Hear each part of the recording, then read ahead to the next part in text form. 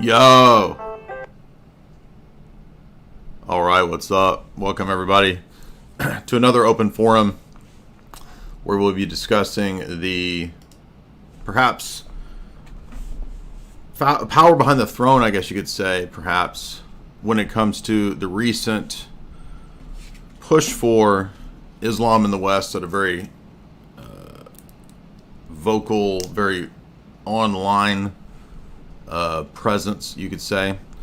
And it seems to date roughly around the time that Andrew Tate reportedly had dinner with the Saudi royal family, I think is the story. I've tried my best to verify this. I think this is correct. And I don't know what happened there, but it seemed that after that meeting that we got this presence online, this push for the new alliance of a kind of new right with a burgeoning Islamic movement. Now, if you go back many years to around the time of the controversial events that I'm sure you're aware of around 2015, 2016, a certain city that the right wing was pretty easily led to involve themselves in, that led to a lot of negative press, predictably. And many of the people that I was writing with and discussing with at the time, we warned about this. We talked about how these things were kind of classic traps. Now, I'm not necessarily implicating everybody who attends these events. I'm not saying that everybody's bad.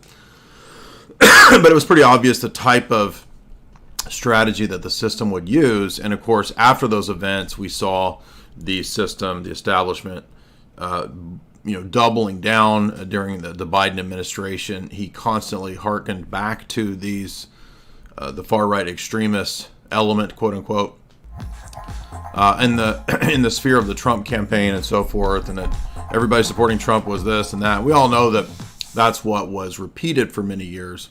And then, of course, that happened again with the events around January, after the number 5. January 5 plus 1 led to another round of this, right? And we had, once again, a bunch of agents doing things. And we knew this because I think if you've been in the sphere, you go all the way back to, studies that when I first started questioning the Big 9 event around 2003, you immediately come upon the influence of foreign lobbying groups and entities. You can figure out what I'm talking about. We all know what I'm talking about. And I'm talking in that way because, of course, we're live on YouTube as well. And so, we want to be safe, quote unquote, the way we speak about things because, well, we can't treat people like they're adults. We're not actually all adults. We're a bunch of children. And everything has to be worded in such a way that it doesn't hurt anyone's feelings. That doesn't mean, however, that there's not a temptation and a lure that is very consistent on the part of the right. I also said in 2016, 17, I think, in one of my live streams that got a decent amount of views, I said that the right wing would be tempted with Neo-paganism and the resurgence of other types of tiny mustache man approaches. Of course, that's what's happened. And because politics and geopolitics and religion are complex topics, it's a lot easier to rope people in with simplistic slogans. And then everybody gets boxed into these categories of, no matter what I do, I'm right. And everybody who disagrees with me is in this category of being demonized. And of course, reality and life are a lot more complex than that. And I've never changed my analyses of criticisms of the Big 9 event. So some people on Twitter today were mad because they thought I was, quote, selling out as if I thought that it wasn't an inside work. No, I haven't changed that position at all. You understand that both things can be true? That I could disagree with the theology of Islam and believe that Islam was not masterminded by only by a handful of Saudis. You understand? Those are not mutually exclusive possible beliefs to hold. And I can also understand those other foreign entanglement elements that we're all aware of. So, we're between a rock and a hard place with a lot of this stuff. And I think what makes more sense is that if we know what Bernard Lewis, the father of the neocons, and what Samuel P. Huntington wrote, they talked about an intentional clash of Western civilization and the remnants of Christianity there with Islam and the Arabic world. In fact, I just read Jacques Attali's 1991 book, and he said much the same thing. He doesn't spend a whole lot of time on Islam and Christianity, but he does, at the end of one of the chapters, say that the racist West will clash against Islam, as if other countries can't be racist. But, of course, we're not surprised that that's how Jacques Attali, the Kissinger of France, would characterize things. But he says that we will see this opposition between Islam and Christianity rise again here in the near future. That's on page 84 of his 1991 book. Right there, so you can read it for yourself. See, I'm not making it up. There it is right there. Anyway. But I do want to make a few points about the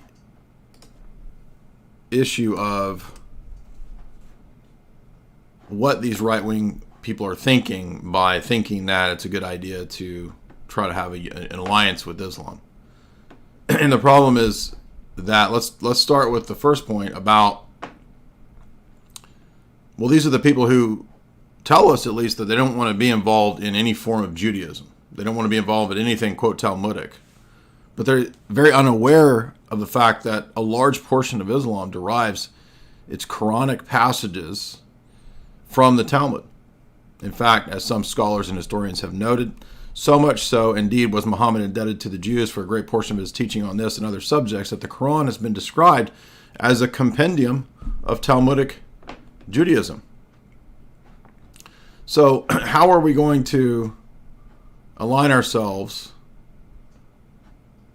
with Bayes trad Islam, but oppose Talmudic ideology, when Islam is in fact actually Talmudic? This is the thing that people just seem to be not aware of. And to be fair, I didn't know this. Okay, 10 years ago, before I looked into the history and the texts and the sources and the hadiths and all of this, I didn't know any of this. But by the way, this doesn't mean that I don't believe that the Big 9 event was an inside work. But there's a couple other passages I want to discuss here, or excuse me, quotes, not passages. And then I want to talk about the Zealots, because it dawned on me in the liturgy today when we were doing the readings that we have the exact same repeat of what the Zealots wanted to do. What's the history of the Zealots? The Zealots, it's a little bit muggy, I guess you could say, muddy. But the Zealots come from the Maccabean period. Some have argued it might be a little bit earlier, but even from Jewish sources, we can look here at the history of the Zealots, and they pretty much say, well, this comes from the Maccabees. And I was reading the Maccabees again the other night, which is, of course, part of the Orthodox and Catholic canon of Scripture. So, it's looking at the way the angel of the Lord is presented there and so forth. Anyway, what I noticed was that, the Maccabean revolt had to do with syncretism. And I'm not denying the principle of the Maccabees, but what happened was, in the time of Christ, you had a continuation, a revival of the Zealots. And they're mentioned many times in the New Testament. In fact, one of the apostles, Simon the Zealot, right, is a follower of Christ. Maccabeus and the Maccabeans, the family, they wanted to overthrow initially the Greeks who were trampling, the temple and all this stuff, defiling it. You had Antiochus Epiphanes who sacrifices a pig on the altar to defile the temple in the Maccabean period. And so the Maccabees have a fight and they try to overthrow, and they're fairly successful. And then they make a pact with the rising Roman power. So there's actually a deal that's made, a pact that's made. However, by the time of Christ, after the Herodian dynasty, they are pretty sick of Roman rule. And one of the themes that is there in the New Testament, but if you're not really familiar with a lot of the New Testament text and all that, you might not be aware of the theme of the Zealots in Jesus' day, and that they wanted him to be a new sort of political leader. They wanted him to be the guy who would sort of be their symbolic figure to overthrow the Roman rule. And of course, Jesus' point was that that's not why I'm here in this coming. I'm not here to do that this time. I'm here to set up the kingdom, which we believe is the church, and that kingdom will engage in spiritual warfare and will bring in the Gentile nations into this church, this kingdom. So then we have a mirrored temptation, I think, where Christianity is intended then to be subservient to a political ideology. And this is not unique to our day. We see this in the Arian crisis. The Arian emperors wanted to utilize Christianity as a type of apparatus of the state whereby they could basically control what the theology was. And then if the idea was that you could worship a creature, that was actually more amenable to a statist imperial theology where the emperor could again almost kind of a divine, semi-divine status. So they actually liked Arianism. Other emperors did not like it and were Orthodox, and so we call them Orthodox emperors. But by the time of the iconoclast crisis, you have a similar situation where the emperors decided that if they could push this ideology, it was a lot more amenable to a state-controlled church. And so it was, again, the imperial power that attempted to rid the church of the icons in the iconoclastic controversy. Now, as we move up into history, you've heard me mention this book many times. This is the Papadakis Meyendorff book, Christianese and the Rise of the Papacy. And the period of the Gregorian Reforms, which is now admitted by many, many top Roman Catholic scholars, especially Eastern Uniate Roman Catholic scholars, who admit many of these points, which is reflected in the recent documents that we've covered, like the Chieti and Alexandria document. They note that this period of the Gregorian Reforms is a key period of revolution in the church governance in the West. Why do I bring that up in connection to the errors of the Zealots? Have you noticed that it's the same error? The error of the Zealots to make Jesus into principally a political symbolic figure, even if he wasn't going to physically be the revolutionary that they wanted to overthrow Roman rule, perhaps they could continue that symbolic significance and then turn the church into a kind of political power. And this has always been there in the temptation, not just of the Byzantine emperors who were heterodox, but it's always been a temptation too for the rising power in the West when the church moved to the east, when the state power moved to Byzantium. The vacuum allowed the Roman bishop to then step into the possibility of becoming a political power.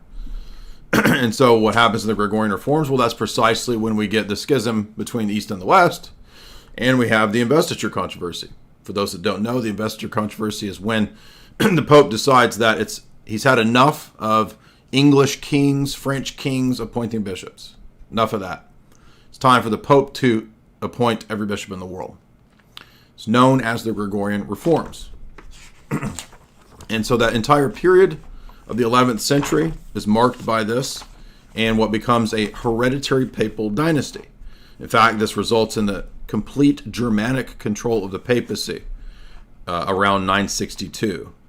And Otto I is a classic example of this. 21 popes during this period were handpicked by the German emperors. The German emperors at this time also were the first to push the filioque and the change of the creed at a papal level. So this is actually when we first get that recited in Rome.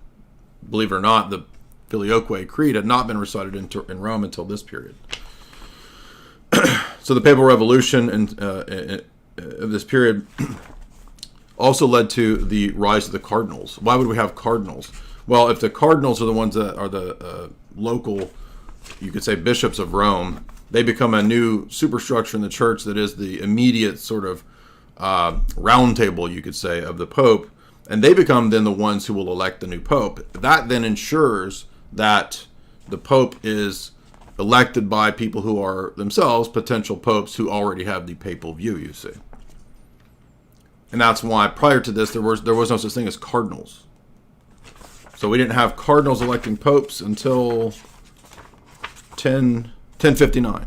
The first cardinal election of the pope is 1059. So what happens here? Well, you might think that this is a fascinating turn of the church Christianizing the state. But in fact, as Papadakis and Meyendorff note in the book, this actually leads to the de-Christianizing of the state. The state is now seen as something secular, and so the schism between what should have been a symphonia position, which is maintained in the Byzantine tradition, is actually rejected in the West. This is what leads to Dictatus Papae, which is the first papal statements under Gregory that are very famous for all these wild, outlandish claims, right?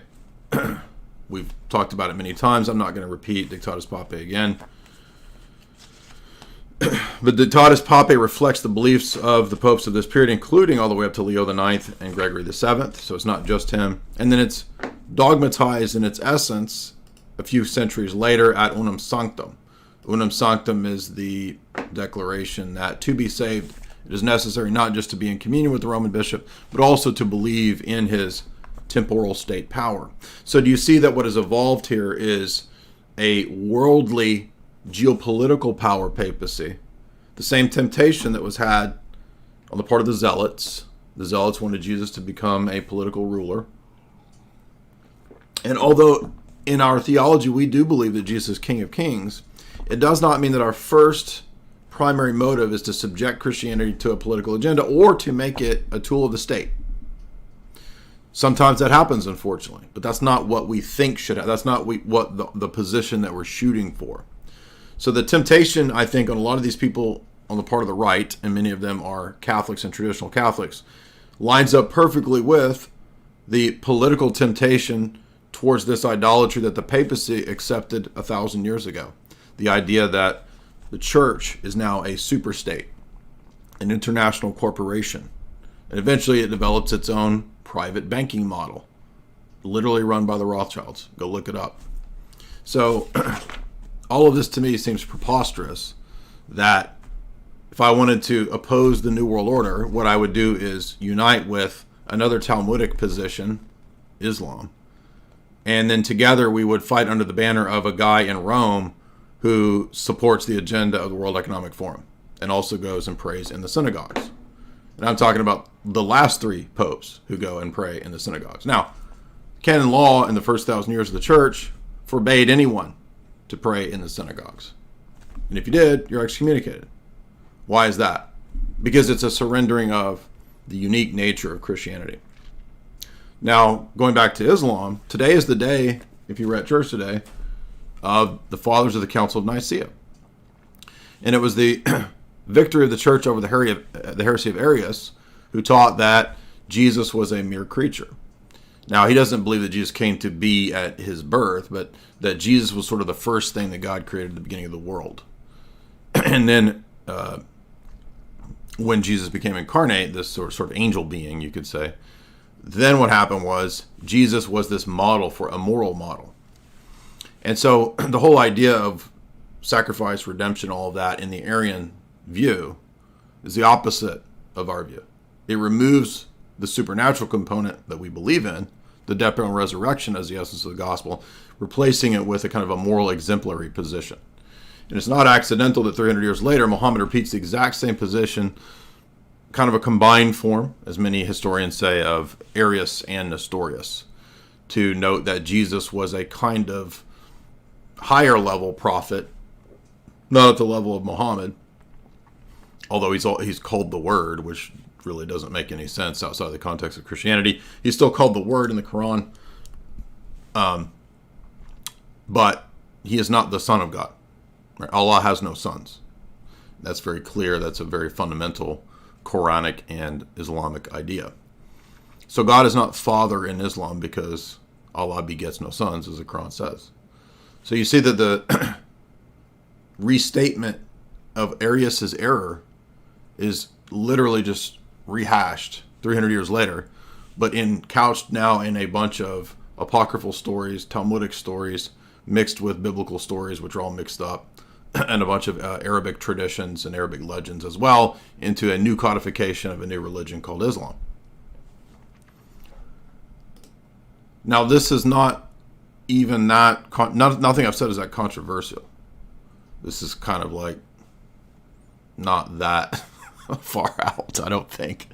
I mean, anybody that would contend with what I've said so far is probably just somebody really ignorant of history. They might disagree with my theology, but I don't think I've said anything that is too... I mean, it's not that hard to verify that Islam has a lot of these Talmudic traditions. It's not that hard to verify that Islam teaches that Jesus is a creature. There's no Trinity. There's no sons of God. That doesn't exist.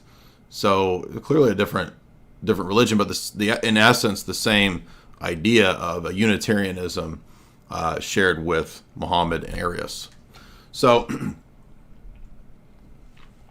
just from a theological standpoint, I would say, before we open it up, I'm not saying that the state doesn't have any duty to Christianity. In fact, as I pointed out, at the time of Vatican II, the Roman Catholic Church has officially rejected the position that the state has a duty to be Christian, both in Dignitatis,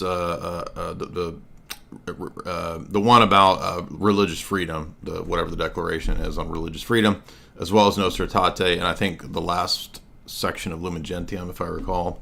These documents all make it clear that we no longer need confessional Catholic states or Christian states. We need to move away from that because they adopted the Americanist idea of religious pluralism and religious liberty. That's why you see nowadays the Pope never talks about something like a Catholic state or a confessional state. All they ever preach is the gospel of religious liberty. And that's something that was previously called a heresy, explicitly, many times over. In fact, you can read pretty much any papal encyclical prior to Vatican II, Pius XII or before, when discussing religious liberty, it's tied to the heresy of the Protestants, and it's called anathema. So you cannot believe in religious liberty, especially when the majority of the population is of the Catholic Christian religion. It's supposed to be a Catholic confessional state. Now, whether you believe that or not, it's not my point. But my point is that Vatican II reverses that. Vatican II says that it's no longer necessary. In fact, the very symbolic action of the Pope removing the triple tiara, I think it was Paul VI that did that, was intended to signify this. We're no longer going to be concerned with a politically connected or a state-connected confessional church. Now, a lot of the trads today would love to fantasize and pretend that it's the Middle Ages or that they're going to be crusaders or something like this. But none of that really makes any sense if the organ in Rome, which is their oracle, has essentially abandoned these positions. So that really only leaves the Orthodox Christian position as literally the only one left that still holds to the duty. And I'm not saying they perfectly do this, but it's the only church that still theologically holds that there is a duty on the part of the state when the people are Christian. Okay, we're not talking about a top-down forcing people who are not Christian to do this. But if the nation becomes predominantly that, they have a duty to also have a Christian state. And that's always been held to be the norm, and that's why Orthodox nations have always operated this way. Doesn't mean we start with trying to do some top-down political thing. Again, today is the day of Nicaea. How did the church do it? Did Paul go and try to first convert Nero and then tell Nero to mandate everybody be forcibly become a trad cat? No. So the permeation occurred at a decentralized organic level, and as the imperium eventually became Christian, it eventually reached all the way up to the emperor. And Constantine at the Edict of Milan says, okay, it's time to stop persecuting Christianity. Then we get the Council of Nicaea. So the victory occurred not through the sword and political power, but through the preaching of the gospel. That's the sword that proceeds from his mouth, as the Gospels say, as Revelation says, as Psalm 2 says, etc. So it's not a political thing first. However, once this occurs, it is right and proper that the state then reflect the values of the majority of the population that are now Christian. Hence, you then get the Christian imperium and also Christian kings likewise. Serbian kings, Romanian kings, many, many nations then have Christian kings.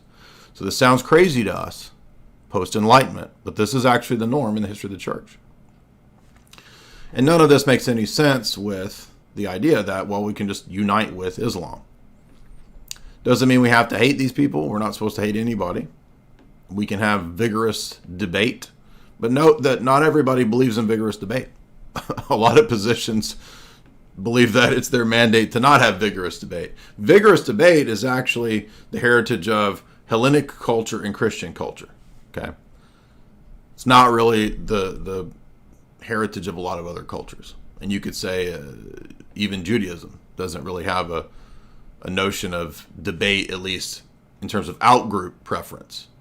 Intergroup, yes, rabbis can debate all day long until the meaning of the passage has no meaning at all. But outwardly, no, they don't typically debate. And that's why somebody said the other day, why don't you have more debates with Jews? Well, we've had 3 in the last 3 months, and that's just Jewish guys that will hop on the open debates. Okay, I've had one Jewish debater ever want to do a public debate, and he wanted to debate symbols and masonry, which I don't care about. I mean, I care about it in the sense of I've written about it, but I don't care about having that debate. Okay, so if it's going to be a debate with, I mean, and by the way, we just debated a Jewish guy who was pushing the Hebrew root stuff. We debated a Jewish guy pushing Messianic Judaism. We debated basically Bryson. I mean, you could count, he's a fake wannabe Jew, but Bryson counts as well.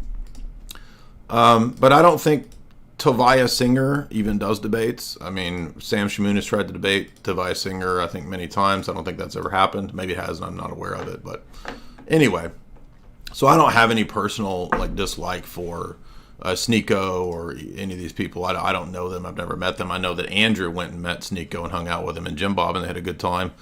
So I'm sure on a personal level, he's a cool dude. But at the level of the culture war or the theology or whatever, I don't see how we can really get away from not just the history, but the theology. Because all this stuff goes back to the Torah. It goes back to the history of the rise of Islam, church history, the Byzantine Empire.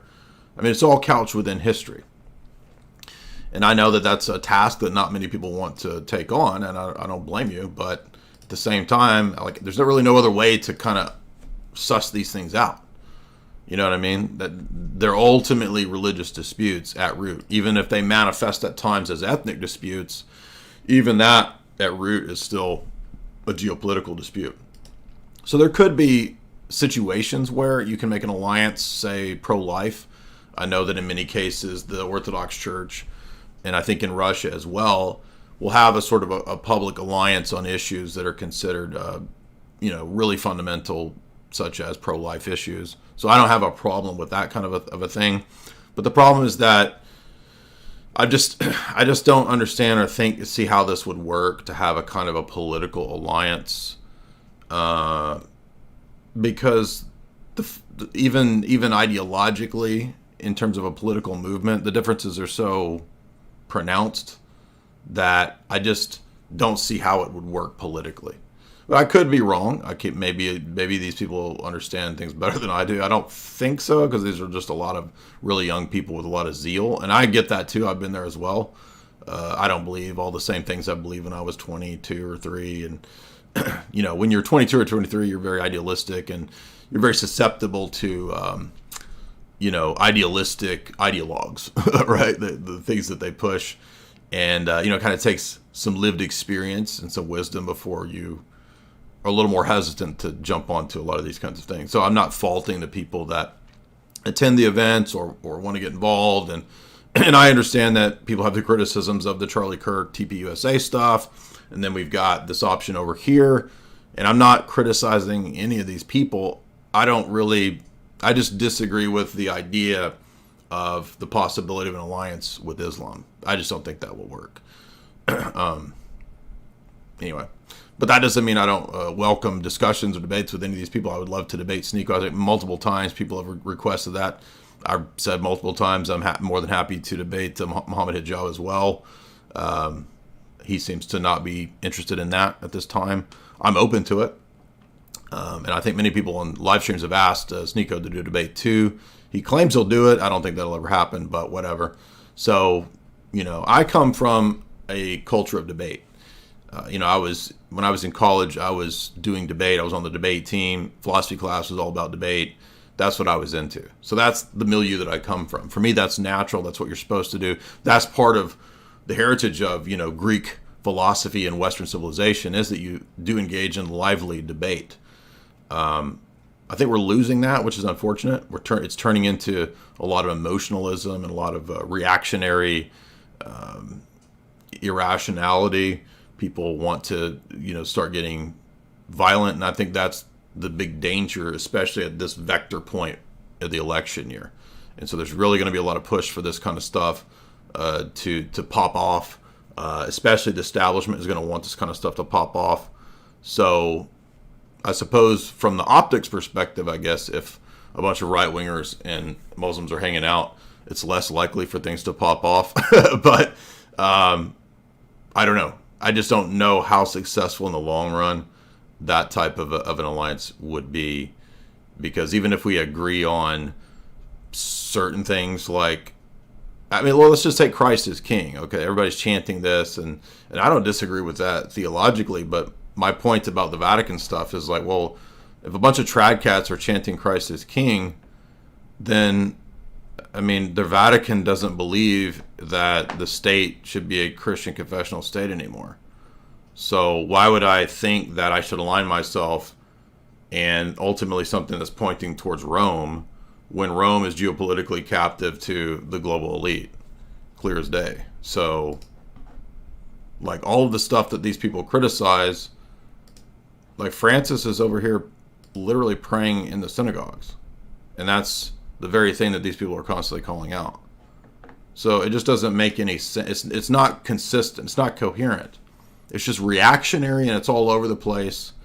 And I don't understand why I'm supposed to think this makes any sense. And of course, I had a friend who pointed out as well, if you were to compare the social order that Muslims prefer, not that they always have in place, but the ones that they prefer in terms of Sharia law versus what you have in Christian common law and so forth, they're very different traditions. So again, I don't understand how that makes any sense. And again, people keep saying, yeah, but Muslims don't control government, foreign policy, and Hollywood and finance. I'm well aware of that. I learned all of this in that regard in 2005. Okay, so I've been here way longer than most of you people have when it comes to this topic. And I've read all the right-wing people that you think I need to go read. I guarantee I've read them all. In fact, when a lot of you people are still shitting in your diapers, I was reading these people. So give me a break about all this. I know about everything you're going to tell me I already know about.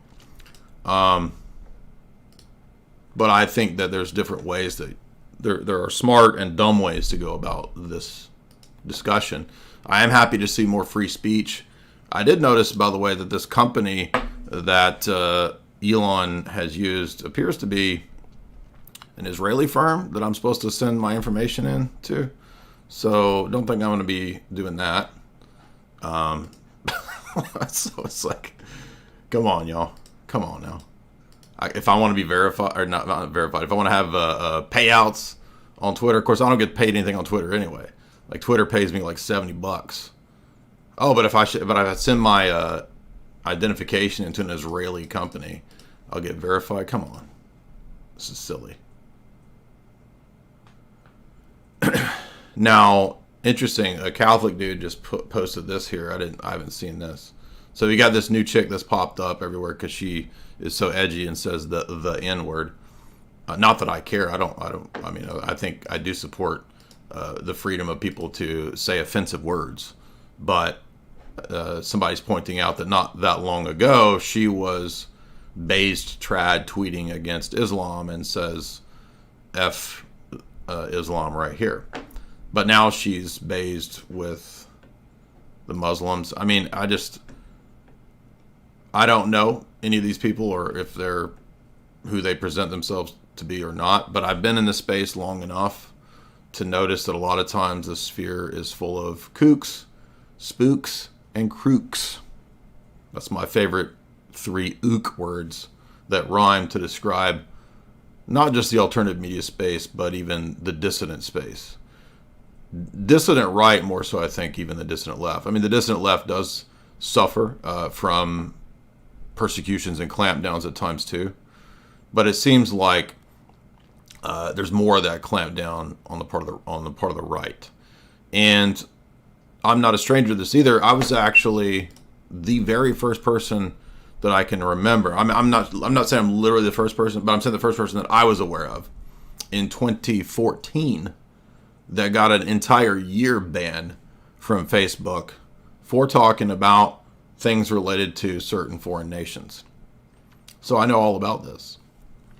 And I had read first critiques of foreign nations and their influence in 2000. Like, I'm talking about actual thick geopolitical books criticizing certain foreign nations in our, messing with our policy in 2007. So that was the first time I remember reading one of those big, thick books. And at that time, I can't even name the people because you just can't even name the people. But a certain Catholic commentator had one of these. It's not E. Michael Jones. Had one of these people who gave lectures at the time on foreign nations and their involvement in certain big events. I was listening to his lectures, I think even maybe on Google Video. And this is a person from the Naval War College or the Army War College. So, like, all this criticism that I get, it has nothing to do with what I know and don't know. It has to do with navigating the sphere that we're in. Anyway, so I'm happy on one level to see people understanding things at a deeper level, but on another level, I'm not that happy because it's like, well, is this really getting anywhere? Maybe in what? Maybe, I don't know. So anyway, Rafik says that Muslims don't debate. We teach you, and that's the point. Well, I guess that is a good way to put it, right? That's why oftentimes when we open this up, we don't actually hear a lot of debating. We actually hear like asserting. And I appreciate his honesty because I think he thinks that's supposed to be an own, but no, it's actually a much more accurate description of what occurs. But, I mean, Rafik, I would just adjure you to go watch the debates that we've done with Nazam Ghafoor, Sheikh Azrar Rashid, Dr. Shabir Ali, Jake the Muslim Metaphysician, Paul Williams. That's 5 of the popular Muslims. I don't know if there's probably more that we've debated. I just don't remember.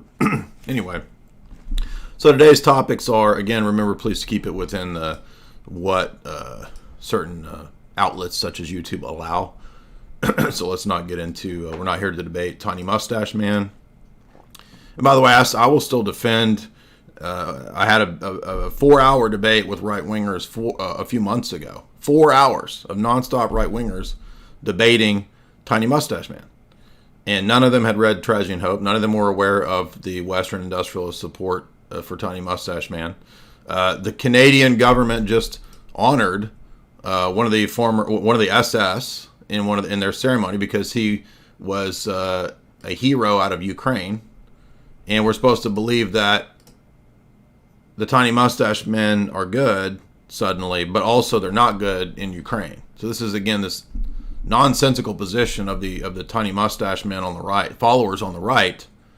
So I'm supposed to think it's Bays and Trad, but then if I go to Ukraine, the demonic tattoo wearing Tiny Mustache Men followers and the battalion and the right sector, private sector, whatever, they actually want to kill people in the West. People like Colonel McGregor, people like anybody, I don't know if Patrick's in here. I don't know if he's on their list or not, but many of the people in that sphere are. So you see how this doesn't make any sense. And I remember in 2016, many of the so-called front figures of the ALT-RIGHT, they flew over there and were on stage doing talks with these very entities in Ukraine. So, like, we've seen this drill before. Like, this is old news, man. But because I guess people on the right, or people in America in general, have the memory of a flea, nobody remembers 2016. Nobody remembers these people flying over there and having... McCain was one of them, by the way. John McCain, a certain person who ran a ALT-RIGHT publisher, went over there and spoke. But no, it's all Bayes and trad. This makes no sense. I mean, it kind of makes sense if you look at it from like a power perspective. It makes perfect sense. But I mean, from the base perspective, it doesn't make any sense if I'm wanting to be consistent. So I mean, I want to ask, like, these the right wing people, like, do you think the dude in Canada that they honored in the Canadian Parliament, is he Bayes and trad, or is it what's your position on that guy? Like, it just doesn't make any sense. Now, I think a lot of people are trolling too. So I don't know. I haven't talked to a lot of the people in that sphere in a while, so I'm not exactly sure how serious they are about the tiny mustache man stuff. I can't tell if they're trolling or if, I don't know. But I don't know. Maybe there's another point that is it Dugan or Fukuyama? One of them makes a point that maybe it's even from it's from Spangler. Excuse me. Spangler makes the point that the previous forms that have come and gone, like the political forms of the 20th century, it doesn't really make sense to try to recreate them.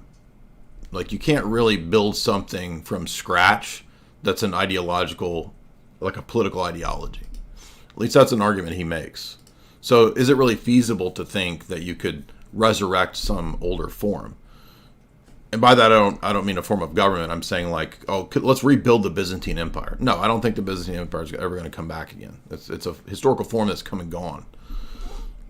Now, it doesn't determine the forms that come. We don't know what those forms will be. But I don't think we can ever address these forms until we address, like, the locus of power that the present form has. And the present form's locus of power is finance, first and foremost, right? It's the fiat system. Globally, the petrodollar. I don't know if you guys heard Daniel Esselin. He did a really cool interview, what was it, yesterday or 2 days ago? I don't remember, with Lord Voldemort. And they went into the history of the petrodollar and its gradual demise. And seemingly more rapid demise in terms of recent things. And this kind of dates from, what Kissinger set up at the Bilderberg meeting, where they discussed the OPEC model and the petrodollar, right? And that was all engineered at Bilderberg, as Ephraim Ingdahl points out. So if the other countries begin to divest from the petrodollar, and if the petrodollar is propped up by this giant bubble of debt, which has been added to for decades, it's only a matter of time before it just doesn't function anymore. And I don't know if that's tomorrow. It might last another 10 or 20 years. I don't know. But I'm saying that, well, clearly it's like dying out. So, like, is anybody putting forward positions that address these things? And if we want to have a common ideology on the right or something like that, or for conservatives or paleocons or whoever, like, we've got to have something that unites beyond biological and political, because the world is not in a situation like it was 1,000 years ago or 5,000 years ago. So we're going to need some kind of ideology, even if you were just approaching it from a practical perspective, that can unite people. And that does not mean that a political form of Christianity, namely the papacy, is the best version of that just because it's bigger and has big buildings or something. If the entity is a top-down thing and it's already been institutionally captured at the top, then that's not going to work. Other forms will have to be used or considered as a model for going forward. That's what I would say to the right. And it's not going to be, I mean, it will be Islam. I mean, in other words, we're going to be confronted with Islam. And how are we going to situate ourselves in relation to Islam? It's either going to be with a Christianity that has its form that can be vibrant, grow, and be productive. And it's not going to be the forms that try to do this, that try to build ecumenical centers as if we all believe the same thing. You understand? This is weakness. This is a weakness position. And this is the tool of the same geopolitical powers behind the capture of the papacy. That's all in the Wim Hof book. All right. I'm going to open it up. Today's topics are Islam, the positions of Judaism. I want to talk about the religion of Judaism. We all know about modern geopolitics. We don't even have to debate it here. But I want to talk about the religious ideas, because people say you never debate the Jews. Well, if there's a Jew who would like to come debate, they can. They don't ever come to debate. But Nectarios. So we can talk about Sneako. We can talk about Islam, Catholicism, papacy, Protestantism. It's all on the table today. Can I speak now? Sure. Yeah. Hey, Jay, are you taking FAQs or just mostly people who disagree? I always give people who disagree the front of the line, but if you would like to make a point, go ahead or ask a question. I've been researching a lot about the liturgy lately, and Catholicism, obviously, especially in the Byzantine Catholic. I don't know if you thought it would be a good argument or not, but the fact that Eastern Byzantine Catholics have moved the Divine Liturgy and commemorating the Pope mostly in their petitions and directing more honor to the Pope in their liturgy rather than their regular metropolitans or archbishops. Do you think that this point made to a Catholic shows that even in their liturgies, it's not really fulfilling Catholicity of being believed by all in all times in all places? It might work as an angle, but I don't think that typically liturgical arguments mean that much to Catholics. Maybe to Eastern Catholics it might. I don't know. I haven't talked to a whole lot of Eastern Catholics, but I don't know how much weight that would have with them. You could try it. Yeah, I was just wondering about liturgical traditions because it is a pretty important part of theology and spirituality within. Oh, I agree. And it's way more. It's seen as being way more important, I think, in the East generally than it is in the West. But yeah. All right. As to how far that would go in an argument, it just probably depends on the individual person you're talking to. Patrick, how you doing?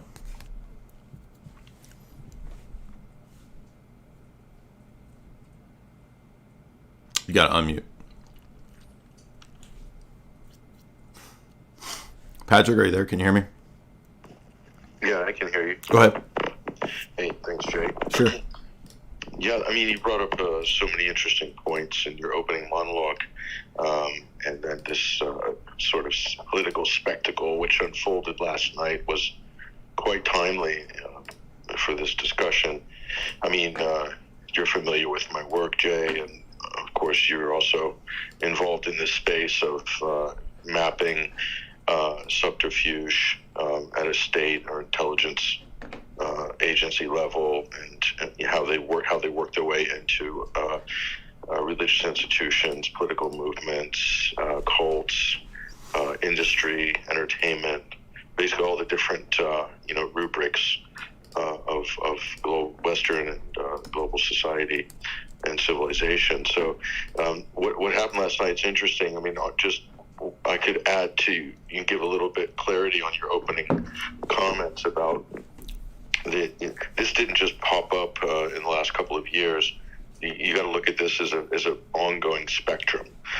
And when the U.S. government really took an active role in attempting to reshape Islam in the United States, was post 9/11, and this was it was intelligence and a Pentagon operation with Office of Naval Intelligence, and then domestically this would be under the rubric of countering violent extremism, or CVE as they call it. And through there, they wanted to craft and shape what's called an American Islam, or a more moderate Islam. And this wasn't so much to, calm the Muslim population or make it less extreme. It was to make it, there was an intention to this, and it was a continuation of previous efforts, political efforts. And it was to get clerics and mosques in the United States post 9/11 to basically dampen down the natural backlash to the invasion and occupation of Afghanistan and Iraq. Mm-hmm. But this has been brewing for decades. Okay, first Gulf War, the U.S. putting military assets on Saudi soil. Yeah. This is kind of played out in the narrative of Osama bin Laden's complaints or whatever, but when in fact it's got a much bigger geostrategic thing to it. So that what the U.S. government wanted to do is to kind of kill any anti-imperialist populist movement in America, of American Muslims, because they were afraid, because previous to this, they would have been part of the International Solidarity Movement, which is long-running pro-Palestinian international solidarity movement, which was ostensibly left. And this would have included anti-imperialist, anti-colonialist, anti-apartheid, et cetera, so the South African anti-apartheid movement. That's the old left. And so things have evolved, and so the U.S. government is trying to redirect that. What they didn't want was anti-imperialist Muslims to join forces with the left again. So they attempted to separate them. But that was domestically in the U.S. Internationally, the U.S. policy was to radicalize mosques. Mm-hmm. And all over the world in order to create recruitment centers mm-hmm. for the holy wars and the international brigades of Syria, which was fight the good fight against the evil Assad, and for your Takfiri mission, basically. And it was very successful. And so then you have CARE, you have using Qatar, for instance, to fund some of these operations, both domestically and internationally. A division of labor, as it were, between countries with money, and it is orchestrated by the U.S. and the British. So why am I saying this? Because what you see now is you see a temporary alliance, which is somewhat happenstance, but this kind of circus we saw like last night with all of these disparate characters coming together. It's an alliance, a temporary alliance of convenience during an election cycle. Okay, and these are not, the first thing you got to realize, these are not right wing. Most of these people are Zoomers. They're liberals, more or less socially liberal, but have under the anti-woke banner, they've adopted some motifs of conservatism, or what seem to be conservatism, but they're basically liberal leftists who've adopted the anti-woke positions and manosphere motifs, culturally conservative things. And then you inject in a few flamboyant anti-Jewish or anti-Zionist or whatever, and pro-Hitler, because there's a lot of Hitler fanboys that are quietly injected amongst that milieu. And so at that point, you're one, Nazi salute away from a front page story in the Washington Post and a CNN feature a la Charlottesville. It's like a turnkey formula. And well, a lot of those people are traditional Catholics, though. So the one place I would disagree is that, I'm sure there is a contingent of young Zoomers, maybe who were at one point liberal, but I think you've got a lot of people there that are traditional Catholics. That's, if you look at the people chanting outside when Nick's speaking, that's a lot of trad cats. Yeah, they're the one shouting, but what makes up the numbers are everybody in between. And this is the poll typically during an election cycle, and with Trump involved in this election cycle as a major feature, you'll get all of these characters that will be elevated as kind of opposition figures during a Trump election cycle, as we saw in 2016. Right. And this is you can totally monetize a movement and ride off it for years if you're successful in the run up to the election, especially if Trump wins. Nick's taking a seemingly anti-Trump view, but in the end, he just plays kind of the role of a foil. And the media can take that and do whatever they want with it, basically. Because when you start chanting, angry white men chanting Christ is King, marching down some American street, then you politicized Christianity, or then it's onward Christian soldiers at that point, and you've moved the debate way over to one side. And the media love this because it's pretty much easy pickings at that point. The establishment there's lots of different ways the establishment can portray that, can twist it, can inject a few actors, and they can destroy if they want, implode it. They can do anything they want with it. And the problem is because all those people out there, what binds them, all of the speakers and whatever social media influencers, is it's kind of a clout fest. There is no real deep ideology that's consistent. It's like a menage of all these different people with big Twitter accounts or big Instagram accounts, and they're there for clout. And like I said, it's a temporary alliance. But the danger is, of course, this can be easily inflated and then completely popped and destroyed. And anything that might be interesting or useful among that, including the anti-Israeli or the anti-Zionist or anti-genocide or whatever elements of that will also be taken down in one shot. And so, and again, this is much more sophisticated, I think, than Charlottesville, which was kind of unite the right, with the alt-right being the kind of emerging, interesting discourse kind of faction within conservatism. This is totally different. So this Christian Islamic alliance, as you call it, this kind of was born under the both the anti-woke, anti-gender. That's when you first saw this come together. But by the same token, you'll see, the Tommy Robinsons of the world, who also are tangentially attached to half those people out there marching yesterday. He'll use the LGBT argument to say why Islam is bad. Like, oh, look how they treat the gays in Iran or Afghanistan, and etc. So, and they'll actually promote radical liberal identity politics.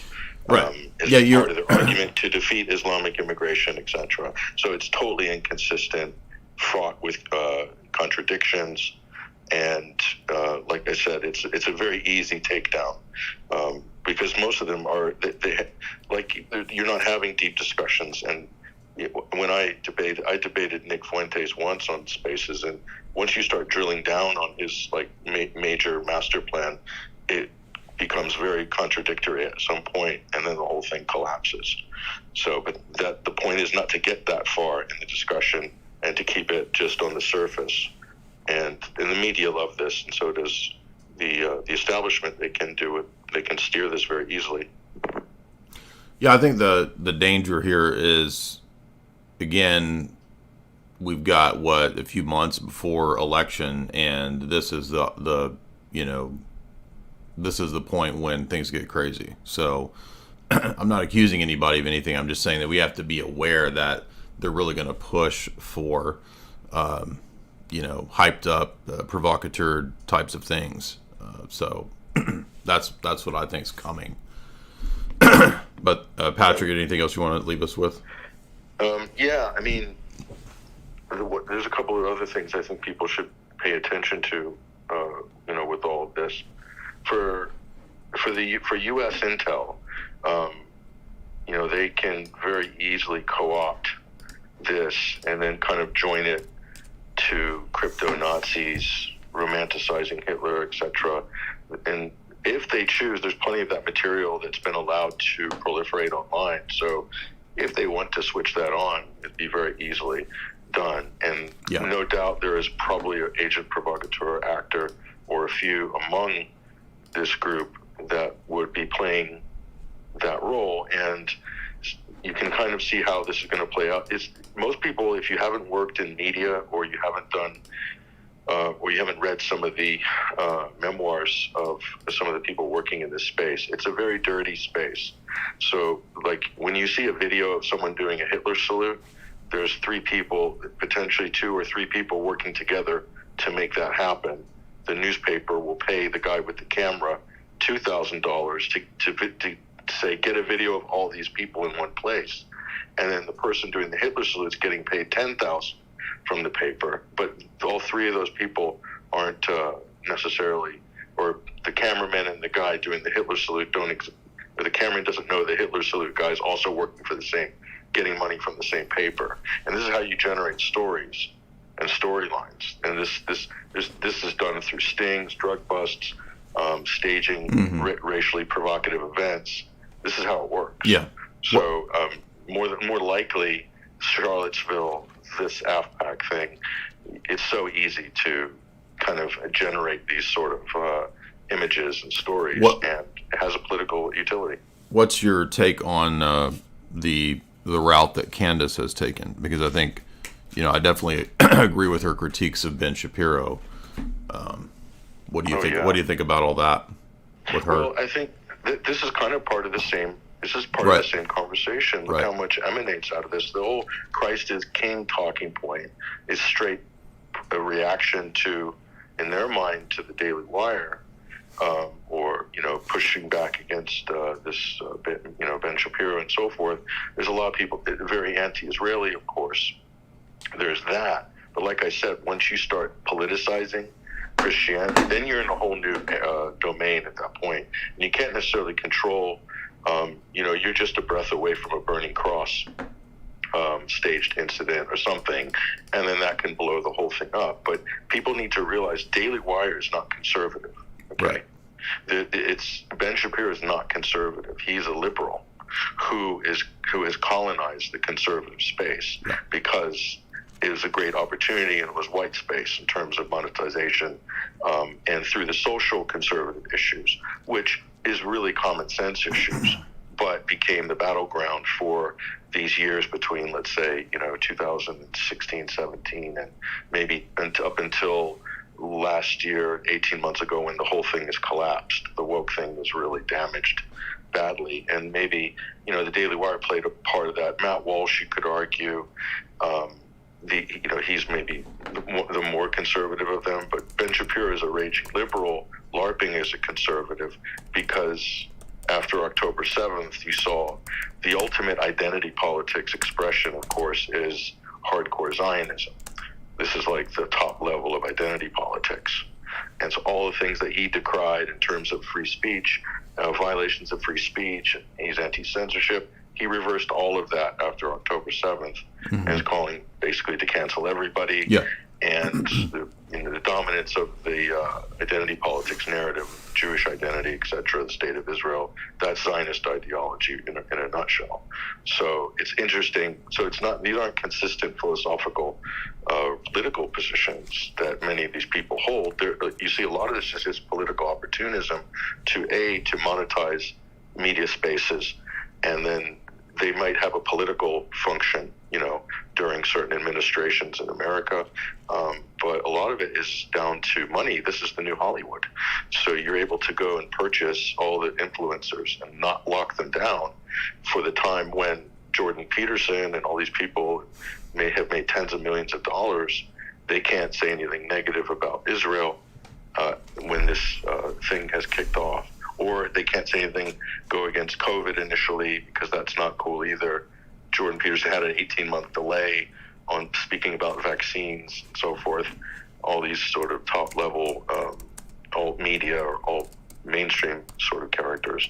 So so Candace Owens, I think, was recruited early by the Prager Institute because she was a black female with conservative positions and her discourse and so forth against the left. They saw her to use as a battering ram against the left, and they poured all sorts of resources on her. But they wanted to also temper her position on Israel, and I think she probably wasn't that interested in that issue or other big issues. But then that became a problem when she was after she started working with the Daily Wire, and all hell breaks loose in the Middle East, and you have to take a side at that point. And she basically picked a side, and it was not to the liking of the Daily Wire, and so they smeared her, they went after her, and just kind of exposed themselves to be quite vicious in that sense. Yeah, I definitely agree with that analysis of that situation. And for the people who've said, "Oh, you won't debate anyone who's Jewish," and I actually offered to debate Ben Shapiro. Of course, we know he wasn't ever going to do it, but the offer did get 800, 1,000 likes, quite a few shares. So the idea that I'm not willing to do those kinds of debates just isn't true. Z?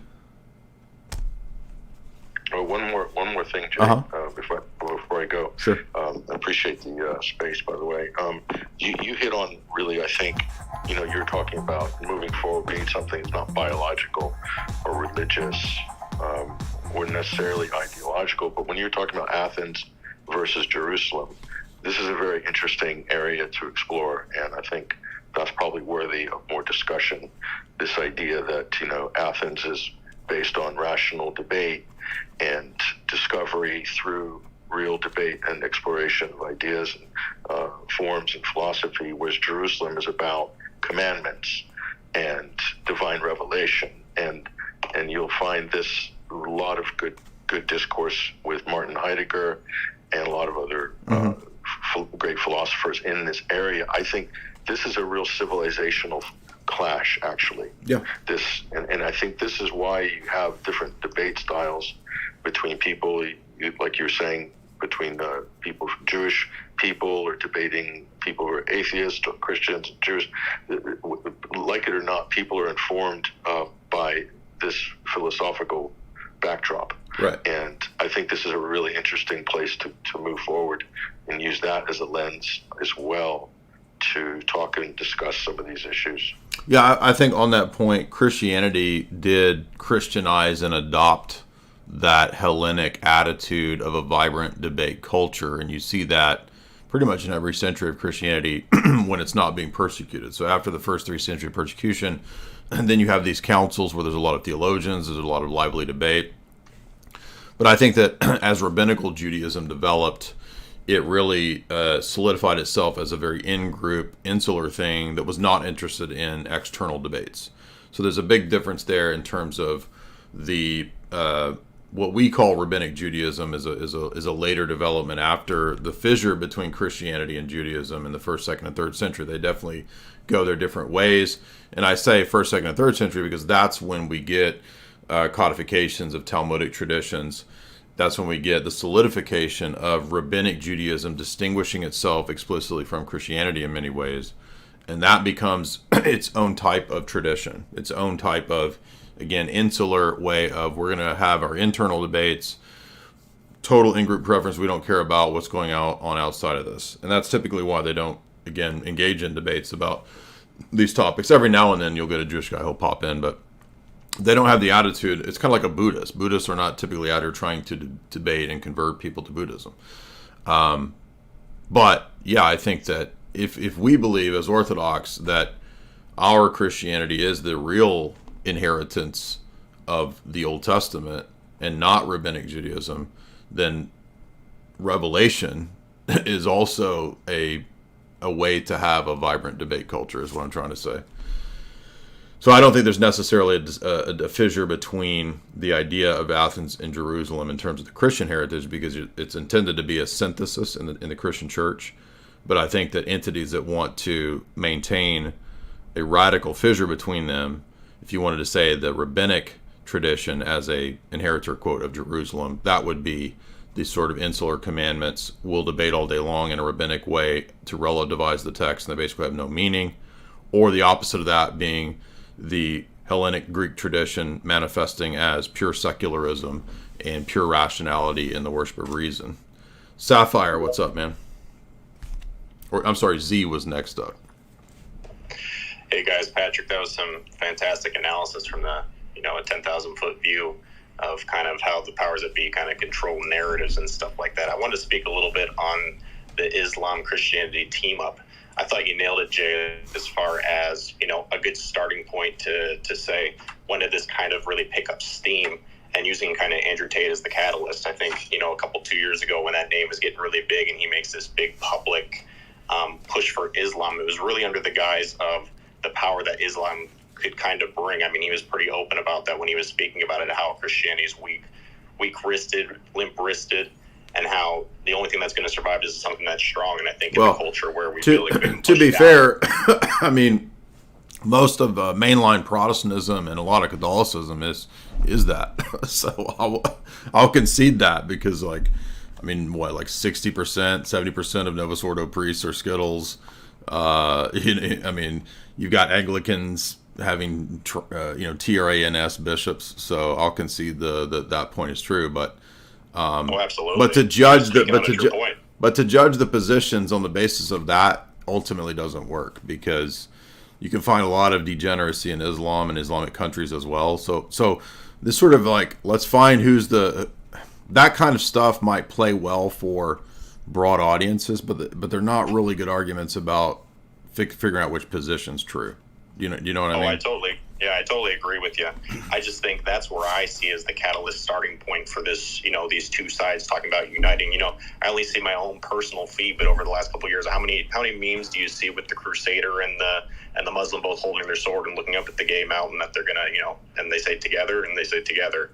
I think that's been kind of being pushed since that moment, because I think that people are looking for some kind of mechanism to push back against the agenda they feel is being shoved so hard down their throats. Sure, yeah, absolutely.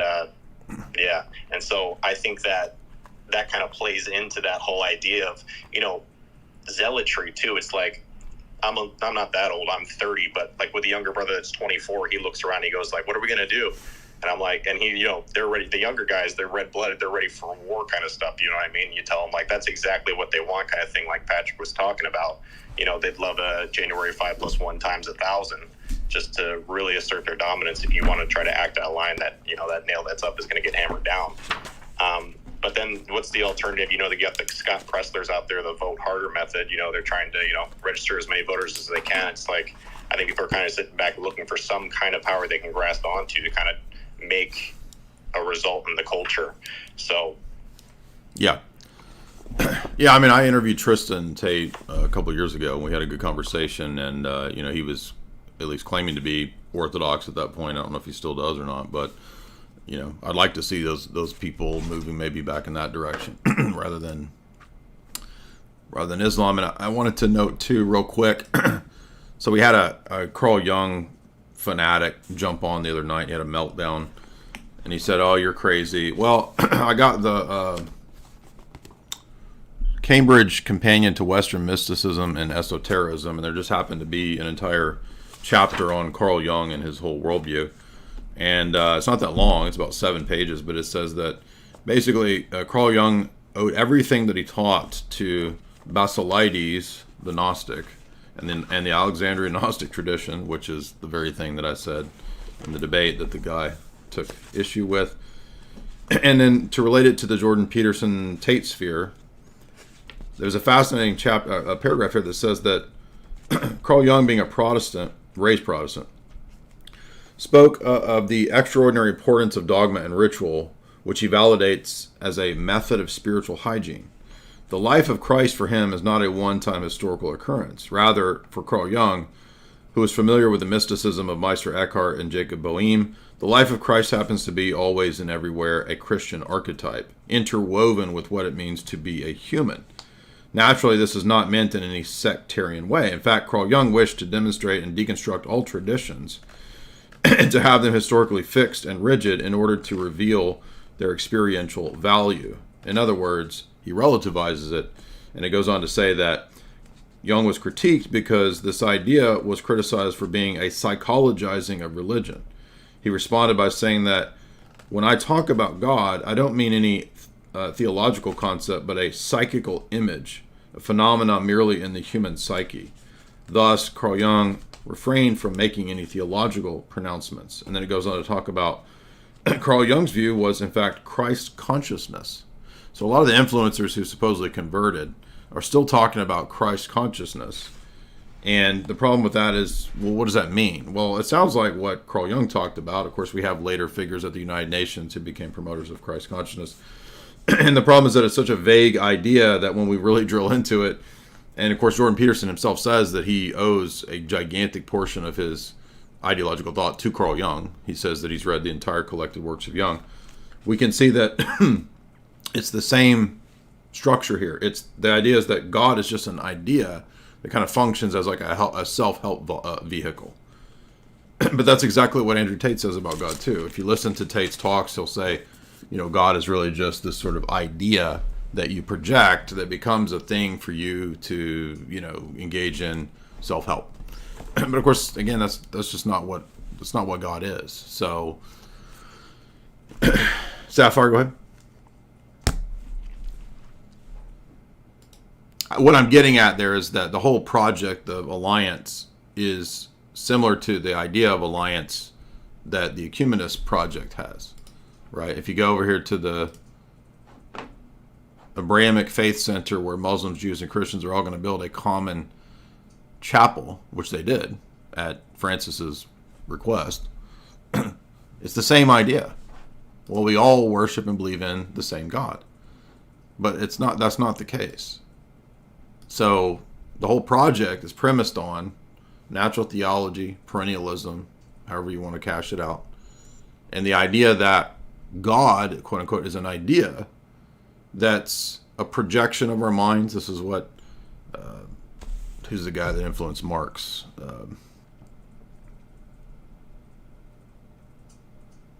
No, is it Bruno Bauer? Not Bruno Bauer. The guy basically just said God is a projection of the mind. I forget the Father. God the Father is a projection of a human father. I forget that guy's name, but very influential on Karl Marx. Anyway, Sapphire, do you want to say something? Oh, he dropped off. Lewis.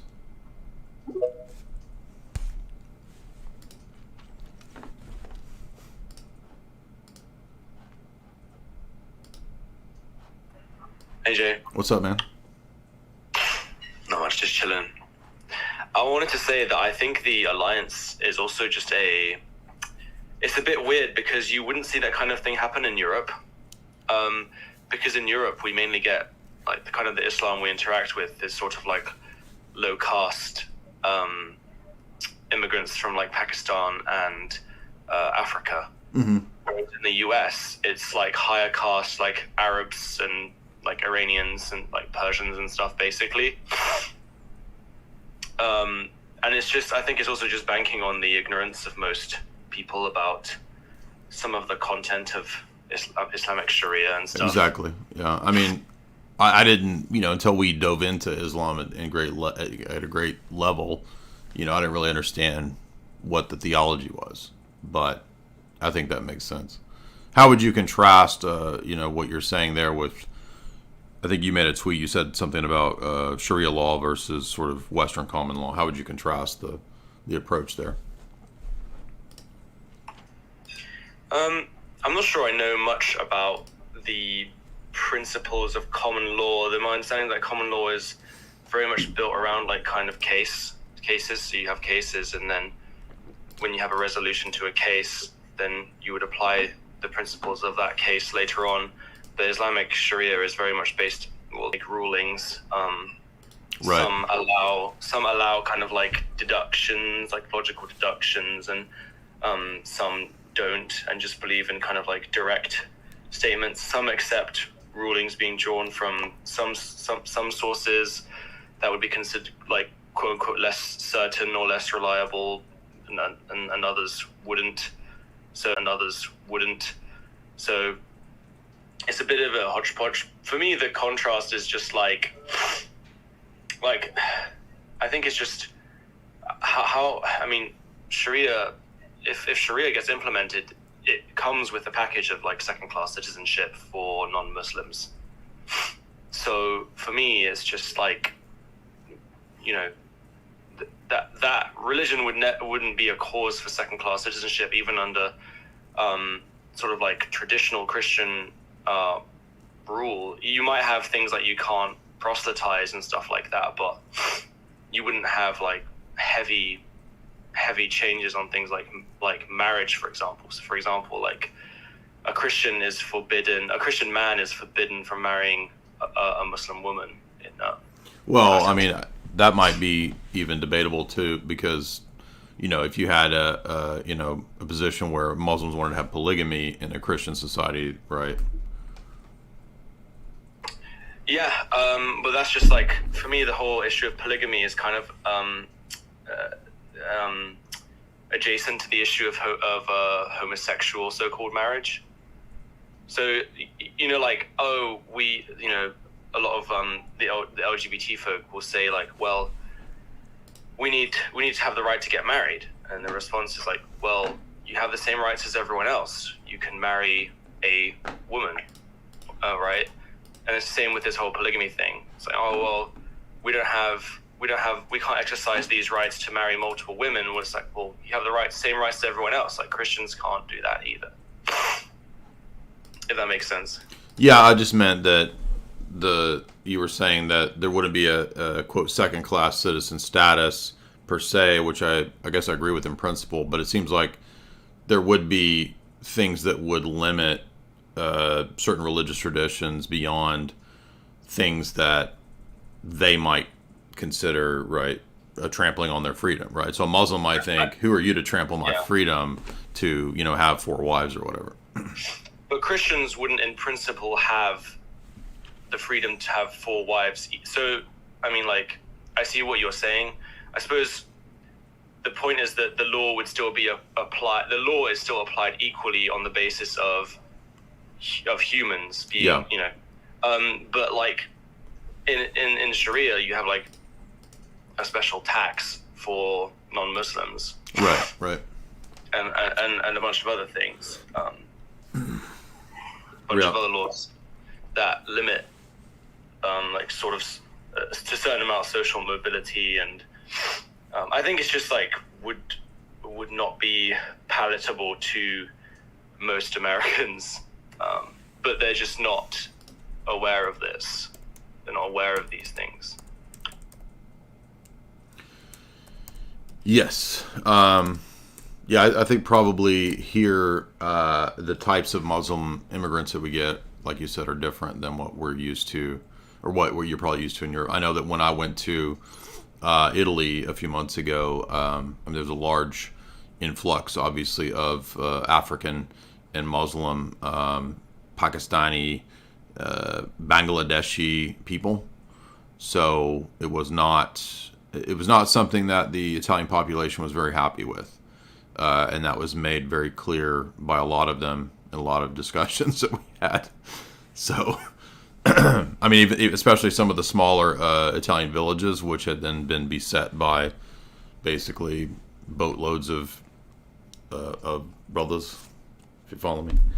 Yeah, I mean, it's like I said, you America gets a very different kind of Muslim migrant, much more easy to get along with and integrate, I think, than what we have in Europe. Cool beans, dude. Appreciate your comment. Anything else you want to leave us with? No, but I am going to hang around. Okay. Yeah, pop on if you want and chat. That's fine. You can if you want to come back on. John, what's up, dude?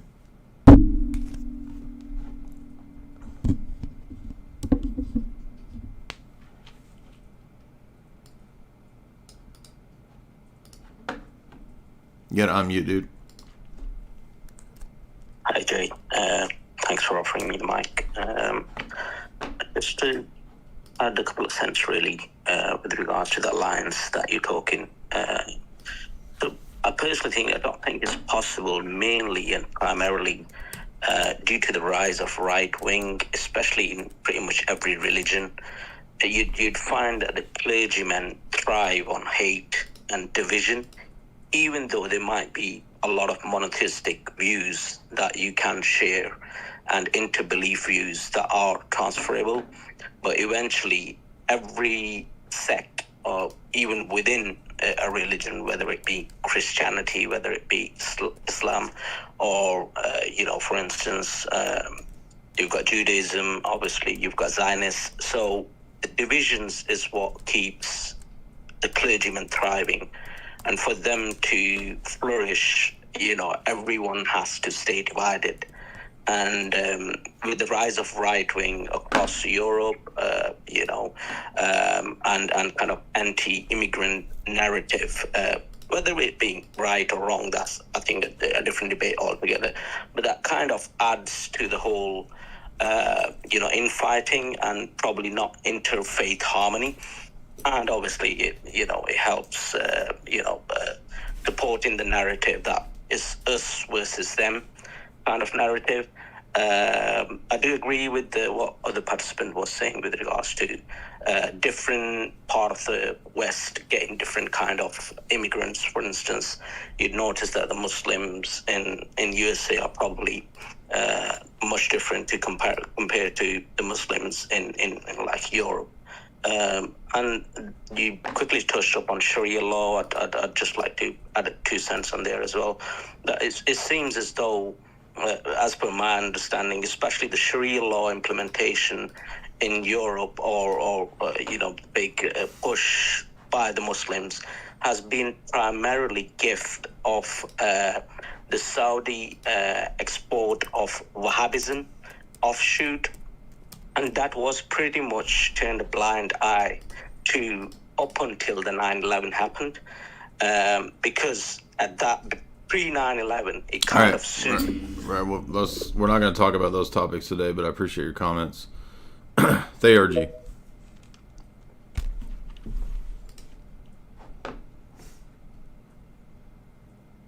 Got unmute.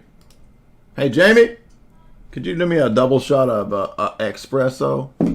Somebody tried to correct me the other day, like I didn't know that it's espresso. You can't even really joke around. People don't get it. They think everything you're saying is literal. And you gotta unmute, dude. What's up? Oh, okay. What's going on, Jay? Hey. How you doing, brother? What's on your mind? Okay. So, as a Muslim guy, I wanted to see if I can perhaps add some context to a little bit of the things that are being said. As a Muslim guy, is that what you said? I couldn't hear you. Yes, as a Muslim guy. Am I Okay. coming out? Am I sounding clear? Yeah, go ahead. Okay, cool. So yeah, look, I understand the perspective that certain people hold. The world is changing. Demographics are shifting, especially right now in Europe. I feel like a little bit of it is a culture shock for many of the residents in Europe. So just to address a few of the things that were said. When it comes to the different demographics that America has versus Europe, there's a few things we have to understand. Number one, Arabs have been coming to America for a very long time. So right now we're on 3rd or 4th generation Arabs here in America. And we have to remember that America is one giant country, whereas individual countries in Europe taking in Muslim refugees or immigrants may experience that locally. But when we look at the country or the continent as a whole, that would probably be a more apt comparison as to America. We do have, refugees as well here in America, but they are spread all around the country. It's not just like we bring in the higher, IQ or the people who are more successful. That is a part of it, but many of the people that come here too came here on refugee status. For example, my father himself, he came from Libya to America on refugee status in the 70s and 80s. So with that being said, America has just integrated with the Muslims for a longer period of time. For example, my mosque here in California has been around since the 50s and 60s. So we Americans have a more of an experience with the Middle Eastern people. And I think for Europe, it's kind of more of something that they're just experiencing in the last 10 to 15 years, especially as the wars have been going on and many people have been fleeing their countries, coming to their countries. So with that being said, there also has to be time given to the people that have just recently immigrated to not only integrate, but to work on, themselves to be able to, afford a good life in Europe as well. I did want to say one thing about Sharia law. So there isn't a second-class citizen in Sharia law. That's kind of like a misconception. What it is that there's two standards, one held for the Muslim people under Sharia law and the ones for the non-Muslim people under Sharia law. So as far as I know, the non-Muslim people are not required to actually fight in a war. So if there was a war in a Muslim country and you live there, they wouldn't conscript you, they wouldn't draft you. You are free to leave. You're actually free to go wherever you may. But in regards to that, there is a dhimmi tax. That's what they call it. That allows you to avoid that whole entire process altogether. And when it comes to other faiths living in a Muslim country that has Sharia law, they are actually governed by the laws of their books. So if we're talking about polygamy, right, for example, well, in Islam, polygamy is allowed, right? A man is allowed up to 4 wives. Well, if Christianity allows that to happen, then you are also allowed to have up to 4 wives as well. Because when it comes to matters such as, when it comes to matters such as marriage, divorce, inheritance, personal status, religious laws, those are governed by your books. Now, if you want to be governed by Islamic laws, you can also choose that as well. So you guys actually have freedom of choice to decide what you would actually prefer in these situations here. So that's something to also keep in mind too. There is a little bit of that freedom, and you do get to decide for yourselves, what matters to you in regards to these things and what you would like to do as well, whether that's the Islamic way or your own way as well. And then the last thing as well, when we talk about the degeneracy in the Middle East, we do have to keep in mind that most of these countries are basically controlled by people. Most of the people inside of the countries do not agree with for the vast majority of time. So when we talk about degeneracy or brutal things happening, these are things that are used to oppress the very people themselves. And that's why there has been so much antagonism and issues over the last 10 to 15 years, as we've had certain revolutions in certain countries try to overthrow their dictators and stuff like that. A lot of people try to conflate the two in terms of this is being like an Islamic issue, but many of the times we can't even say that, for example, because for the vast majority of these dictators or the people that are installed in the regimes, even if you look at Saudi Arabia, for example, these are people who are historic allies of the United States and the West. And I think one of the brothers, he mentioned Wahhabism. Well, Wahhabism is a form of a fundamental, let's say, fundamental literalism to a certain degree. And that was actually used in the 70s and 80s by the CIA. I know the modern origin. I know all about that. I've lectured on the modern origins of it as British intelligence. I know all about it. Solid. So we need to also understand, at times the religion was also used for political purposes too. And yeah, but I think the bigger point, right? So the bigger point, though, that I would comment on all of what you said is that the population movements that are being done, both in Europe and in America, are done for larger geopolitical reasons. So while you might believe as a Muslim that you benefit from this, ultimately you're being used as a tool on the chessboard. So, but beyond the geopolitical stuff, why are you a Muslim? Why do you think that it's true? So can you expand on that real quick, and I'll answer your question? What do you mean by that this is being used for political purposes? Right, so there's a count who I can't mention whose program was adopted, according to Quigley, by the Royal Society to push as one of the key elements of European integration would be to bring in Islam as a key way to change Europe so that Europe could be integrated into a globalist order. That's on record, but from multiple global elites that plan the whole thing. Okay, so you're referring to the... Go ahead.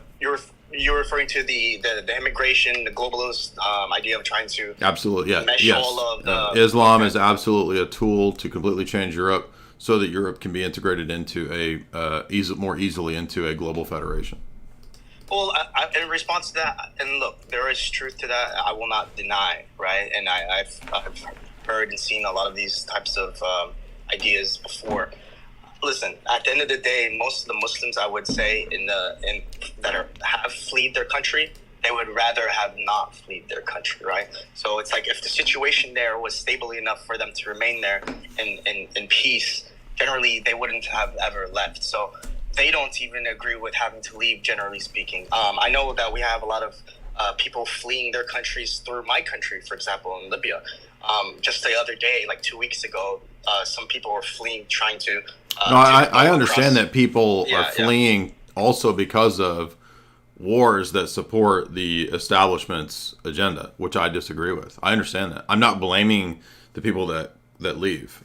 The point is that there's a bigger game afoot, which is what even General Wesley Clark said, was that all of Europe would have to be restructured and the nations would have to be destroyed to integrate it into a real European Union. And I just read Jacques Attali's book saying that. And it's in Anglo-American Establishment with the acceptance of Count You-Know-Who's program. And it's also detailed in this 600-page book as well. So point being is that... we're in agreement then. Yeah, I agree with you 100%. So why do you believe Islam? Why should we think it's true? Well, this is the idea, okay? So in regards to, let me answer that in two parts. Number one, I want to talk about the connection between the two faiths, and then why I personally think it's the truth.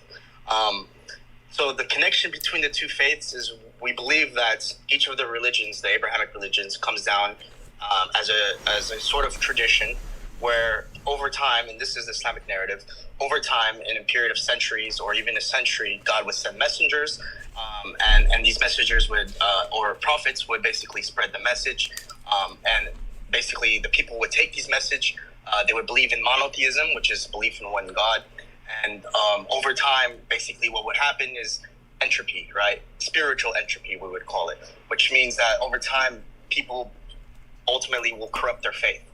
They start believing in I understand. I understand ideas. That what your position Okay. is. Yeah, I'm familiar. So in regards to that, we see Judaism came, and then obviously Christianity, and then we see Islam as the next, and we call it the final seal of Right. these traditions, right? Now we believe that's it. We're in the end times, and obviously we've seen so many crazy things in our lifetimes. It's hard to say otherwise. Okay. So I have a question. So do you think that Allah is Jesus' God? Yes. Okay. Jesus would be a prophet. Okay. From our faith. So, hold on. So I got a couple questions after that. So if that's the case, then why does Jesus refer dozens of times to God as his father and identify himself as God's son when the Quran makes it very clear that Allah has no sons? So we actually disagree with that. From my perspective and from scholars that I've seen talk about these issues, it seems to be a colloquial issue where father is just being used as a term of endearment towards his Lord. So we don't see it as him saying he's my literal father, but he's the Father, our Lord. And there are many times where he makes that statement, and I believe there are even other prophets who also called God their Father as well. So we believe it's all throughout the entire Old Testament, the Torah, the prophets. It's not a colloquialism. It's an identity. We even hear other prophets say this as well. Jesus wasn't the only person to call the Lord Father as well. So that's the thing. So okay, but in John 1 it says that Jesus was forever in the bosom of the Father. So it's not a colloquialism in John 1. It's identified as an ontological reality. Yeah, I mean, he never says, I am God's son. Oh, he does. He says it many, many times in the Gospel of John, almost in every chapter. So if you give me a passage... Wait a minute. I am God's son, I am God. Wait a minute. You just contradicted yourself, because you said at first he does say that, but it's a colloquialism. But now you said, no, he never says that. Which one is it? What I'm telling you is that if there is a single passage in the entire Bible... I'm telling you that there's dozens. Okay, let me finish. If he says if there's a single passage in the entire Bible where it says, I'm God's son and I am God as well, if you could find that for me, I would love to hear it. As far as I know, he never says he's God at all. Right? Yeah, If this you're is the Son again. of This God, is then you would so. be God. This is just Muslim ignorance of the Bible. The entire Gospel of John, in every chapter, refers to either the God, the deity of Christ, his sonhood, or the Trinity. In every chapter of the Gospel of John.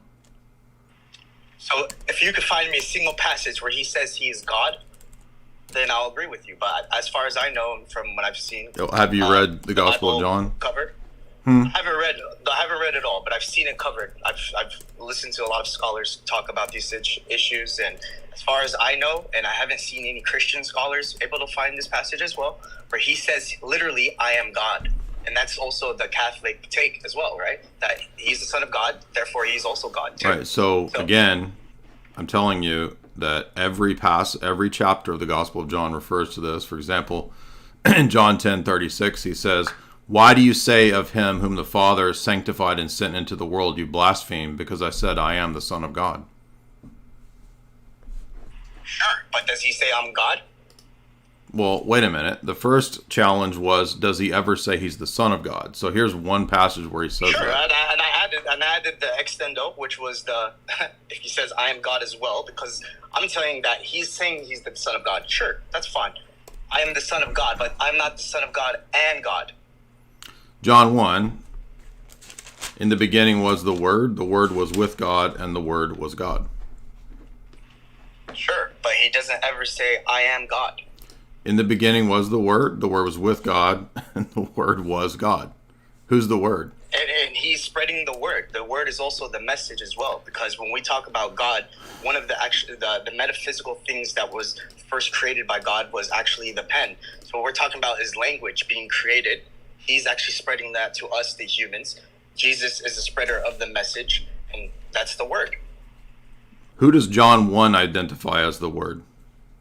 But here's the thing though, it's like Jesus himself even prays to the God. Does God pray to God? Yes, because there's two persons in the Godhead. Jesus prays to the Father. The Son prays to the Father. When the let me finish. When the Jews asked him, "You are not 50 years old. How have you seen Abraham?"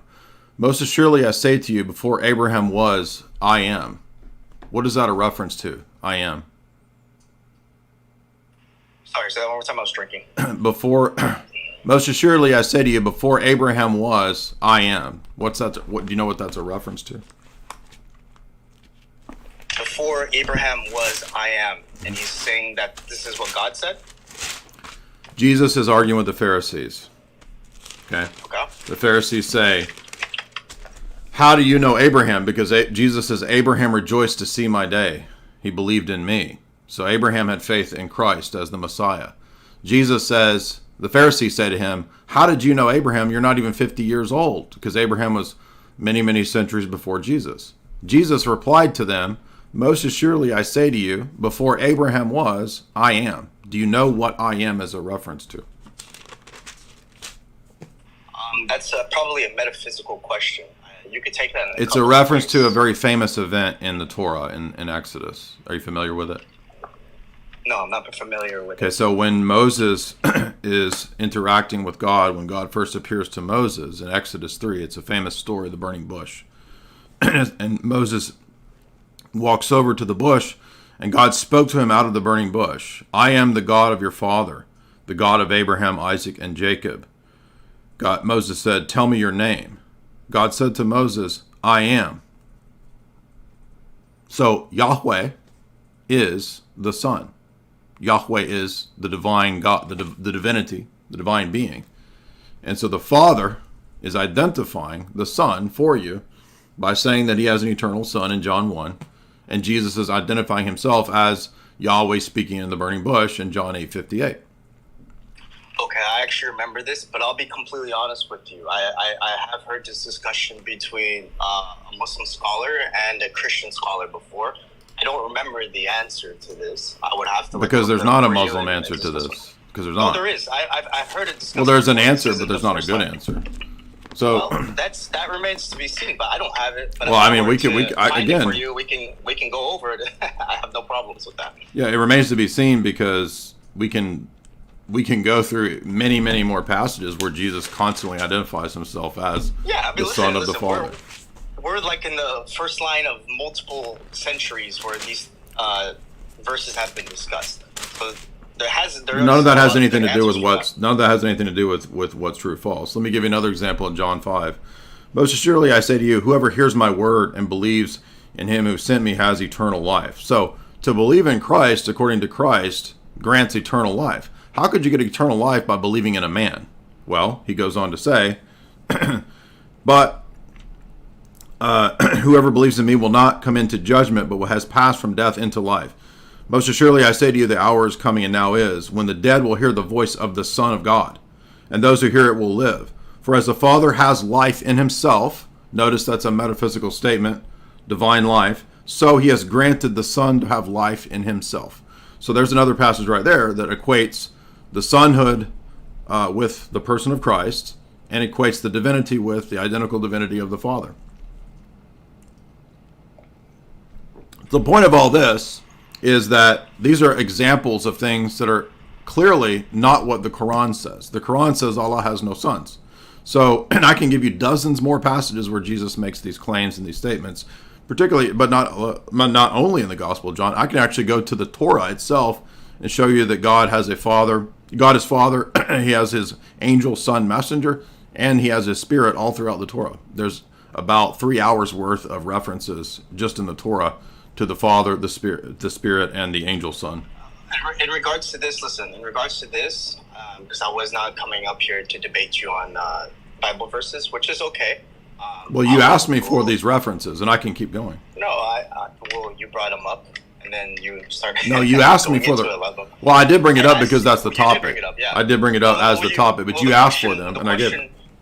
No problem. Listen, the question was you were asking me why I believe in Islam, and then we went into this. Which is well, you said because of the, and what I'm demonstrating is that there's no continuity between the Quran and the Bible.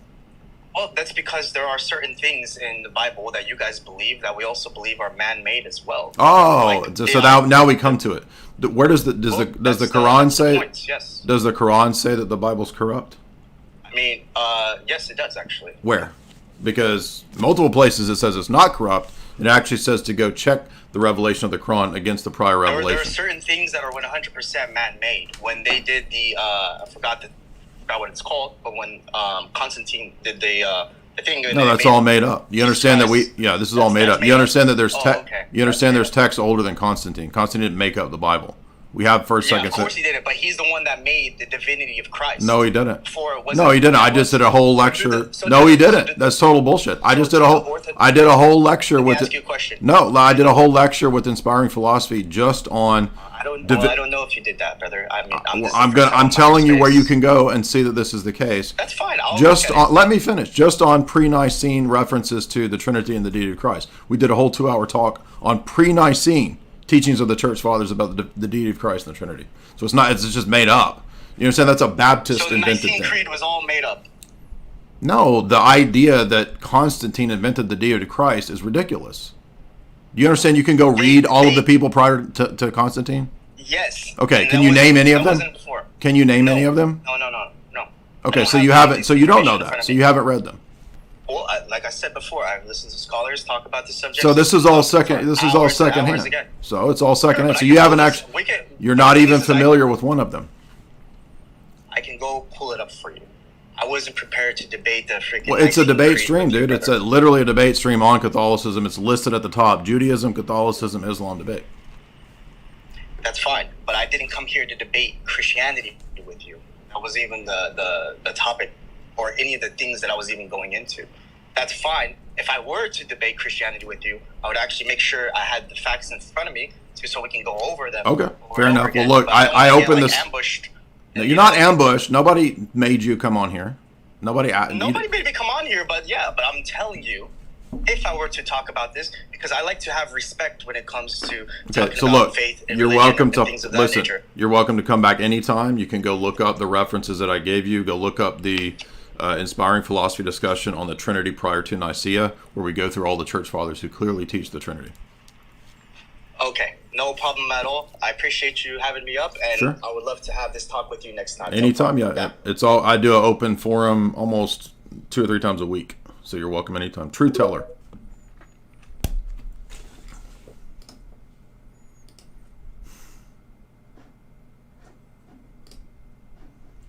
You gotta unmute, dude. Hey, how are you? What's up? I'm good. So I was just listening to your debate. So I put this up in your bubbles. I didn't want to add anything to your Jumbotron without permission. Bubbles? I've been a student of knowledge, student of religion for a while.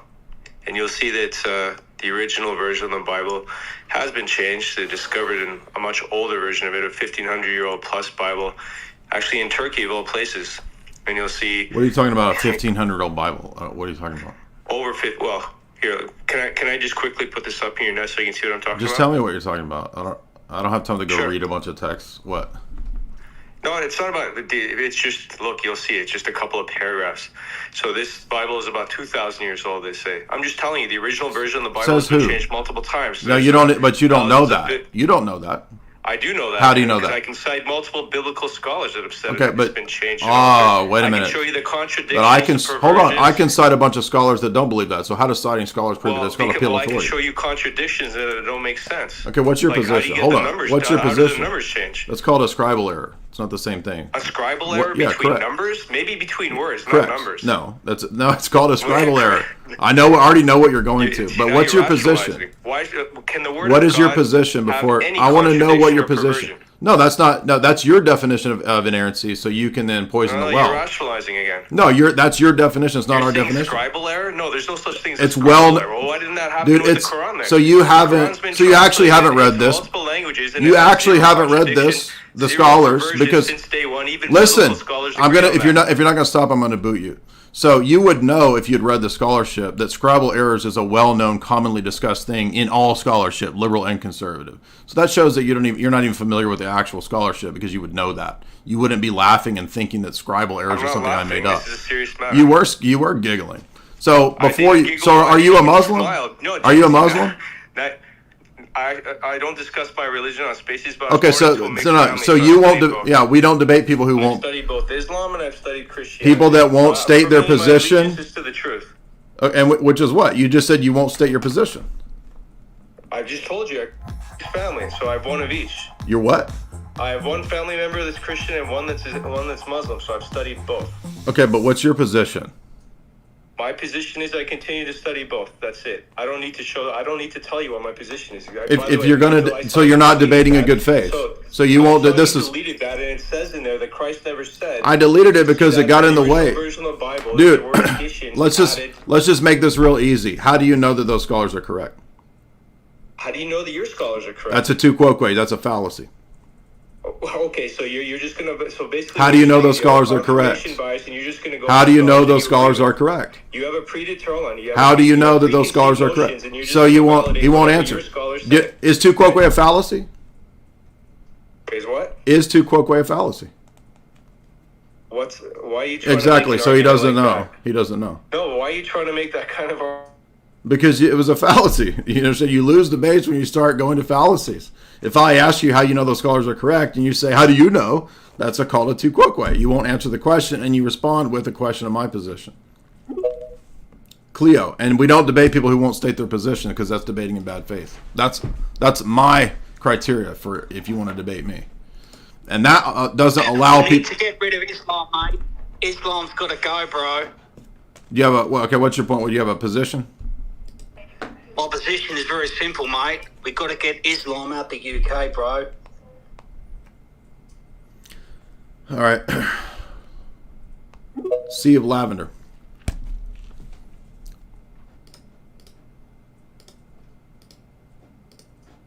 Anon says for $5, I'm curious how you reconcile the timeline of Adam and the first human, timeline of places like Göbekli Tepe before that timeline. I don't have to reconcile Göbekli Tepe with the Bible timeline, because I don't know that any of the secular timelines are correct. Those are all conjecture. So if we're both in a situation of conjecture, and a lot of what's going on in the early stages of Genesis is conjecture too, in the sense of like historically what's going on, then how am I supposed to know, like, oh, I have to make the Bible match up to Göbekli Tepe? That sounds like a bunch of ancient alien nonsense. Shenanigans Cook, $1. If Muslims bring up the Injil They're referring to a singular gospel. I'm aware, yes, we've talked about this many times, that the Quran thinks that the Injil is a book, that Jesus had this scroll or a book. They're not familiar with what it was. Would it be logical to say that the singular Injil and the prophecies about Muhammad don't exist? It's a fairy tale? Well, they take verses out of the book of John and Deuteronomy that they think somehow predict Muhammad, which have absolutely nothing to do with Muhammad. Testy Satchel, $3. I'm an Orthodox catechumen. I see a lot on Twitter about the Bible being created by the Roman Empire. Yeah, this is just total nonsense. So understand that there's texts that predate Nicaea. I mean, it's not hard to go and find manuscripts that predate the Council of Nicaea. Beyond even the manuscripts that exist, and they're not necessarily a whole Bible per se. There's different fragments, there's different early canonical lists, but there's also large portions of the entire Bible. I don't know if it's the entire Bible per se, but at least it's a large portion of it, that are cited at length in the pre-Nicene Church Fathers.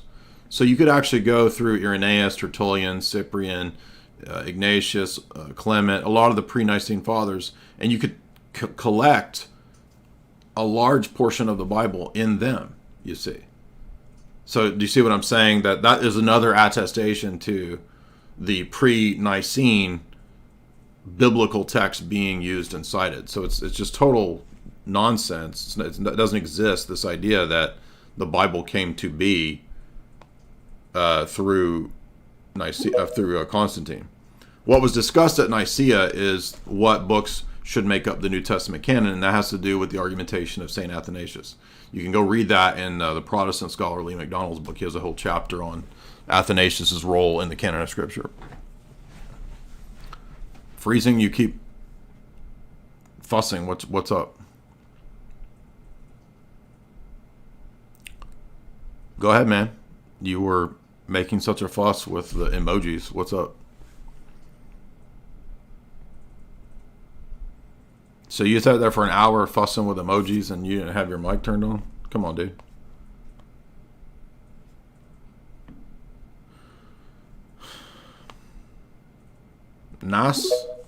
Nice tube.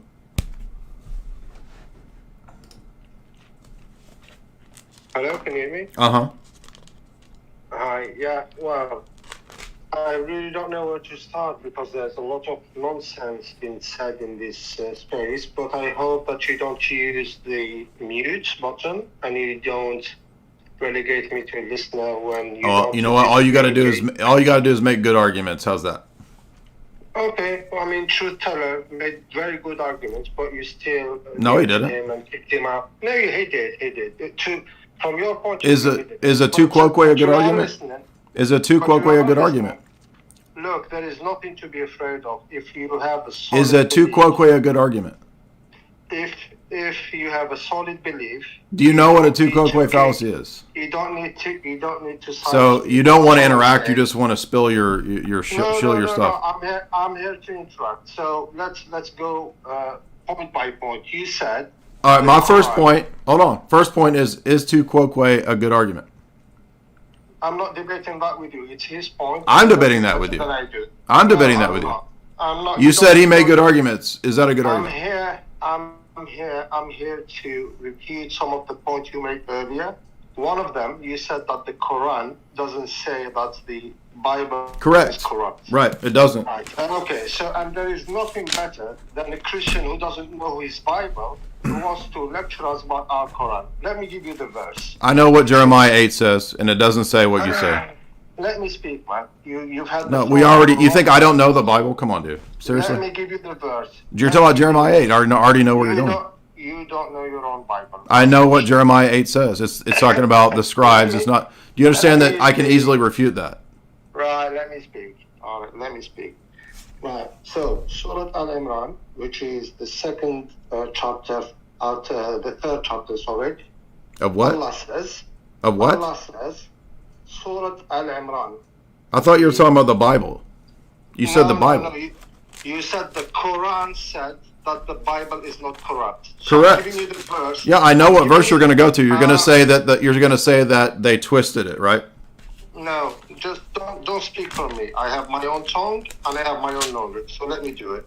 Don't do it for me. If I need your help, I'll let you know. Torah, excuse me, Surah what, 2:40? Surah Al-Imran, the family of Imran, which is the family of Maryam, the mother of Jesus Christ. Peace be upon her. I've got the Quran here. Tell me where. Good. The verse said. Which one? I'm going to say it. Just have your. Give me the freaking number, dude, or I'm booting you. This is ridiculous. Just boot me from now. You're afraid. None of those. I'm not afraid. I'm asking you for the number. Where? I've got the Quran right here in front of me. Where? Listen, Jay. The Quran, we don't play with it.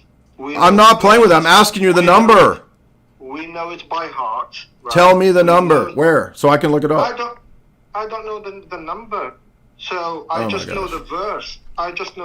So I'm just going to give you the verse. Look it up since you have the Quran there. And it says, woe to those who read a book with their own hands and say it's from God. Woe to them from what they wrote, and woe to them from the money they earned because of it. Okay, where does that say that the Torah is corrupt? Because, thank you for the question. Now you're stimulating me. That's very good. All right, this is not going anywhere. The whole context. Freezing. Hello? Yep. You hear me? Yep. All right, great. All right, so for the record, I follow your stuff and I agree with the Orthodox position and the theology side of things and all that. I just wanted to ask you about what you said regarding Sneako, Islam, and America First. That's all right? Okay. All right, so I'll just preface my question with this. So when we're looking at politics in America, it's undeniable that Israel plays a massive role. And I know you're on YouTube and all that, but from what I've seen, you haven't really touched on topics. Goodbye. We're done. I do. We're done. Zionism, Jewish power. I do. And it's not true. Court.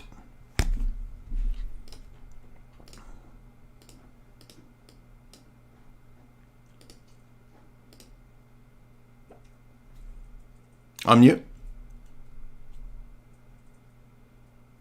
Oh, can you hear me? Yep. I didn't want much. I just want to say it's BS, bro. You kicked the old boy and you got afraid because of the verse. You couldn't. No, because he wouldn't tell me where it is. But he gave you a good logic, man. He gave you good logic. He didn't give a good logic, bro. No, he didn't. He remembers the verse. I don't. So what? By the way, that verse, what he read doesn't say the Torah is corrupted. Do you understand that the Quran multiple times says it's not corrupted? Are you aware of that? The Torah in its original form, yeah, I agree. It's not corrupted. But what you have today is not the original Torah. But see, that's the thing. The problem is, let's imagine that you and I are in the 7th century, right? Let's say we're hearing the Torah, the Quran being recited, right? You follow me? Correct. Okay. So we're both standing there, and I hear, for example, Surah 2, and it says that everything that's being said by Muhammad here is confirmed in the Torah, and that if I go to the next surah, in Surah 2:41 or 2:1, it says that you can confirm what is here in the Torah and the Gospel, right? So if I can confirm it, and by the way, there's several more verses that tell me I can go confirm this message by the pre-existing Torah. For example, Surah 5, 46 and 47. What Torah or gospel would we go to if we're in the 7th century hearing this to confirm it? So you're operating from the premise that the Torah and the gospel confirm the Quran, but the Quran... No, the Quran, did you not hear what I just read you? It says I can go check the Quran by what came before. You have a huge problem with cutting people off, and then you so that's what happened. So now when you're so you just reinterpreted what I read. So can I answer the question, or are you going to? No, you're not. No, because are you honest with yourself or not? I'm honest with myself. Okay. Bro, do these texts? Listen. Do these texts say that I can check the Quran by what came before? You check. Do they say that? Before, do they say that, brother? This is why. Do they say that? You read the Quran to know Arabic. If you do not know the okay, so here we go. Arabic, So now, so people in the 7th century hearing this are supposed to know Arabic to go check it in the Quran, in the Torah and the Gospel, which are not Arabic. You understand how stupid that is? Brother, you're operating from this premise that there is a challenge. There is not a challenge. No, it says to confirm it. There's no challenge. Does it say to go and confirm it with what came before? You confirm. Does it say that? Before based on it, brother. You see how stupid that is. You don't see how stupid that is. Right? It sounds crazy, right? It's not. It's because it is crazy. Because it's a contradiction. Can I ask you a question? So now you got to shift away because you don't understand what you're even saying. Let me ask you a question. Does God operate? Ask. ASK. Ask. Does God operate like us? Do we understand? So now you got to appeal to craziness to make this dumb thing work. No. See, guess what? Can you not follow the logic of what I asked you? That says all religious people are crazy. So don't make it like, oh. No. What you appealed to is crazy. No, what you appealed to is crazy. Listen. Are we? Can you not follow with the example? Can you follow with the example? Just do this with me. Okay? We're in the 7th century. We're hearing this recited as, let's say I'm a Christian. Let's see you're just a random dude. Let's say you're a Jewish guy. Okay? And we're hearing the Quran is just being revealed and recited. Okay? We're in the 7th century. We're hearing this. And what we hear, even if it's in Arabic, let's say somebody translates it for us and says, you can check and confirm this new revelation with what came before. Do you admit that or not? So can I answer, or are you going to cut me off when I start to answer? I just asked you the question. You can answer it. Okay, so again, you said, let's say they translated to Arabic. If they translated it to Arabic. Not to Arabic. To our languages. So you can't follow a hypothetical. Yes, I can follow a hypothetical. Okay, it's being recited. Listen, man, it's being recited in Arabic, we'll say. And then somebody translates it into another language for me as a Christian, let's say Greek, and let's say you're a Jew, and they translate it into Hebrew. Regardless of the translating, and let's say that it's in Arabic being recited, does it say... Brother, you can't say regardless of the translating, because... This doesn't have anything to do with the argument, dude. There's going to be different nuances in each translation. So then that's even worse for your argument, because that means the Jews and the Jews and the Christians can't go check it, dummy. Brother, this means that we recite the Quran in Arabic, everything in its original language, and it's original what it was revealed. You can't even understand the argument. These nuances. Do you understand my argument? Can you repeat it for me? Yeah, your argument is that the Quran says that the Torah and the Gospel can confirm what's in it. Correct. Like that's in a nutshell what you're saying. And these verses all say that in the Quran. So what is your point? What are you getting at? Oh, so you didn't even get it. Here's the thing, brother.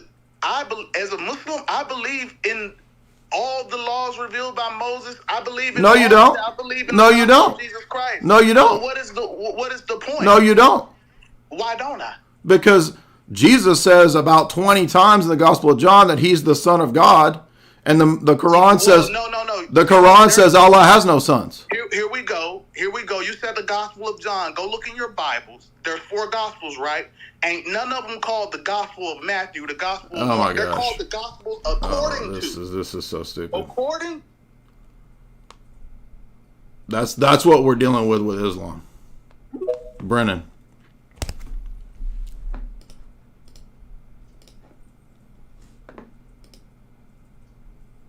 So you notice every Muslim that comes on gets presented with an actual argument, actual logic, actual reasoning, and all they can do is short circuit and meltdown. It's great. Because it's a crazy, ridiculous position. And he couldn't even follow the hypothetical. When I gave him the hypothetical, he said, so what's the point of it? Unmute, dude.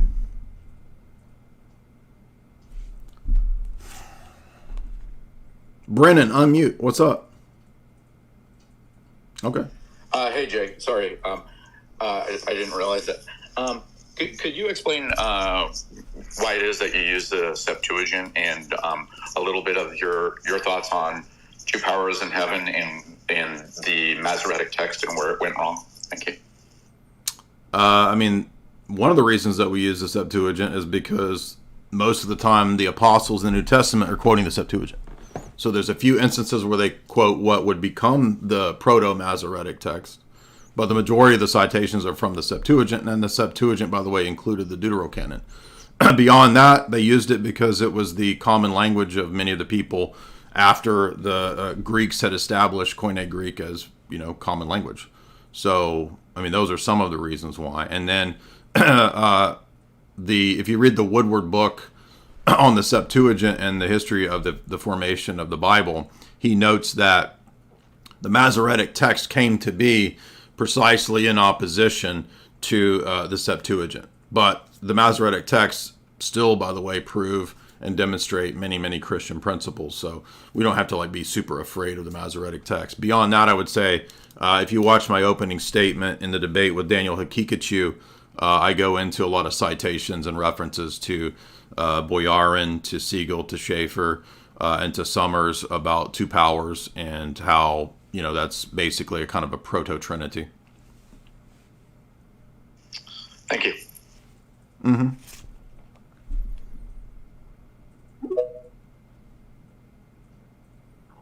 Tibetan fighting?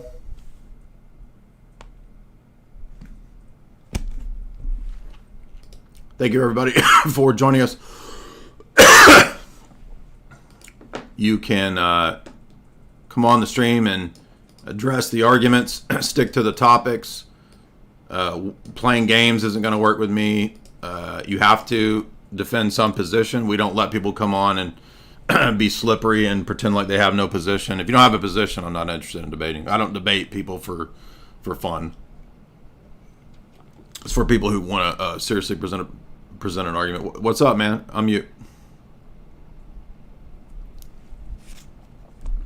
Okay. Hello there. How are you? What's up? I'm not here to argue, but I wouldn't mind having a little discussion. What's the topic? I see up above, but I don't understand your topic. The topic is related to all of those subjects: Sneako, Islam, Zealots in the New Testament, the relationship of Judaism to Christianity, and Roman Catholicism. All of those are on the table. Yeah, I don't know anything about Sneako, but I know a little bit about some of the other subjects. I don't understand. Okay, well, it's an open debate forum, so do you have a topic you want to discuss and debate, or a question, or what? Sure, let's talk about the mass killers in Israel right now. You want to? Okay, that's not the topic. Well, it's something. It's Iggy Simez.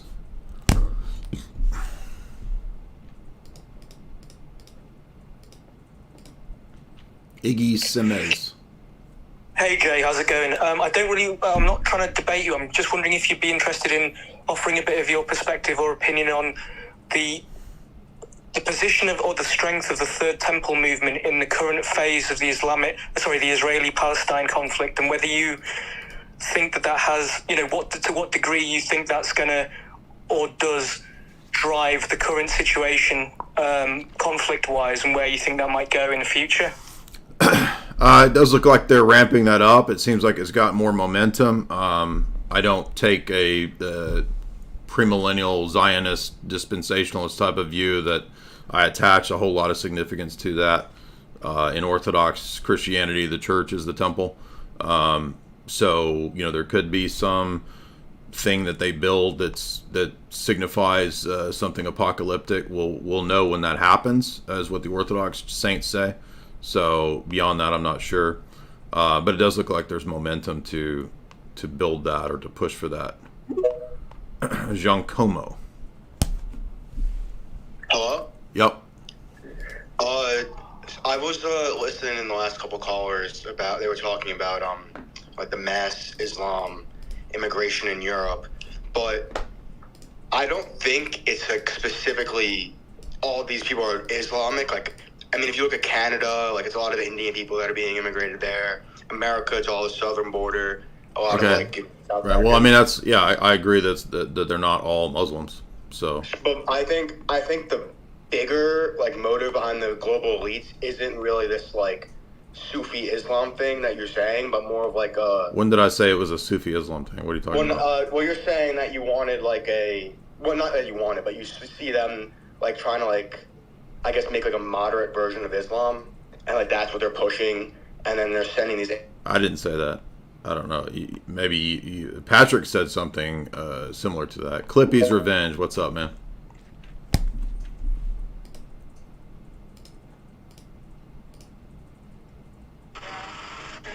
Hey, can y'all hear me? Uh-huh. Hey, so I know that there's a lot of arguments by Muslims that the Quran is an error-free revelation of God. But then there's hadiths in their tradition that refer to verses that aren't contained within the Quran. I don't know if that's something that you've ever thought of or had to contend with before. Yeah, we talk about the hadiths. I'm not super well studied in hadiths, but if you're a Sunni Muslim, you have to accept Sahih Muslim and Sahih Bukhari and all of that, which are normative for them. So, but yeah, there's all kinds of. The Fard hadiths. You're cutting. okay. You're cutting out, bro.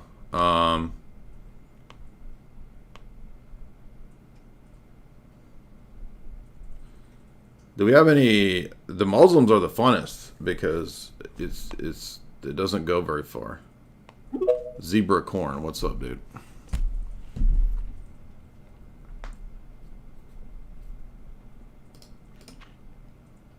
Unmute.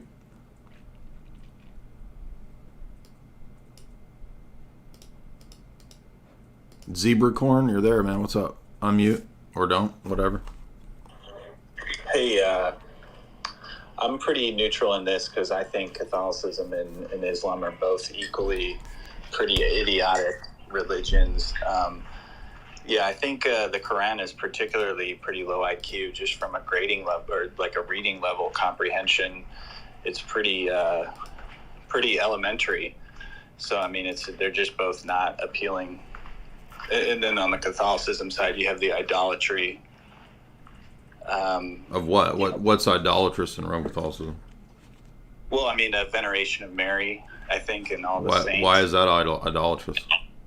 Well, I mean, you're praying. There's no mediator, outside of Jesus Christ. So you're praying to all these other saints. How come Paul says that if Timothy acts right, he can help save those around him? But what is that? Where does that say? Pray to saints. Well, it's kind of like that Islam. But you're not aware of what praying. You're not aware of what it means. Praying to saints means you're asking for their intercession. You're not praying to them. Yeah. See, I mean, I think Catholicism is like the Harry Potter of Christianity. It just kind of makes shit up. Like to me, you're telling. Well, me this is that's just displaying you're just displaying your ignorance of the history of the church in the Book of Revelation, because the Book of Revelation takes the prayers of the saints on the saints on earth. So who is this? Jake Dyer? Are you a Catholic? The saints on earth have I'm their. not familiar with. So you're not going to answer. Yeah. So here he goes. You got to cut in the Book of Revelation. You're going to mute me now. I'm not muting you. I'm trying to answer what your objection is, right? So in the Book of Revelation, the saints in heaven take the prayers of the saints on earth and offer them up as incense in heaven. That's the intercession of that's called the doctrine of the communion of saints. Can I respond to that, please? It's called the doctrine of the communion of saints. Yeah, I know you have a title for it, and that's what your fathers tell you, even though you shouldn't call him father. I just cited the Bible. But, right. That's why the Bible says don't call him father. And you, right. Do you know the Ten Commandments? Yeah. How do you honor your father if you call no man honor father? Well, that's not what it's referring to. Oh, neither is the statement call no man on earth father. Why does Paul call himself Why does Paul call himself the spiritual father to Timothy? I think because he was a spiritual father. Okay, but call no man on earth father. Right, but that doesn't mean that we call every single priesthood or Well, so Paul's violating. Oh, so Paul's violating your argument. Your argument is super low tier. I mean, how many pedophiles have we called father? I'm not a Roman Catholic. Oh, it sounds like you are. But let me. Well, that just your ignorance. Can I finish? Can we stick to one topic, please? So. Well, you're the one that went to the father topic. I knew you wouldn't let me get to the next. Did you go to the father topic? Did you go to the father topic? I want to go to the saints topic. Did you go to the father topic? You said I'm changing the topic. Yes. Yeah. Okay. So. You do have a point that there are spiritual fathers. I think here on earth in this time period in the living in the was Paul on earth? Shouldn't call. Was Paul on earth when he said, "I'm your spiritual father," Timothy? I'm sorry, say that again. Was Paul on earth when he said, "I'm your spiritual father, Timothy"? Yes, he was on earth. Okay, so that undoes your last argument. Okay, I think anyone listening to that doesn't prove anything at all what you just said. So, let's go back I to think what you just said doesn't prove anything at all. Well, dude, come on. I've had a long day. So I don't care.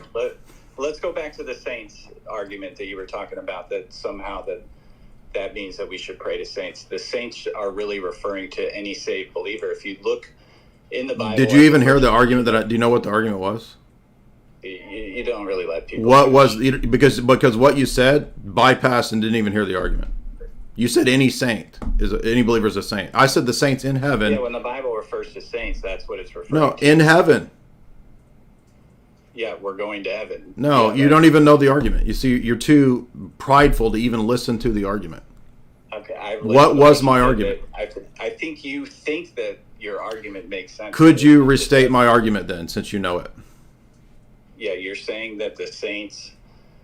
See, I don't see the connection. Okay, did I say that? What text did I cite? Focus on one topic. What text did I cite about this? That we should pray. What text did I gave you a text. Between us and I gave you a text. What was it?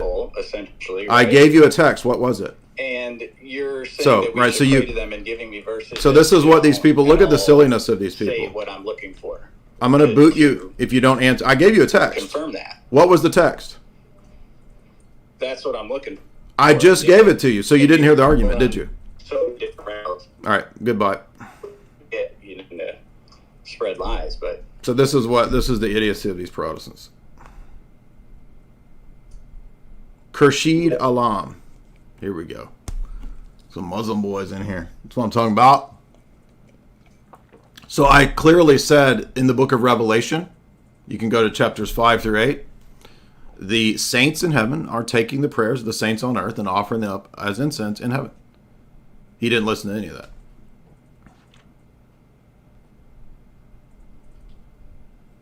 Go ahead, man. Unmute, dude. Unmute. Does nobody know how to work Twitter in a Twitter space? Khurshid Alam, unmute.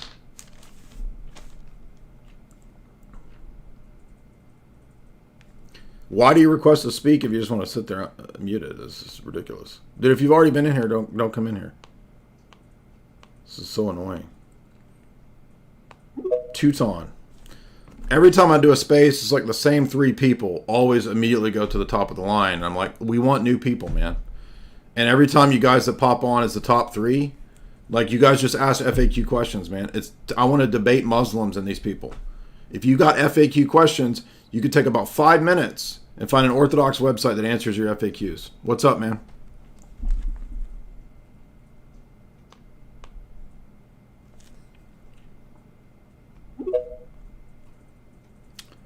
Teuton, wait for you to connect. Go ahead, Clay. What's up?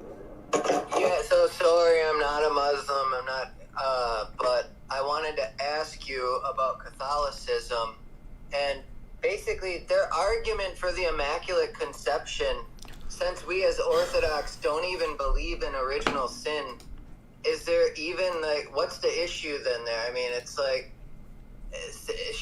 she can't be free from original sin since there is no original sin, so I'm interested in that topic and the Immaculate Conception and how they try to I understand, and we've addressed that many times. You can go find my many live streams on Augustinianism. I did a whole 3-hour talk on ancestral sin, original sin, Augustine, and Calvin.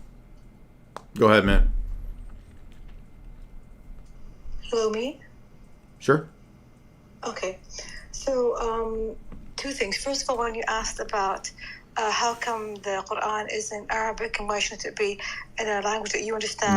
No. In his argument, I know why it's in Arabic. I'm saying in his argument, that was even worse for his argument because the hearers wouldn't know the Arabic. So do you see how silly that is for him to say that? Again, can you guys not do hypotheticals? Like, is this really hard to think through a hypothetical? Okay, but the Bible didn't come in English either. And oh my gosh, dude! I'm sorry, you guys can't understand hypotheticals. It has nothing to do with that. Okay. I just want to point out that Arabic was the franca lingua up till the Islamic age. Okay. And do you guys even want to understand what the argument is, or can you not do it? Would you like to understand the argument? No, I'm asking. Now I've actually come to ask about something else. You said that there's a lot of degeneracy in Islam in some countries, in some Muslim countries. I'd like to ask, have you traveled to these Muslim countries? Because I live in one. I'm a woman, and I'd like to ask you what degeneracy you're talking about.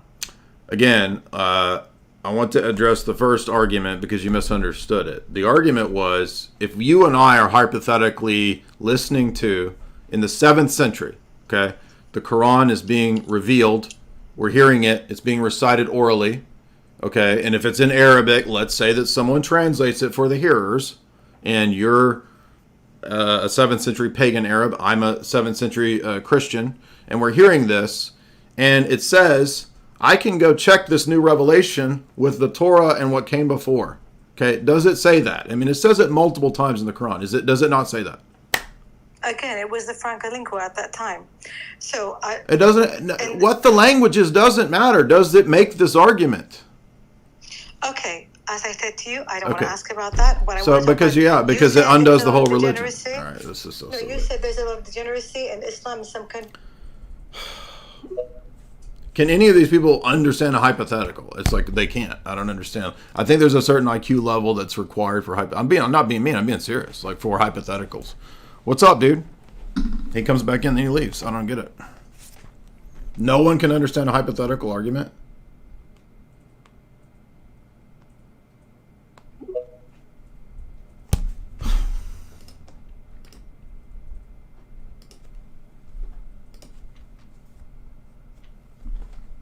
Unmute. Jemima, whatever your name is. And Jemima, what's up? Unmute. Oh my gosh. Jamie Handsome. You waited all this time. What's up? Okay. Whatever. Afzal Warwick. Oh my gosh.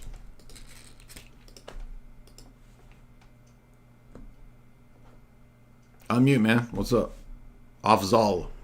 Hey man, are you in the drive-thru and you are in such a hurry, man? Come on. You are not even giving people to argue and make their case.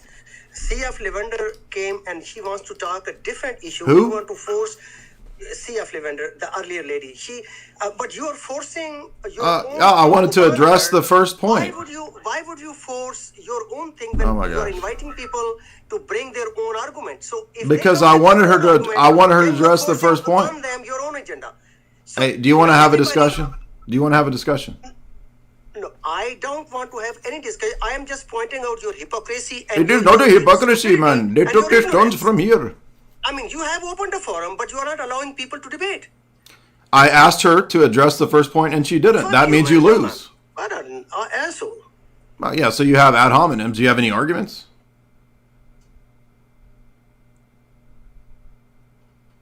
She wouldn't address... So he left. Yeah, exactly. She wouldn't address the first point? That's it. No, I don't have to let you avoid the arguments. You guys don't even understand how debate works. Debate is not where you get to come and preach for an hour.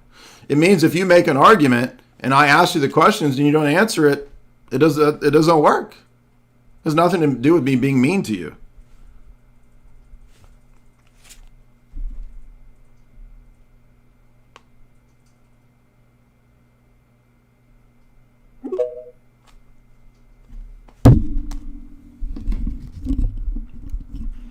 Go ahead. Hello? Yep. Jay, is that you? Yep. Hey, Constantine the 11th. Well, actually, my real name is Joel. But, oh. Okay. What's up?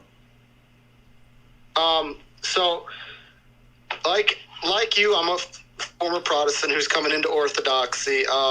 And I agree with a lot of things you say. I haven't watched a lot of your videos, but I've seen what you do and your work and all that, and it's an honor to speak to you. It's an honor to talk to you. Okay, what do you got? What's on? What's on your mind? What's on my mind? Well, You know, there's this one dude on the internet that I cannot stand. His name is Sneako. You know who I'm talking about.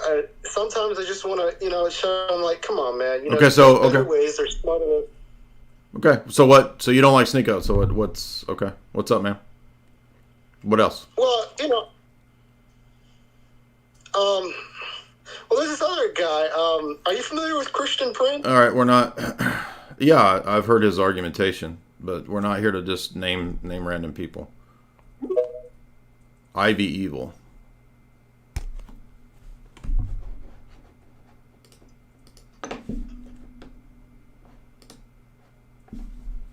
Go ahead. Hi, can you hear me? Yeah, go ahead. Hi, do you mind if I give you the Quran chapter and verse that Muslim guy refused to give you earlier? Sure. So it's chapter 3, verse 78.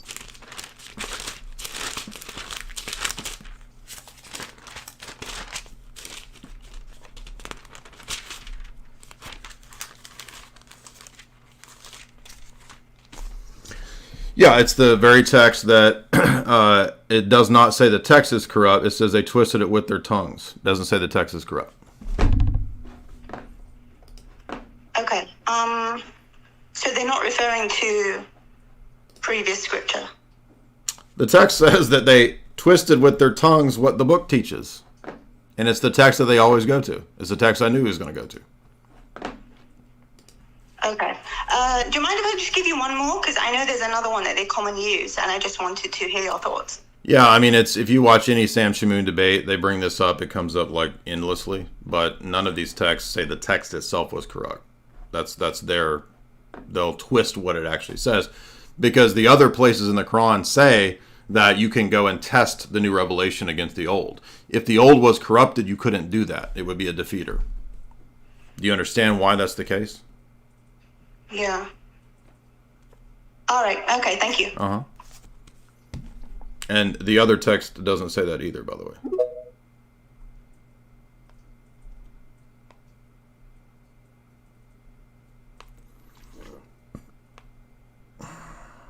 Man among something. Okay. Hey, so I have some arguments regarding the Council of Florence. Can I bring that up? I mean, are you just want to repeat the same old Roman Catholic arguments we heard a million times? No, but like the topic is Islam and Catholicism, and it strikes me that if the Council of Florence was accepted, or if they actually kept to their promise, Constantinople wouldn't have fallen, and there would actually be a unity within Christendom. So, what is your thought on that? Yeah, I mean, I think if you look at when it fell when it was uniate. So here's the text that they're always referring to. There are some among them who distort the book with their tongues to make you think the distortion is from the book, but it is not what the book says. The very text that these idiots try to use says the opposite of what they say. The text says that the Torah is not corrupted, but that they twist and distort it with their tongue.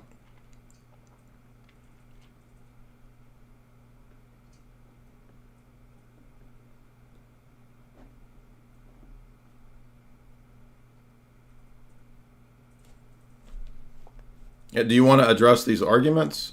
I'm not interested in a debate over what countries have the highest levels of degeneracy. Every country has degeneracy. Go ahead.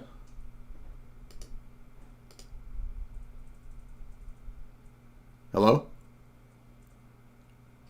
I mean, you've been emojiing for 20 minutes straight. Are you not going to talk?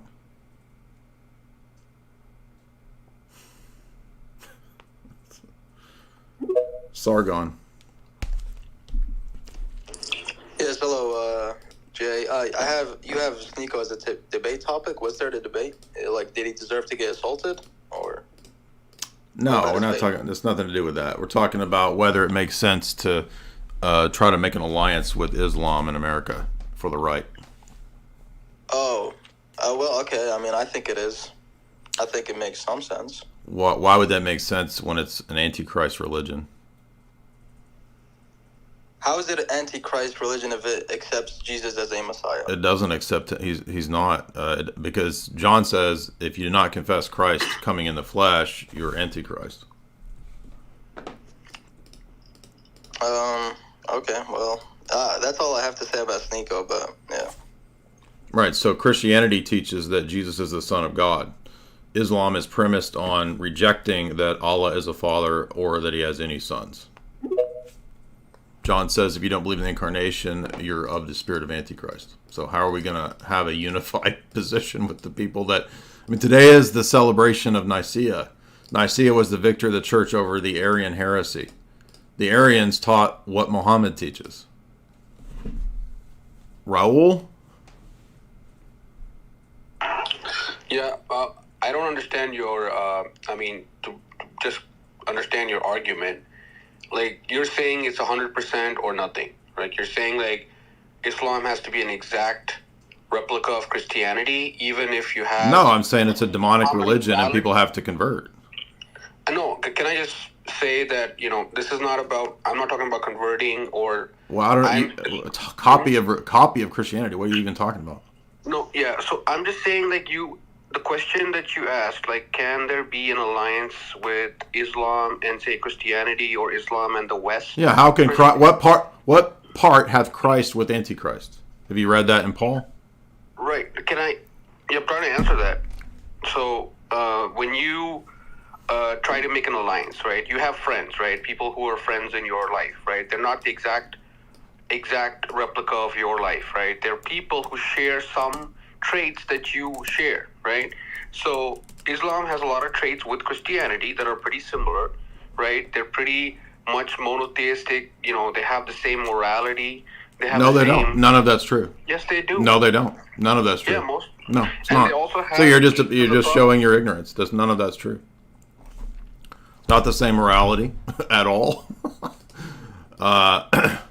Especially when it comes to things that I'm not going to mention on YouTube. So, the age of marriage, you think that's the same morality as what we teach? Come on, dude. It's the people just saying with spouting out ignorance. What does Paul say? You cannot share the cup of devils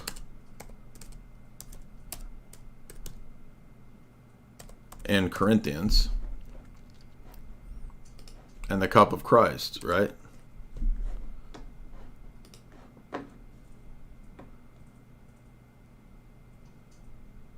How are you going to have an alliance with the people that hate Jesus?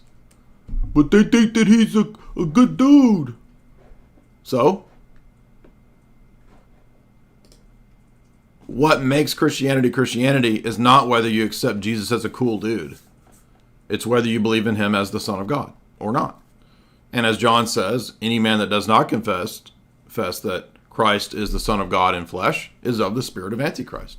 So all of the people who don't know that, even if they're not aware of it, are of the spirit of Antichrist.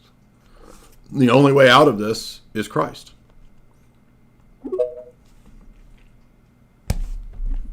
Christ isn't subject to your political agenda.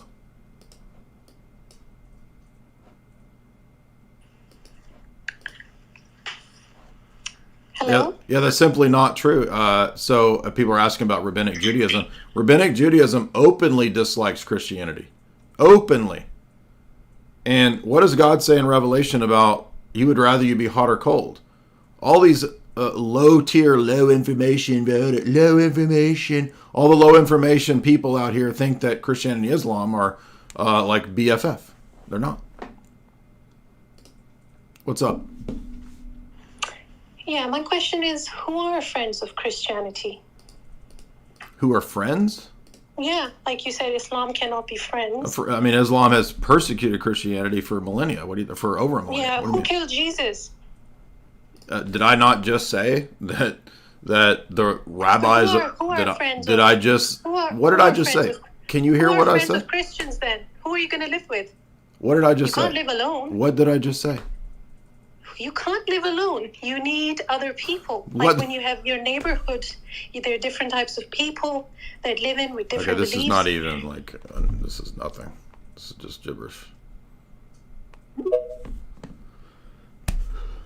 So who killed Jesus? The rabbinical leaders and the Romans. The New Testament makes that very clear that there was an alliance between the two, and they decided to kill Christ. And that's nothing to do with how do we find good neighbors. You gotta unmute. Yah. Hey, thanks for having me on, Jay. Just seeing where exactly to respond. I'm a revert, actually. I reverted around the time Sneako did. I saw you had that in the title. To what? Reverted to what? To Islam? Yes, reverted to Islam. Okay. Are you drunk right now? Am I drunk? Why would you say that? You sound like you're high. Are you sober? No, that's not true. Okay. So, what made you revert? When I read the Quran, when I found the truth, like this idea of giving partners to God is the biggest sin, because He's the Creator, and if you worship anything other than the Creator, of course, it's the biggest sin. Giving a partner to God. Right. Well, does the Quran tell me that I can check the Quran against the prior revelation? The Bible is a corrupted book. Okay, I could point out to you if you want to learn. No, that's your belief. But does the Quran say? No. I could point it does out. The Quran? It's factual. No. Listen. Does the Quran say the Bible's corrupt? Yes. Where? I have to look through, but I do know it does. No, it doesn't. We just read the text that everybody uses, and it says that it is not corrupt. The gospel of Jesus Christ is the only gospel that's true, but it was not preserved. How do you know that? We have all How do you know that? We know that. Oh, we know that. So There's that no so by saying we know Bible. that means that it's true? How do you know that? Listen, there's no authenticity to the Bible. You're There's just no way asserting to these track things. it back to What is the authors or- argument for that? You're just asserting it. Say that again? You're just asserting these things. What is the argument to prove you're that? not listening. I'm explaining listening. to you that there is no way to track the original authors of the Bible. Then how does the Quran tell me to check the Quran against the Bible? Because we have a whole system that we can. Okay, you're not even on back planet Earth, all man. of the revelation. You don't even understand. Do you understand the objection at all? You're not listening, brother. You Because don't you're wanna not understanding the objection. Can you state what my objection is? Your objection. Go ahead and explain it. So you're Make it not. clear. Are you? Because you're drunk, dude. Come on. I can tell you're drunk. You can't just go around saying, "Oh, people are drunk." Just You are because you're. If you could, you think? Do you know what a hypothetical is? I'm explaining to you how the Bible's corrupt. It Okay. explains. Does the Bible's Quran corrupt, say and that I the can Bible's point out corrupt? to you if you'd like to learn. Does the where Quran in say the Bible Bible's there's corruption. corrupt? So you can't even understand my argument because you're blinded. So let's start here, the very beginning. It says that God rested on the seventh day. We would say God doesn't rest. God doesn't need to rest. So I'm when giving the you one example. Of when the corruption in Quran Bible. says, you don't even understand what that means. When the Quran says that I can check the Quran against the Bible, what does that mean? There's some remnants of truth left. And how do you know did that? not Okay, and how do you know what those remnants are?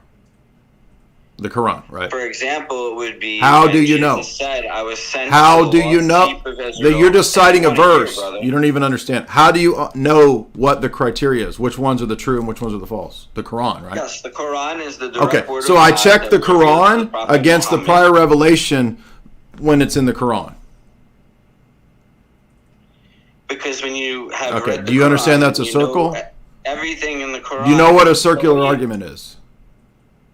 It's what you're doing, I think.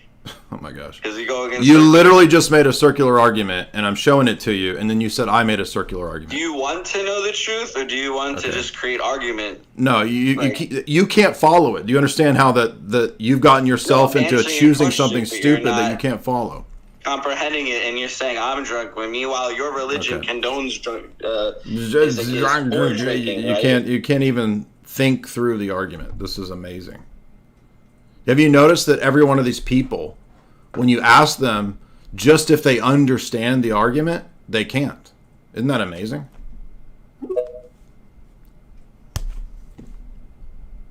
I'm really starting to think that, like, at a certain point, people literally can't do a hypothetical. They can't. They literally can't do it. Wendy? Oh, so I have a question and then something else. So why are you doing hypotheticals? Because it's a way to illustrate a point. You don't know what that is? You can't understand that? No, I know what a hypothetical is, but you keep doing hypotheticals because it's a great way to illustrate this point. Instead of oh my gosh, stating facts. Okay, is what I'm wondering. So you don't understand that a hypothetical can also you don't understand it can also illustrate a fact. But you keep on using it, but yet because this destroys Islam. Because it destroys Islam. And how no. Can you understand that? Well, can you restate to me? Can you restate to me what the argument is? But you're just going to talk. How can what is it? I don't understand. Can I just say something? Can you let me? If if we're going to continue the discussion, I would like you to speak except yourself. Listen. Like, what's going on? Can you restate what my argument is? Like, really? Come on. So you can't, can you? No, I'm not. I want to ask you a question, but can you understand the argument? You've been listening. What is my argument? Avoiding my question. What is my argument? Can you understand it? Okay, then my next question is... She can't. How do you know the Bible is not corrupted? Can you tell me Sure. how you know? Right, through the transcendental argument. How? Through the what? Mm-hmm. That doesn't even make sense. Mm-hmm. The Bible was corrupted throughout years. You think it wasn't? Is the Quran corrupt? Of course it was. Is the Quran corrupt? I have no idea. Okay, thanks, Grandma. Broken dreams.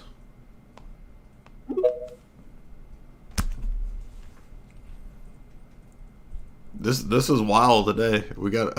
If I put Sneako in the title, it just brings a ruckus crowd, doesn't it? Broken dreams. What's up? Unmute. None of these people can follow a hypothetical. It's crazy. How you doing, Jay? How you doing? What's up? I'm all good, bro. I didn't really want to question you or anything like that. I just wanted to give you props, mate. I just wanted to give you you get me. Okay. Thanks. Give you your props. All right, appreciate it, man. Thank you very much. Oh, we got a Gnostic. Uriel. Hey, what's up, Jay? Mm-hmm. I just kind of wanted to say, I'll just keep it real quick. I want to say something. I see a lot of people in the chat are being kind of weird. Every single religion understands that God is three-parted, except for Islam. Okay. God doesn't have parts, but go ahead. You understand what I'm saying? Every single religion understands that the one God is. Okay, well, that's not true. I mean, Sikhs don't believe in. They're Unitarian. So what do you mean? Well, the Hindus do. I said Sikhs. I understand that. Okay, well, you said every religion. Minority. You're using the Oh my gosh. That's a minority of thing. That's like trying to disprove the rule. You said every religion believes that. Okay. The most religions of the world. I'm sorry. Okay. The majority of religions in the world can understand the concept. Whether the people that understand the very low exoteric. Okay. So what's your argument? What's your argument? I'm just saying that almost every religion can understand that the one can be three-parted, except for Islam. I just don't even know if that's true. Mamadou. Wow, this is wild. Mamadou. I gotta put Sneako in the title more. I'm pretty sure Hindus don't believe. I mean, he's gonna say Hindus believe in the three manifestations of Atman, Brahman, or whatever. Mamadou, what's up? Marmaduke? You gotta unmute. Man, this is just like you put Islam in there and it brings a wild crowd. Mamadou, what's up, man? Do you want to come on or not? Why'd you request to speak if you don't want to talk? I don't get it. Winged Penny?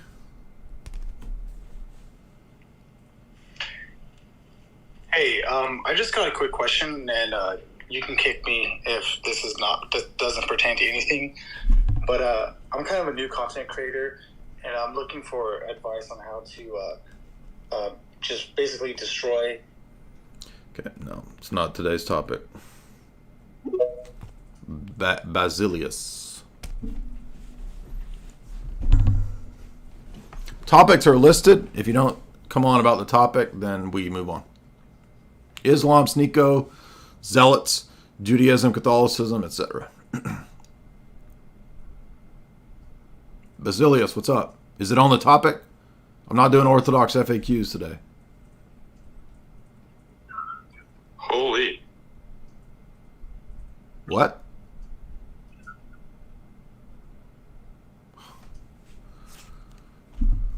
Did you want to say something, Dan? What's up? All right. Can't hear you, dude. Dan? Where's my super chatters at? We gotta get some support for all this madness today. We've had like very few super chats. If you want to support the stream, you can do so via super chats. We got like 1,000 people having fun with me today. Dan, what's up on you, man? Oh, thank you. Are we talking about the differences or that Islam and Christianity can't get together? Is that kind of what we're talking about here? That's been a lot of today's subject, yeah. I would maintain that I'm a Christian, that I instead of talking about the divinity of Christ, let's talk about his humanity. Okay, well, but that's the thing that divides us from Islam, so why would that be a thing? Why would we go to that? Because then that way, when we show Islam our humanity, okay, that would maybe should get the Islam to convert, to understand that Christ became incarnate and he was the Son of God.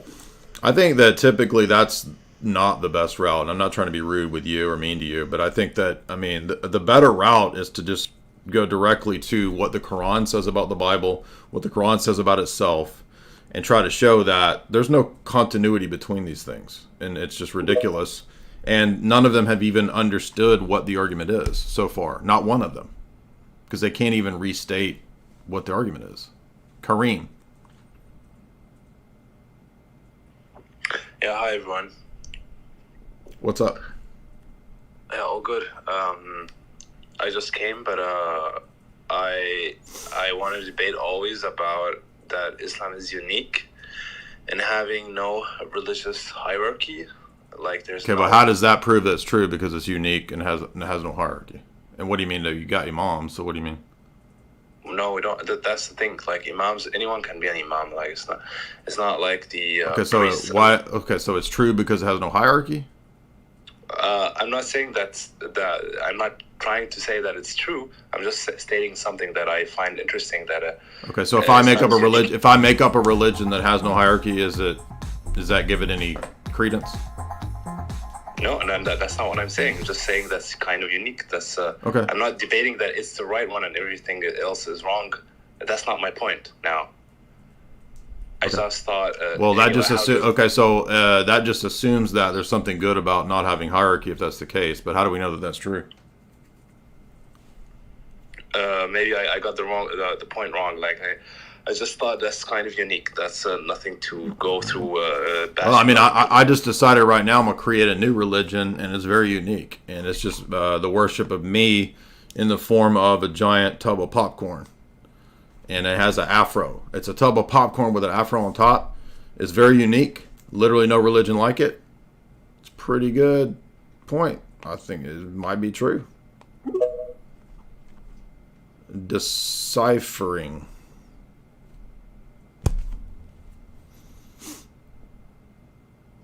Unmute, man. Decipher or something. Yeah, hi, man. I'm actually here just to give you your flowers, so you might want to boot me pretty quick. But truth of the matter is, Jay Dyer, you've opened my mind up to a whole different realm of thinking about Christianity and the whole history of it. Okay. I met you through the Alex Jones show, and I mean, dude, I'm just starting, so I appreciate it, man. That's cool. Thanks. Keep seeking, man. I'm gonna have to make AI. I've been having so much fun with these goofy AI pictures, that I'm about to make this. So today's topics are about Islam, Judaism, New Testament, Zealots, Catholicism. If it's not on those topics, then don't request, please. You're just clogging it up, and it's annoying. And it's not FAQ, Basic Orthodox Questions Day. Christian something. No, hold on. You always ask these questions that don't work on. No, you're gonna start asking me questions that'll get me booted. So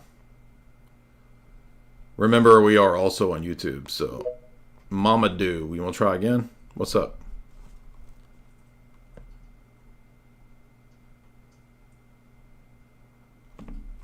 Go ahead, man. What's up? You didn't turn your mic on, man. Such a form. Such a form.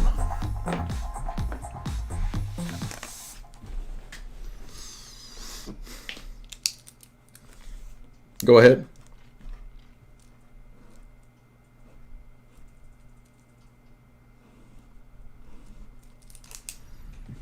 Hi, Jay. Can you hear me? By the way, not Orthodox. Yeah, I can hear you. Oh, sorry, Even the Quran study Bible, which I know a lot of them don't care about, but even it admits that on this passage, it's talking about the Torah and that it's the people twisted the meaning of it, not the book itself. So they all lie when they say that this is proving that the Torah is corrupted. They don't even realize that it contradicts the other statements in the Quran that it's not corrupted. What's up? Hi. I was listening about the Sneako topic, or the supposed alliance, proposed alliance with Islam. Are you aware of the French novel Submission from Michel Houellebecq? Have you heard of this? No. Basically, it's a very popular novel from 2015. It's hypothetical where the socialists or the other sort of leftist ally with the Muslims to stop the French National Party, the right, from coming to power. And eventually it actually leads to an Islamic takeover of France. So it was kind of a sort of a vision of the future given France's current state. And what's the book? What's the book? It's called Submission in English. By Houellebecq? Yes, that's right. Okay. And it's very popular in Europe, especially in France, caused a great deal of controversy. But anyway, I found the dynamic interesting because it supposes that it would be the left, so sort of the status quo, that allies with the Muslims to stop the right from coming to power. Now the discussion is, should the right wing join with the Muslims? Well, that's probably more of an American thing, right? Like the beginning of the discussion, Lewis made the point that you see this manifestation in these people like Sneako and others trying to warm up to the right, but in Europe it's not that way. Islam is not interested in the right, and the right in Europe has tended to be anti-Muslim. So, but also that plays into the worthlessness of the right in both America and in Europe. So. Yeah, I would completely agree with that. I mean, it's all for show. Mostly. Right. I'm from Europe, so Exactly. I'm aware of sort of the politics, how hollow they are. Okay, that was my first. Yeah, that's a great point. I thank you so much for that. That's always appreciate when we get an intelligent caller. I appreciate that. Raul, did you want to say something else? Keep it on topic.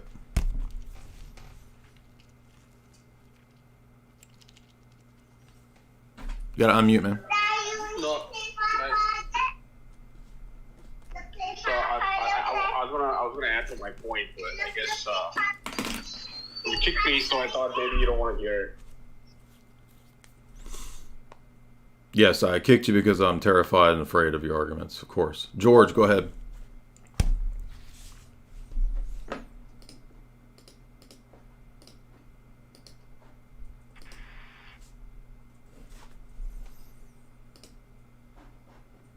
I mean, it's amazing that the verse itself literally says that the book is not corrupt. It's their reading of it that was corrupted. I mean, it's like the very thing they go to, it's like refutes their very argument. George, got to unmute, man. What's up? Hi, Jay. Thanks for having me up. I'd like to ask a question about about, and I have the Quran verse in front of me here. This is Hadith 5686. It's Sahih al-Bukhari.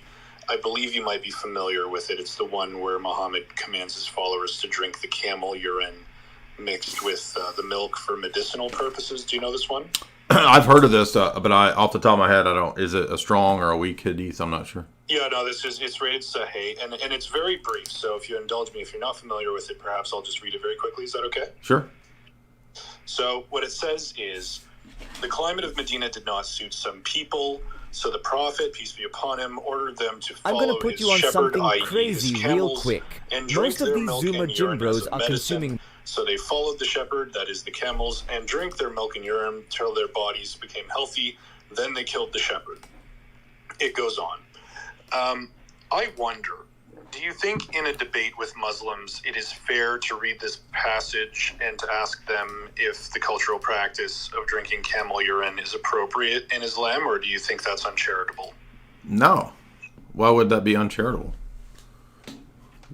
No, because you're suggesting they're pee drinkers. I don't think it's uncharitable to ask that question. I mean, I bring up the fart hadiths. Why? I mean... Hold on. Farting hadiths? Yeah, you don't know about those? Tell me, brother. There's one about Satan farting, and there's one about if you fart during the prayers, you got to start over because you've dirtied the prayers. That's hilarious. Thank you for sharing. Yeah, we brought those up with Sam Shamoon. Actually, I had not... Well, we brought it with Sam and with Apostate Prophet, so I think we've talked about them with both. There's also this is funny too, I just noticed this today, you guys. The hadith about Jesus coming back to destroy all the pigs. I just realized probably where that came from. Because I finished reading Isaiah again today. If you go to Isaiah 66, it has to be where they got this. Because it says at the end of Isaiah... Let me get my verse 17. This is talking about the end, the eschaton, the messianic age, and all that. It's about the messianic age and the eschaton. It says, those who sanctify themselves and purify themselves and go to the gardens after an idol, eating swine's flesh and the abomination, will be consumed by the Lord. So in other words, at the end, this is a kind of an eschatological passage of God bringing a new heavens and a new earth and all of that between Isaiah 65 and 66. It says that those who are contaminated by the swine, speaking morally, it's not talking about literal pigs at the end of the world. Well, you can clearly see why when Muhammad heard this, he thought the passage was about literal pigs at the end of the world being destroyed by Jesus. So there we go, once again. Ex-Muslim.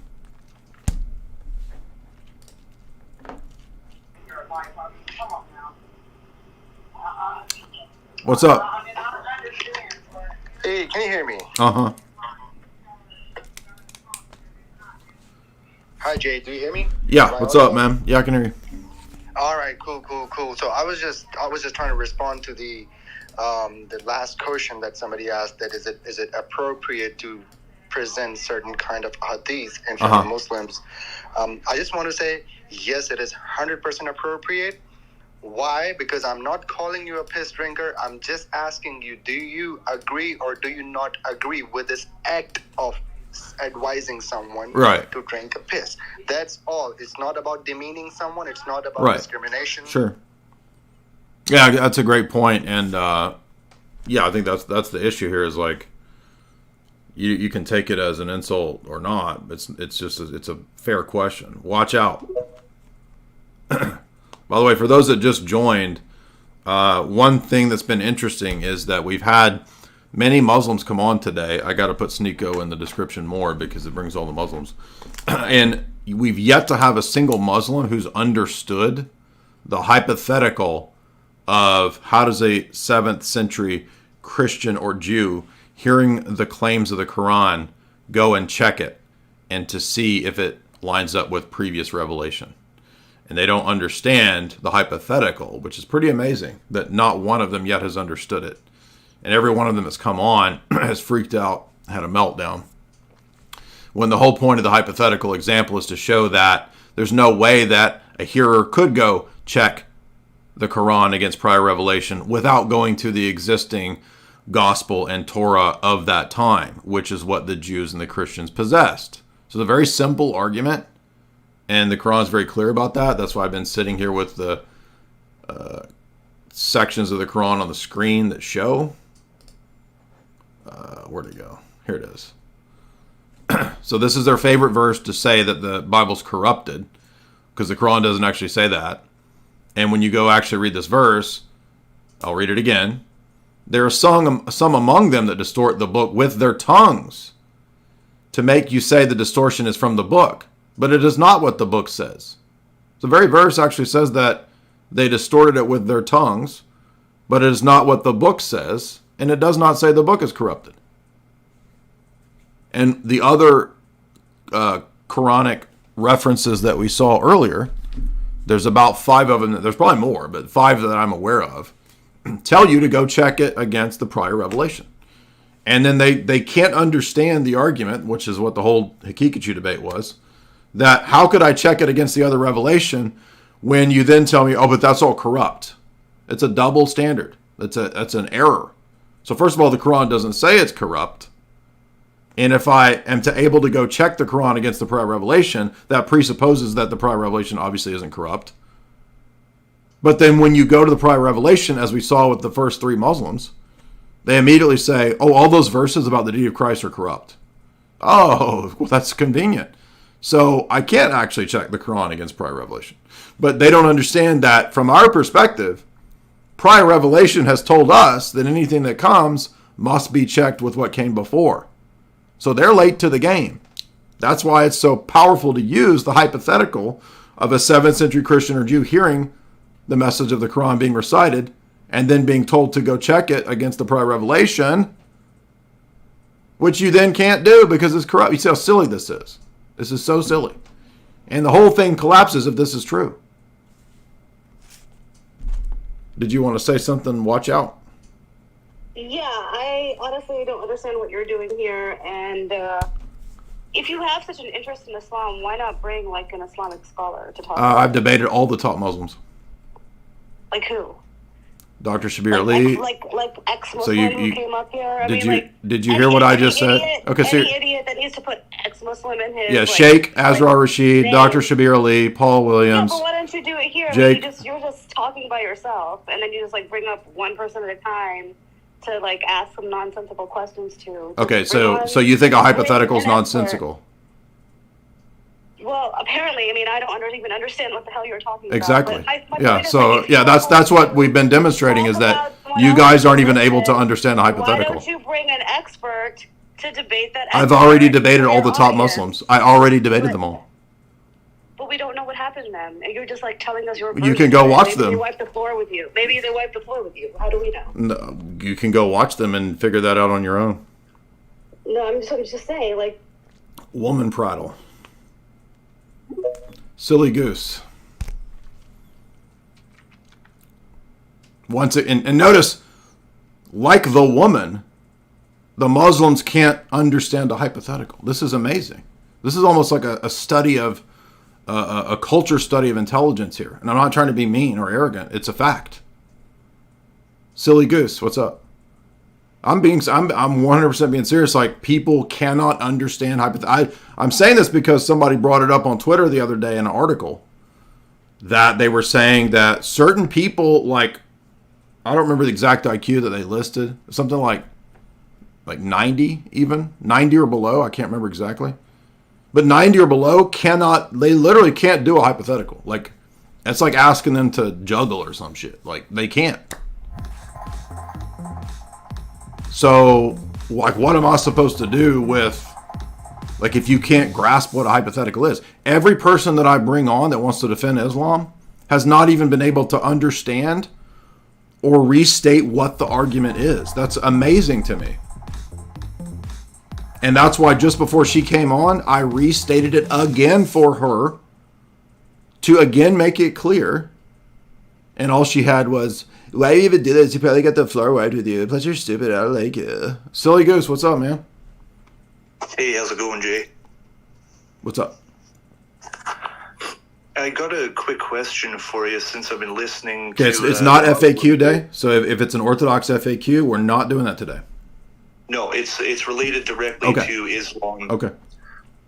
If the assertion that the Muslims are saying that the text is corrupted, would there not be glaring contradictions throughout the text of 2,000 years of writing from church fathers? Yeah, I think there would be, but they'll just assert that there are these glaring contradictions and that 1 equal 1, right? They'll just say that kind of stuff. So, but you understand that you've noticed from all the ones that came on, and when we actually asked them about, for example, we had 2 of them that said that Constantine created the divinity of Christ and the Trinity, and none of them could name a single pre-Nicene church father. So they had no idea about this. They just repeat and regurgitate. Let me tell you what happens. So just like Jake, when Jake got caught by Sam Shamoun, Jake goes to Jehovah's Witness websites and copies the arguments. They go to Baptist and Seventh-day Adventist arguments websites and they just copy the arguments. So the argument that Constantine created Catholicism and the Trinity is literally a Seventh-day Adventist argument. They just go and copy these from websites. By the way, Seventh-day Adventists spawned the Jehovah's Witnesses. So that's where you're getting this stuff. They don't know what the church fathers teach. Like maybe 1 out of 1,000,000 has actually read any of the church fathers. Yeah, sure, but I think specifically what I'm asking about is their assertion that the text is corrupted. You would probably see changes in the text with all of these writings for... They just repeat what higher critical scholars say and what Bart Ehrman says, but they're not even consistent with that because Bart Ehrman says that the Quran is a ridiculous book, but they move the goalposts and they don't cite him for that. FBA. Today's challenge is for one Muslim to understand the hypothetical. That's the challenge.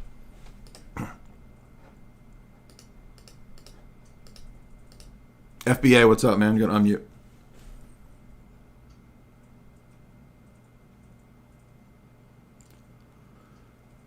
FBA, do you want to talk or not?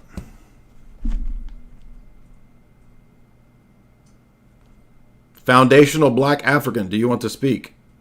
I've waited all day for a Black Hebrew Israelite. What's up, man? And you left. Why you leave, dude? I actually thought you was a king. I was legit about to submit to the king, and you left. Rick, what's up? Slick Rick, what's up? How do you call in? Literally, the link is right there. Like it's being put in your face, and you're asking, how do I call in? Rick, what's up?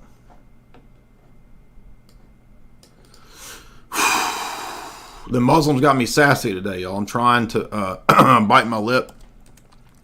But we had a string of about 6 just wild Muslims. I'm trying to calm down from being sassy. And they're saying I won't let them talk. Look, here's today's challenge. Can one of you just at least understand the hypothetical? Even if you disagree, right? If you disagree, I understand. But just at least understand what the argument is. That's all I'm asking. That's all I'm asking. Okay, Rick can't connect.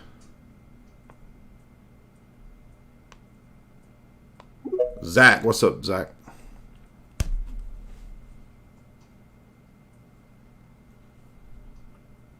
Jay, can you hear me? Mm-hmm.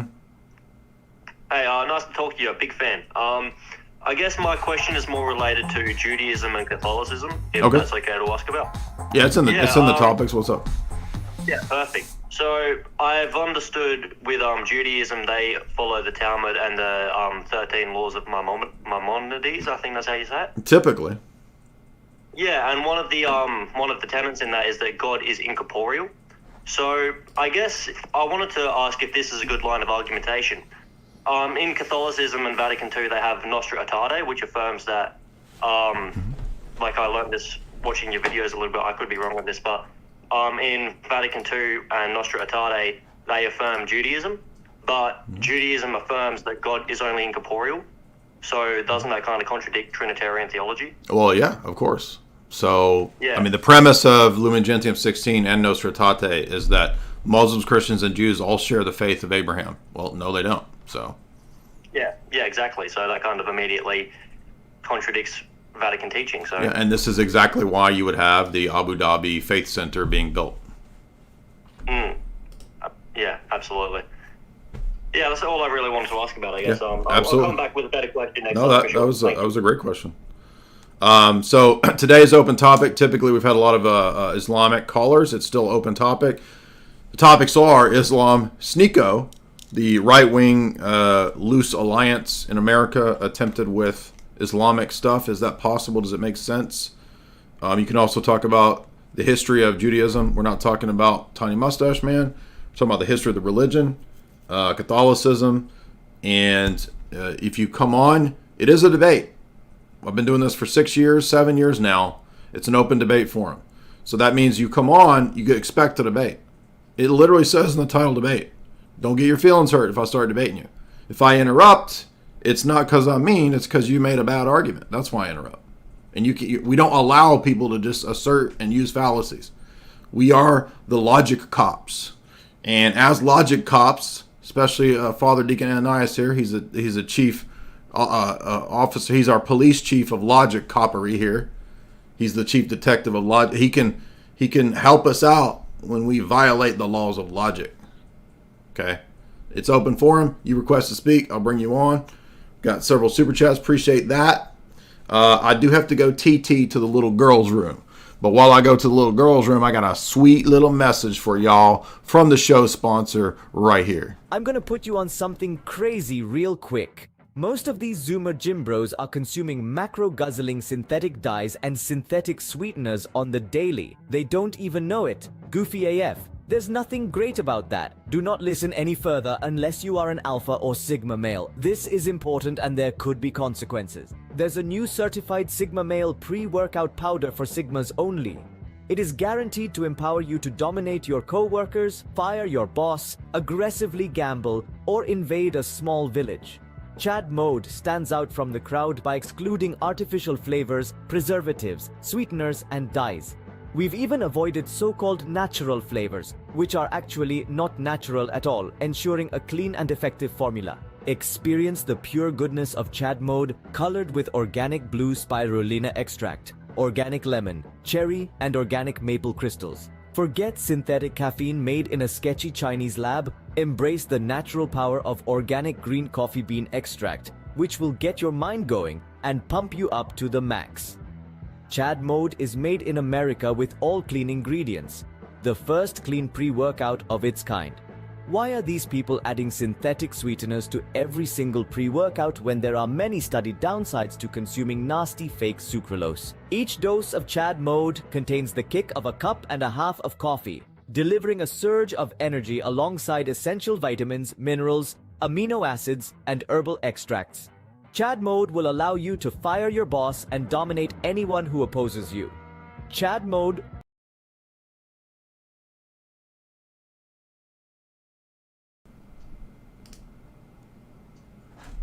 Back at it. Leon, $25. Jay, this is all very interesting. I think we should have more of this type of conversation. I mean, we open this up all the time. You mean political stuff? Appreciate that, Leon. Kristen, $25. This is next level Zen patience-wise today, sir. Well, thank you. I'm trying. I got a little heated at one point, but I calmed down. Volunteer 218. What is the Orthodox view of a coup de grace, death alleviating suffering in a terminal condition? I'm pretty sure that we don't think that you're... I mean, I don't know. That's a decision probably that people make in consultation with their priest, and I don't even know. That's a good question. FDA, he knows people that are Orthodox bioethicists. He could speak to that way better than me. I don't actually know exactly the canonical position on that. Is there a canonical position on that, Father Deacon? Yeah, it's not allowed. So there's two things in biomedical ethics, two terms. There's passive euthanasia and then active euthanasia. Okay. I know euthanasia is not allowed, but like, is there a... Yeah, passive euthanasia would be in the sense of if you were artificially keeping somebody alive, Mm-hmm. and you, let's say, for example, you're draining your financial resources, there's no moral obligation from the Orthodox position that you have to keep somebody alive artificially. Okay. But what you can't do, there's no situation, no matter how bad the pain is, Right. To actively Yes, do something that makes to end sense. somebody's life. That's a great answer there. Leon, $25. Thank you so much. Chris, $5. Keep up the good work, man. Thank you guys so much. Bays Pay $50. On the first Slow Boy Sunday of Slow Boy Summer, we appreciate you enduring for our entertainment. I'm having a good time. This is we don't even usually get Muslims that come to one of the debates, so even if they're bad at the argumentation, I'm still enjoying it. 40 go house on the lake. 40 goth house on the lake. 40 got a house on the lake. Happy Father's Day, Jay. Well, I am not a father, but you are a father figure to many who don't have one. Oh, well, okay. I'll take that. Adar Gaskin, $5. Thank you for your content. Thank you so much. Jordan Flores, $50. This is a hypothetical super chat. Well, you hypothetically said you would do it, but then you actually actualized your hypothetical potentia. Appreciate that. Carlos M, $10. Thank you for this work. You do have patience of a saint. Hit that mute boy. Hit that mute button on the slow boys. This kills me every time. Holy Spirit is king. Yeah, that's interesting. You could, like, God the Father is king. The Holy Spirit is king. You could change it up, make it triadic. The triad is king. Bust down in Jubilee, $1. Point out the fact that you're 40-something and you know how to operate Twitter mic permissions, and Zoomers are bewildered. Teuton, $5. In regards to natural theology, does it reverse the relationship of man and God by stating that man can reach God without the need of God? Yes, you could make an argument that it kind of intends to do that or tries to do that. I think so. Yeah. All right, so it's open forum. That means you can come in and ask a question. You can speak. Jihad enthusiast. And we'd like to have a Muslim that would at least understand what the hypothetical argument is. Go ahead, Jihad. Hello? What's up? So we got people like Sneako and Suleiman and Jake Shields who are not Christians, but they actually help bring attention to important issues like white genocide, Israel, and they believe that we should have a Christian government. So given that some people in the America First movement happen to be anti-Zionist Muslims, how does it then follow that the entire movement is simply a ploy to bring Islam into the right wing? Like you said, no, I didn't say the entire movement. It's there to completely disregard. I didn't say the entire movement. I didn't say that. I didn't say that. I said Sneako and the move of Muslims like Tate, that was the first hour of this talk was about that, to present themselves to America as right wing is a ploy to infiltrate the right wing. That's what I said. But you don't think they're contributing anything helpful to the discourse and to politics? Well, I mean, that's why we opened up the space to have that discussion. I mean, what degree should the right wing align with Islam is the point I'm getting to.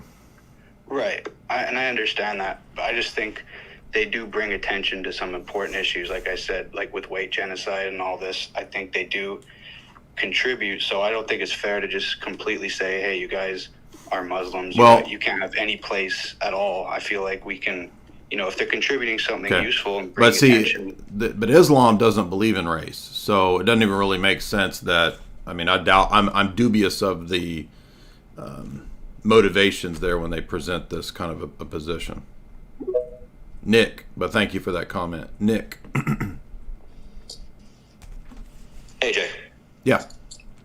So I want to know what you think about this, but it seems like a lot of this alliance stems from what I think is delusion from an idolatry that is this shared enemy of theirs or perceived enemy.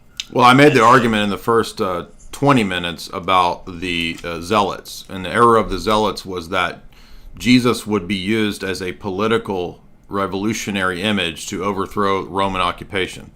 So transfer that to today. Many of the trad cats see Jesus as a chant of Christ the King, and it becomes a political motivation to overthrow the rulers of today. Do you see the mirroring there? Yeah, totally. But with the way I see some of these guys talk about it, it's like they attribute omnipotence to Israel. And it's really quite insane to me. And I just think this is a serious delusion, and they're making a serious mistake by even aligning with the Muslims for any reason. Yeah, I think there's a key point here exactly to question to ask there. Exactly. Now, you want to come back, it's fine if you want to have a discussion. You left mad last time. You can make whatever arguments you want. I'd like for you to understand the argument. Go ahead. Afzal, go ahead. Okay, just came here to raise the point on this alliance between Muslims and the right-wing thing. And your point on white genocide. I think... that was his point. That guy made... I didn't make that argument. I understand, but it was raised here, so I just want to comment on that. Well, that's not the topic today. That's not the topic. Do you want to... let's talk about Islam, dude. You don't want to talk about that? No, I'm not a scholar at all, and you should seek scholars to bring and have on a... I've already debated all of the top Muslims except for hijab, and I've asked twice to debate hijab. So just pretending that I won't debate the Muslims is preposterous. Phoenix. By the way, I am on YouTube, and we're going to keep to the standards over here. So if you don't want to do that, then it's not the topic here. So... I don't know why you guys are laughing. Like, why is that funny? I don't get it. Phoenix, what's up, man?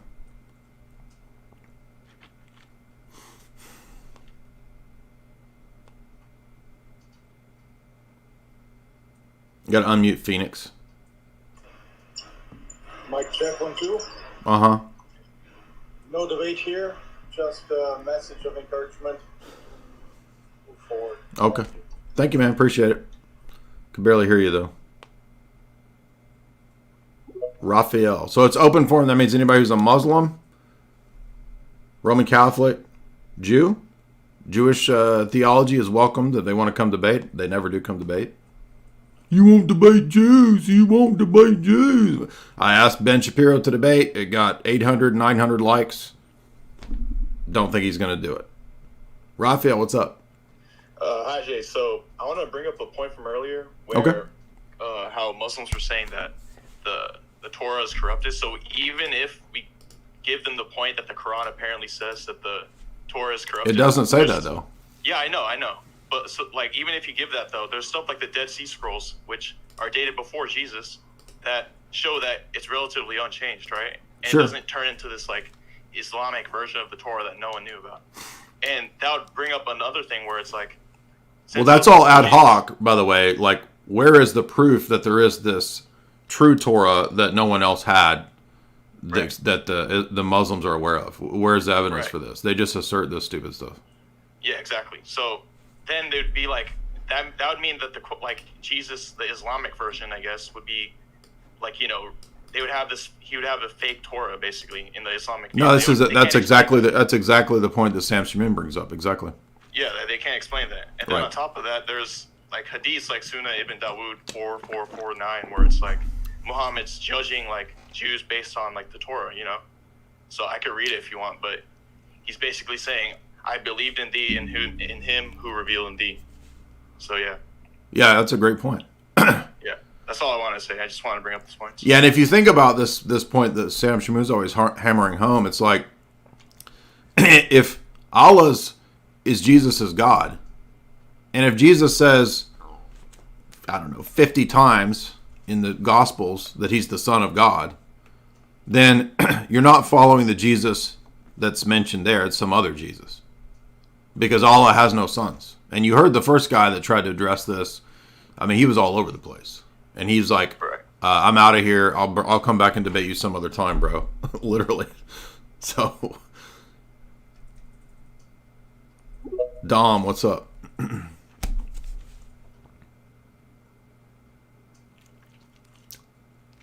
This was a blast. I'm going to put Sneako in the topic all the time because it brings all the Muslims. This is great. Dom, you got to unmute, man. And where's all the Jews, by the way? Like, I run from the Jews, supposedly. I put Judaism in the title, and there's no Jews that come to debate. Jews don't debate. You guys don't understand this? Like, they don't come debate. They don't care. So you're saying you're willing to debate anyone? Anyone within reason. I'm not going to debate publicly in a formal way people who are like insane or crazy. Is Adam Green insane? He does not make the cut. Correct. Convenient. Yeah, right. Because I'm scared, right? I think you are. Mm-hmm. And why would I be scared when he didn't do very well against Kotel? I thought he did very well. I thought he won that debate. Oh, really? So you can win debates by asserting a bunch of fallacies? Fallacies. Without the Bible, you've got nothing. Oh, really? Well, you talk of John, who never even met Jesus, which is odd. How do you know that? How do you know that? Because it was 75 years later, after the death of Christ, that John, the Pharisee, did the spreading of the word. John's not a Pharisee, so you have no idea what you're talking about. Yeah, he was. No, he wasn't. So I've got. So you understand, John is a disciple, right? He's not a Pharisee. You're mixing him up with Nicodemus, so you don't even know the basics. So you. All right, blow past that. Yeah. You espouse the Trinity, right? Mm-hmm. So you would support the notion that God is all-knowing for everything that ever was, everything that is, and everything that will be. Yeah, I want to talk about fallacies, though. So you're gonna. What's your position? Because you said fallacies don't matter, right? Do you agree with that? I never said fallacies. Well, don't matter. you said Green did good in his debate, and he used a bunch of fallacies. So you I'm presenting what, as a former Christian, now agnostic, a contradiction that doesn't make sense to me. Well, no, do you understand? That's also a fallacy. That's a fallacy of incredulity. That God is ever knowing. No, do you know what the fallacy of incredulity? You just made the fallacy of incredulity. You know what that is? No, I don't. Right. So again, you guys don't even know what fallacies are. You want to debate, and then when you get called out on fallacies, you get mad. So why would I debate people? I asked you if you supported that God, the Creator. And you gave me a fallacy as why. You said I don't understand. Okay, that's called the fallacy of incredulity. That's not a fallacy if you don't understand something. It is. The fallacy of it, you said that I don't believe it because I don't understand it. That's called the fallacy of incredulity. Go look it up. So you guys don't even know anything and you want to debate stuff. Why would I debate people who can't even do the basics? Well, then... You see? It's like, this is so silly. I mean, I'm not going to debate somebody who literally says you can do fallacies and I don't care if it's a fallacy and it's not a fallacy when it is. You saying that I find it hard to believe, I don't understand it, that's why I don't believe it. That's called a fallacy. Bodhi.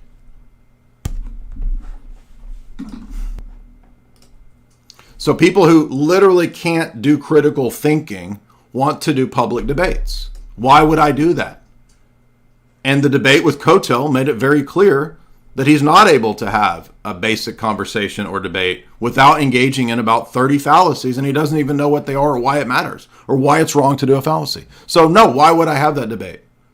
Bodhi, unmute. Bodhisattva. Patrick Swayze, what's up, man?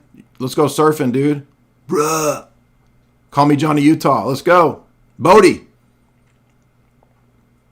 Unmute.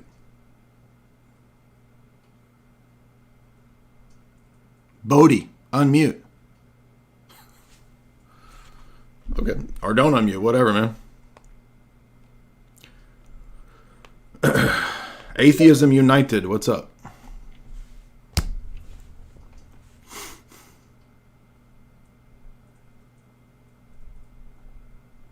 Unmute.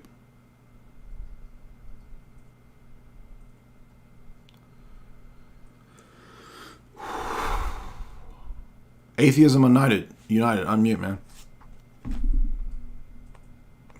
So stupid. Puck. We got Puck from Legend here. What's up, man? Not too much. I was interested in having a discussion about the influence of Andrew Tate and Sneako on masculinity, I guess you'd say, and what that has to do with the religious aspect of things. I mean, today wasn't really about masculinity. It's about Sneako and Islam, Tate Islam, right-wing alliance with Judaism. With Islam. By the way, you notice that the right wing previously was aligned with neoconservatism in Israel. Now we're supposed to think, let's just jump over here in bed with Islam. Well, what if they're both not good things to be in line with? You see how silly this is? Anyway, no, but the topic... I have a very good explanation for this. I like bacon cheeseburgers, right? All right, he's trolling. Ex-Muslim. It's open forum typically today about Islam, Judaism, Catholicism. What's up? Hey, I just wanted to interfere here with the Andrew Tate thing. I think, why is it that anytime any big celebrity embraces Islam, it's a news, but we don't know what happened to these people after 3 or 4 or 5 years? We never get to hear. Good point. Why? It's a cloud chasing. Andrew Tate was a failed YouTuber, chasing that cloud. And it's honestly... Well, he was already fairly... Hold on. He was kind of successful before Islam, so I don't know if he needed Islam for clout, but it looks to me like this all got pushed after meeting with the Saudis or whatever. Oh, yeah, 100%. Money involves in too, yeah. Well, I don't know what happened, but he seemed to push it after that, is what I'm saying. Anyway. Could be clout chasing. Could be.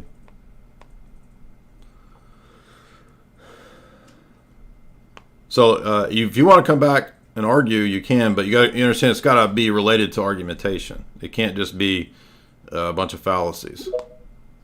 Shavich. Why you keep raising your hand, dude? You weren't here to debate. Shavich, what's up, man? Hey, how are you? Sorry, I have COVID, but I have a question about if you know the connection of Islam with Satanism, because they say that if you know the temple of Satan, like the idol that they worship is Baphomet, right? And they say that Baphomet is based on the kind of like Muhammad, right? It's kind of like it's kind of based on that. Muhammad is based on the. How is Baphomet based on Muhammad? It's kind of like distortion of Muhammad. Baphomet. That's kind of like the scholars they're saying that, and Muhammad is based on the Prophet. You talking about the word? The word? Yeah. That sounds. That sounds far fetched. I've never heard this, but. Yeah, there's a scholars that are kind of like going into this. Yeah, I just wonder if you heard this or it's kind I've never heard this. I mean, I've never heard that. I don't know. Oh, okay. Thanks, man. And yeah, keep up that good work. Okay.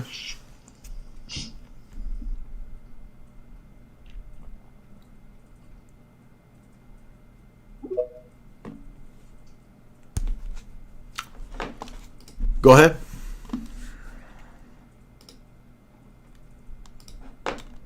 Get on mute, dude.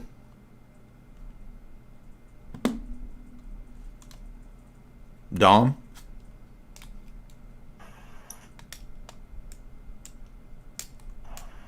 Yes. Go ahead. Well, you cut me off, so I don't know if you want to even touch this subject.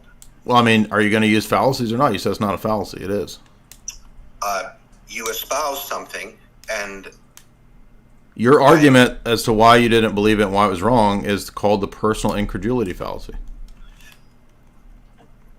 I asked you if you support the construct that God is all-knowing of everything that ever was, everything that is, and everything that will be. But before that, you made a fallacy and then said it wasn't. So will you admit that it was a fallacy or not? And you said yes. Said yes to what? That God is all-knowing, everything that was. Yeah, but my point was that I'm not going to continue. I'm not going to continue in the argumentation if you're not going to address the fallacy. So if you admit there's a fallacy, we can move forward. Do you think it is or isn't? What a fallacy is something that is just a thought or a belief that isn't true. You don't know what that is. So why would I debate with you guys? You don't even know what this is. You don't see how silly this is.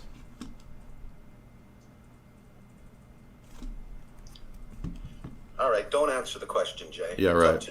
Exactly. Roger. Hello. Yep. Hey, just curious, what,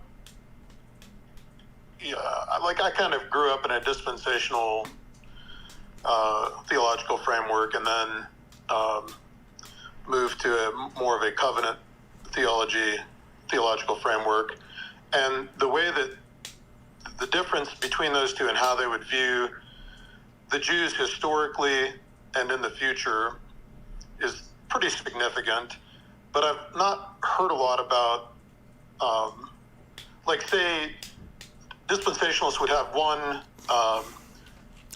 interpretation of Romans 11, a covenant theologian would have another. What would be an orthodox interpretation of Romans 11, or what their perception is of is there a future for... Yeah, the church fathers generally do interpret it as a future conversion of Jews. Okay, cool, thanks. Mm-hmm. And we got somebody mad in the super chats saying that people like Sneako and others are just fellow travelers on those issues.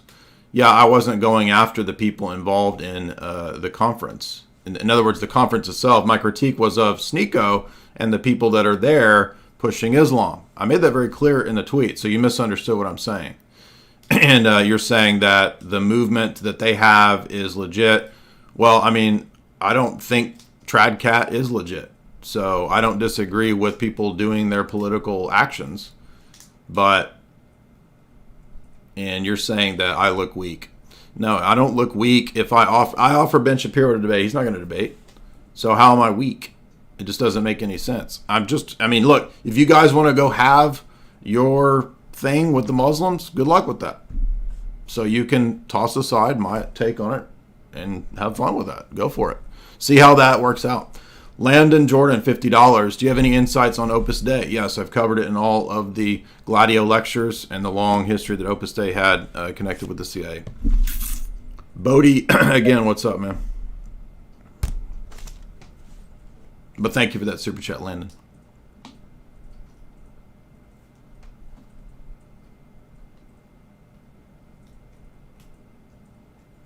Bodie, unmute. Yo, can you hear me?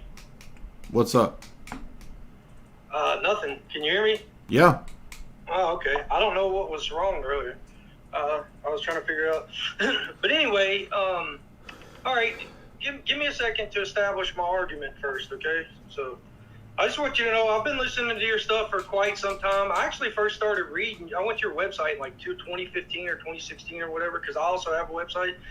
And I was reading your Esoteric Hollywood article, which was a great article, by the way. I really loved it. And I left a comment there to ask you if I could reprint it on my website, but I never heard back from you. But anyway, I went to a private Baptist university. I studied origins of Christianity, studied the New Testament, Old Testament, all these things with scholars. Okay, so I just want to establish that. I'm not like super lay person. I'm not, credentialed in theology or anything, but I've studied comparative religions for over 20 years. I just want to say that, I really like your stuff. I've seen people link your videos before and stuff and listen to them, and it's great. You have all the arguments, and you really know the occult stuff, which leads me to the question, okay, how you could be pushing Christianity when it's so obviously a fraud. I mean, it so obviously came from stuff earlier than it. I've written papers on this, by the way, as well.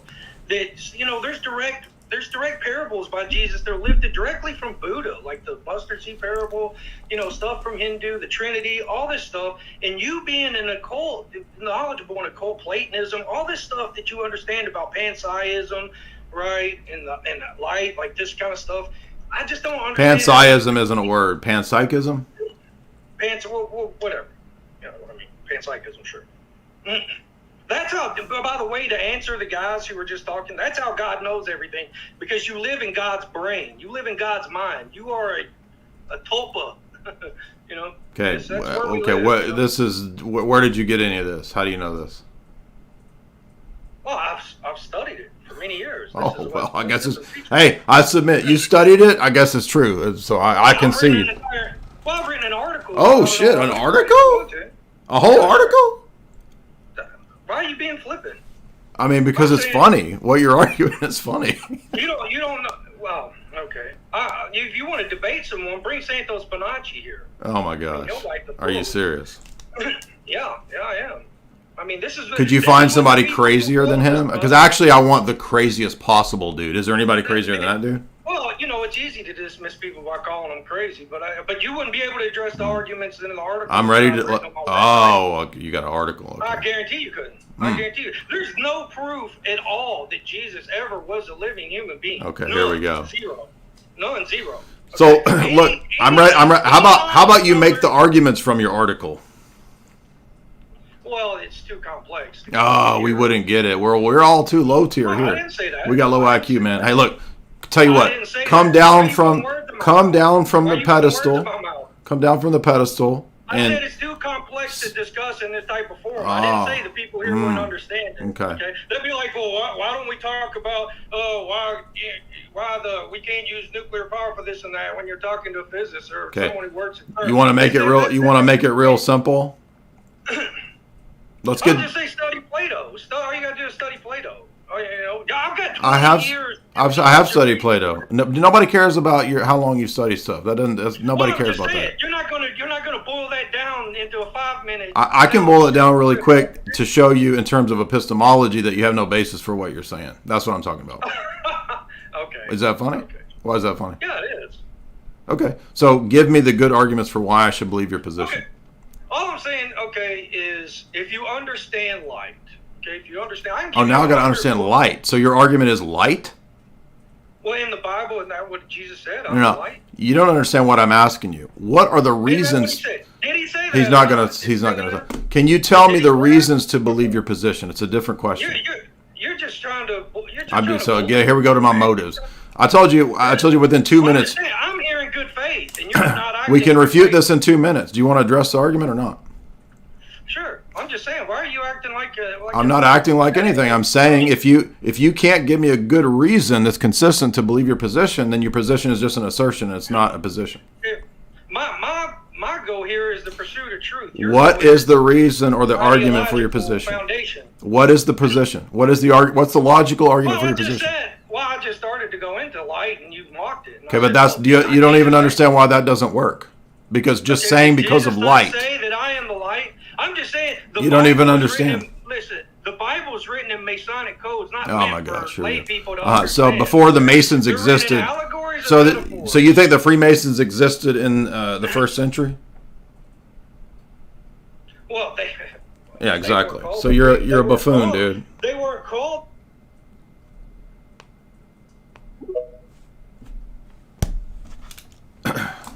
Blinded by the light, revved up like a deuce, another runner in the night.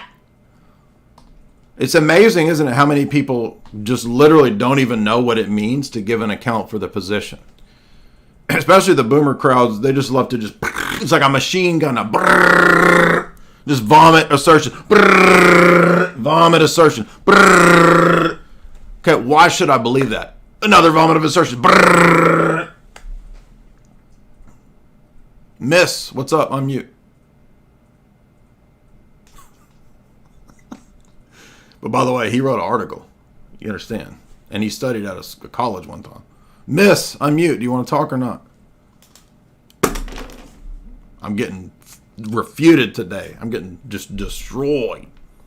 Miss Truth, what's up? Where you at? That's a dang bot. That ain't even a real profile. Reality. Today is just straight up entertainment, boy. And yes, that's an impression of Theo Vaughn. Reality, what's up? I'm mute.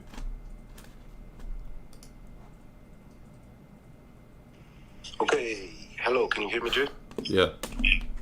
Yes, so in the tweet that you posted, on Islam derives several doctrine and Quranic passage from the Talmud. Mm-hmm. I put on the comment 3 examples where I share Quranic passage and Talmudic passages being exactly the same, and also some hadiths. Oh, awesome! Thank you.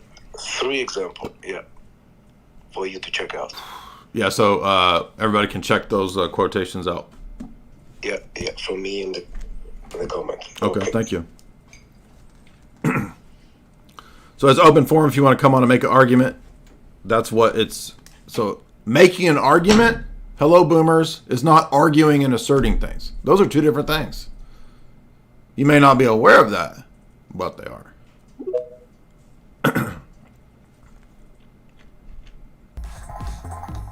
We got 230 people. None of the Muslims want to come argue and tell me why. None of them can understand the hypothetical still. This is amazing. Puck, what's up?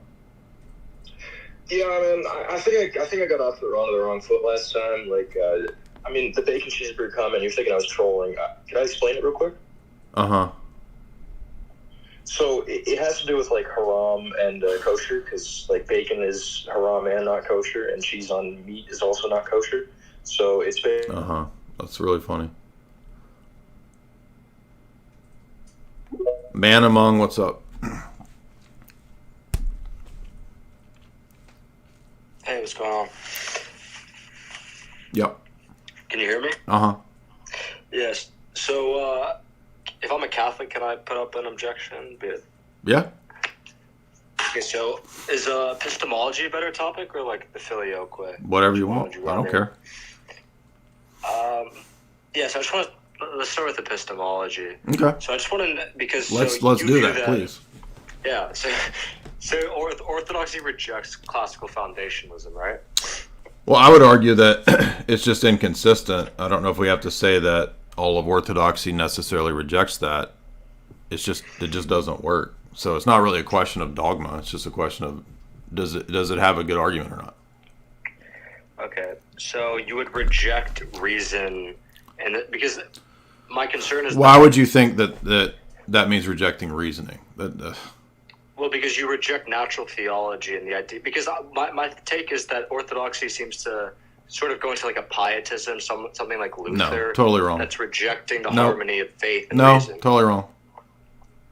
Okay, then why would you just flat out reject things like natural theology? Because you don't even understand what natural theology is. Natural theology... No, you don't. You think that it's reasoning. Reason is not natural theology. 2 different things. It's looking at the created effects and arriving that's not reasoning. No, but it's using the faculty of reason to arrive at these eternal truths. How is it defined by both Catholicism and Protestants? Natural theology, how is it defined? The ascent from that we can know God through reason, or we can arrive. Can't know God fully. No.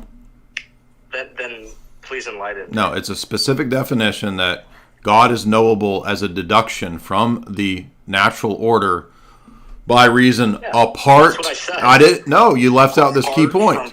Apart from divine revelation. That's the key point. Okay, but do you know what St. Augustine, he says that reason is the handmaid of faith. Yeah, I'm well aware of all that. I know all that. I know. Of theology. I'm well aware. So I don't know why you kind of have this caricature of Catholicism. No, I don't. Do you understand what classical foundationalism is, first of all? I do. What? It's about first principles, which, like, a la Aristotle. And that's what? What does that mean? What do you mean? You're on the right track, so flesh that out more.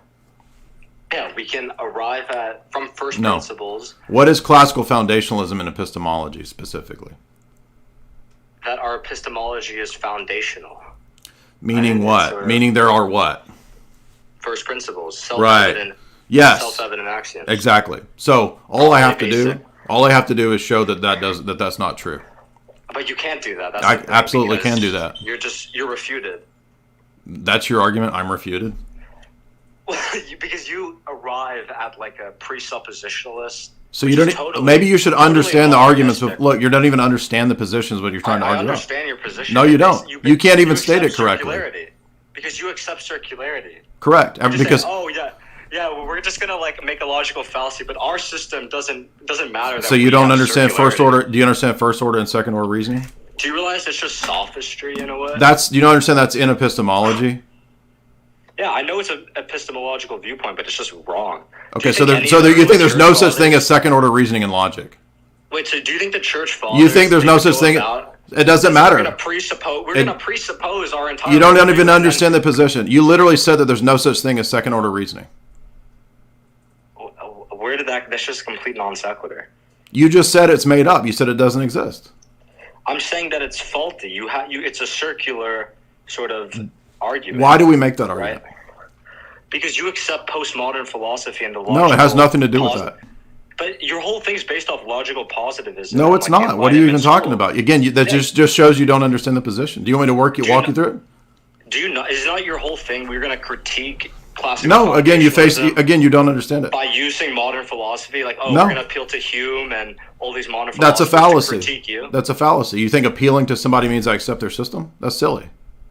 No, but that's your whole. No, it's not. No, it's not. You're too dumb to understand the argument. And they're the dominant. See, you just immediately... Because you've demonstrated it already. Are you ready to walk through it? You want me to show you how that's the case? Okay, go through it. So, what are the self-evident principles? Let's say there's many, like the principle of non-contradiction. Okay, why is that self-evident? Well, I think you don't understand what's self-evident. It means that there is no prior explanation. It's self-evident. Right. And why is that? Yeah. How are we supposed to... Why should we think that? See, here you go with the skepticism. This is just like modern philosophy. No, so what? So that's a fallacy. So if I use an argument from Hume, it doesn't mean that I accept Humean skepticism. You're too low tier to understand that I can use somebody's argument without accepting their system. No church father would it doesn't matter. This type of that's argument. an appeal to authority. So what? No church father listen. No church father cites calculus. Does that mean I can't do calculus? Wait, so what authority does orthodoxy have? Because you don't accept church fathers, you don't accept ecumenical. Why should I accept that as a first principle? You don't accept the papacy. So you can't answer this. Why should you accept it as a first principle? You can't answer this. Because it's self-evident. Why should I accept or believe that? Why ought I believe that that's self-evident? Because it's properly basic. Okay, that's a circle, dummy, and you just said you can't do circular arguments. No, it's because that's you just made a circle. You said you can't do circles. Do you understand? Classical foundationalism is built on not having circles, and you just made a circle. No, because the whole point is that any system is going to have some first principle, some axioms. Like in mathematics, there's some principles. Yeah, but do you understand that it's not you can't say that you can't appeal to something else to justify that. That's a circle, and self-evidence. Are you just saying that 100 years? So here you go. Scholastic. It has nothing to do with that. Yeah, I'm saying that. I'm saying that. Yeah, absolutely. I'm saying that every scholastic. You know better. Yeah, correct. So that's an appeal to authority. So another fallacy. Another fallacy. At the end of the day. So your whole position is fallacy. That's why. Yeah, exactly. To Rome. Yeah, the papacy is going to rule the entire earth. So this is what he goes to is to start spouting this papal crap. The papacy, bro. So when you got bodied on a dumb yeah, I'm scared of the papacy because you just got caught. Dude, the whole chat is laughing at you, bro. Crusades. This is what he's got. This guy's trolling. He can't be serious. Yeah, we're gonna Kingdom of Jerusalem. That's the movement. That's the movement. All right, you're a troll. So he left. Look at that. So that's the best that they have in terms of look. Everything he said was wrong. He didn't understand the criterion problem. He didn't even actually know what natural theology was. He missed the essential part of it being without divine revelation. When it came down to his defense of self-evidence, he appealed to a circle, which literally contradicts what he said 5 minutes earlier, that you can't have circular argumentation and bro, you're the postmodernists with the circles, dude.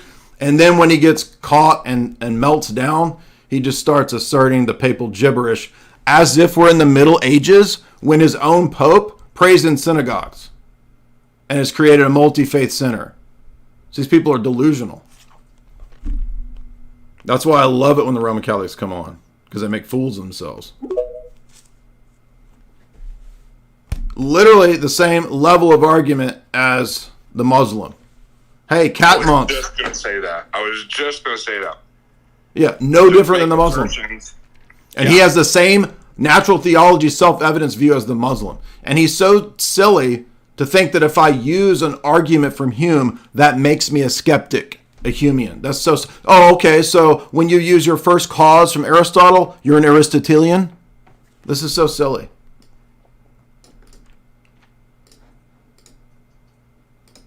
You notice how quick he melted too, and he went to the.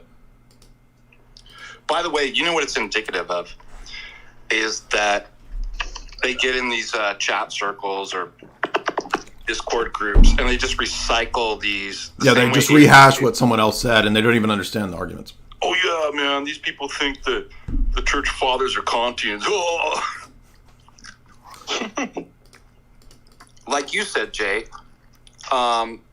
So if you use a deductive argument, you're an Aristotelian. If the fathers use it, I can't believe they believe the fathers are Aristotelian, Kantians.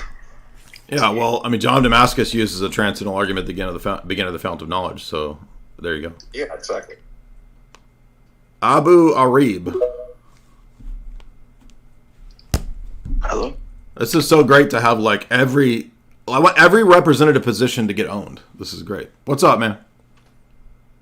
Oh, hey, Jay. What's up? Yeah, that guy was a joke. Kingdom of Jerusalem. Yeah. Kingdom of Jerusalem? What? He thinks the Pope is going to conquer Jerusalem for the papacy? Dude, the Pope goes and prays in synagogues. You guys are deluded. It was so cringe, too. Oh, they're so cringe. And then he had to go to that because you schooled him on the topics. Absolutely. Yeah, that's what they always do. That was cringe. Anyways, I was in a Discord group. By the way, I'm that faith alone guy, but I do respect your work and everything. I was in a Discord group, and I was debating a Muslim, and I was, like, bringing up the fart hadith. And then some Orthodox dude was like, oh, he brought up the fart hadith. He was, like, simping for the Muslim guy, and it was, like, pissed me off. Yeah, well, that's sad because I don't know why, as an Orthodox person, you would want to simp for fart hadiths. That's bizarre. No-mo. Father Deacon, I wish you had stepped in with that guy. I mean, you're a professor of logic and epistemology. I mean, that would have been great. But actually, he did great just kind of making his own position look ridiculous. This is going to be great. It's going to be a great series of clips, by the way. I don't need to step in when people are hanging themselves. What's up? No, whatever. Yeah, quick question. Would you agree or disagree that the Talmud is basically documented debate between the rabbis? It seems like that's a large portion of it, yeah. Okay, so then I get it, some of the stuff in there, I don't like how they talk about Jesus like that or anything like that, but why would you then connect all of Judaism to one rabbi's argument in a debate? When did I do that? What are you talking about? Well, like in the post I just read, the post that you had earlier today saying that, like, Judaism is openly anti-Christ. I just don't understand. Are you drawing that connection because of one or two rabbis? No, all of rabbinic Judaism is anti-Christianity across the board. They pronounce curses on the minim. What are you talking about? Okay, well, I guess I was assuming you were connecting the Talmud with Jews apparently having. All right, yeah, whatever, man. Nova.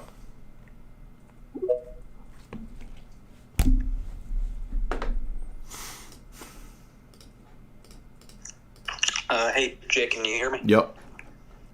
Yeah, so I know you've dealt with like a swarm of low IQ nonsense today, so I'm just going to get like right into my position. So I'm an atheist, but I'm not a materialistic atheist. I don't believe in, that the world is matter sort of thing. And I have a position very similar to that of like transcendental idealism for instance. I don't have like an exact position on everything. But okay, well, I'm not, it's not Atheist Day, but I'm just it's not Atheist Day? But I'm going to ask you for the justification for how you're supposed to know that, or why should we believe that? I figured, yeah. So I basically just say probably something along the lines of some sort of epistemological Platonism when it comes to laws of logic or something for that instance, right? And so how do the laws of logic cohere with one another and relate to this realm? If this realm is a realm of flux and that realm is a Platonic ideal realm. Okay, I'm not exactly. Listen, I don't know everything about my own position. Well, that's the classic critique of Platonism. So go check that out and then come back and debate it. Jose, it's not Orthodox FAQ day. It's not Atheism Day. We've had a million Atheism days. Jose, what's up? Hello? Can you hear me? Yup. Okay, perfect. So I come to argue the political alliance thing. Uh-huh. So I didn't know any of this drama. We just got back from church. I didn't know anything about that. But Well, I'm not even really streaming about drama. I'm just commenting on whether Islam is something that the right wing should try to align with. Yeah, exactly. So here's the argument. So ultimately, the point about that, it's a political pragmatism point, right? Yeah, but like, why would we think that an antichrist position is a position that we could align with? That's my question. So where do we draw so this is my argument. Where do we draw the line in pragmatism? So. Well, I'm not primarily a pragmatist, so I understand that politics is pragmatic, and maybe there is a case to be made. So I'm raising the question. Well, I'm making the case. Okay, so go ahead. There's at least we don't take a super extreme purist position. That's my case. And it's like this. Surely we would all agree at a level of pragmatism just in your everyday life. Let's say you and I both, let's say you work at Acme Corporation and you're like junior manager at Acme Corporation. And another junior manager gets hired that's a Sunni Muslim. You're not going to quit your job because they hired a Sunni Muslim to be the other junior manager, right? No, but I don't know if that's. I think that might be a false analogy to the question of no, it's a political starting movements. basic level of pragmatism where you're saying, okay, well, maybe I don't, and maybe he's real super pushy. Some of them are, and you just have to say, okay, well, I'm just gonna, I need to keep my job to feed my family, and this is just what I have to do, and it's not ideal, but I'm gonna put up with it. And you make your money and you go home. So then you could say, okay, so I think everyone would take that point of view. I'm pretty sure. And then you could say, okay, well, what about like mayoral politics, where what's getting decided is like the next year's budget for like plumbing? And Okay, well, you understand that there are cities that have Islamic mayors, right? Yeah, isn't it like in Dearborn and stuff like that? Well, in London. Yeah, for sure. Okay, so has that worked out very well? What do you think? No, of course not. But I mean, is he really? I mean, you're talking about Imran. What's his name? Imran Khan? Yeah. I can't remember. Yeah, like, do you think he really represents Islam? I don't think so. So, well, we just had a person from London in here a minute ago, and he was talking about the character of Islam in England. So, so you don't think he works to promote Islam?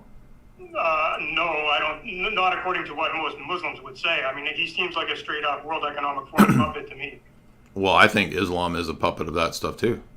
That's true. But do you think that it would be conceivable to, because I mean, there's a lot of Muslims who are not on board with that. Okay, well, who are the Bayes Trad Muslims? I'm pretty sure they're out there. Okay. Do you agree with the Bayes Trad tradition? Some of them are white. Hold on. Some of them are white. Like I've in my personal life, I've run into. Have you met? Yeah. Have you met or debated with any of these idiots? I've met them. Oh, okay. Well, okay. So, what about child marriage age? Yeah, that's not something we're gonna obviously agree on. Okay, but that's Bayes Trad. But that's Bayes Trad Islam. That's Bayes Trad Islam. Where do you draw the line on who you're going to ally with when we've got nobody? Well, I don't know why you think we got nobody. What are you talking about? Our percentage is pretty small. Well, I mean, you could argue maybe that like the Ottomans protected Orthodoxy during the period when they conquered Byzantium. But why? I just don't understand why that's some sort of. I mean, it's not like we're in some position like we're so weak in America that we need Islam when Islam is not even that big in America yet. It's growing, but why are you feeling like we need this thing in America? I just don't understand. I'm not even in America, but let's say in Europe. Let's say if you're like in the far right, I know the far right in Europe is very anti-Muslim, but let's say that they found that no matter what they do, despite this last round of elections, they can't form a coalition, and it just keeps getting back in this cycle of the centrists keep getting in, and we know what the centrists do. Mm-hmm. And the far right says, look, okay, well, we've got to draw the line here and try and make some sort of ally. And the supposed center right that they try to ally with are just going to backstab them every time, which they do. And so they say, okay, well, let's go find the most extreme Muslims we can find and see if we can work with them. No, that's ridiculous. I mean, extreme Muslims are insane. You're not going to be able to work with them. So that's just, I think that's a really, I just disagree. I don't think that's going to work. Now, you can hold that opinion. I guess people can test this out.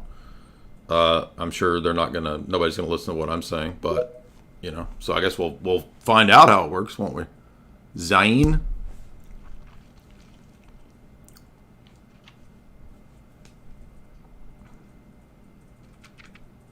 Got to unmute Zayn. Hi Jay and hi everyone. So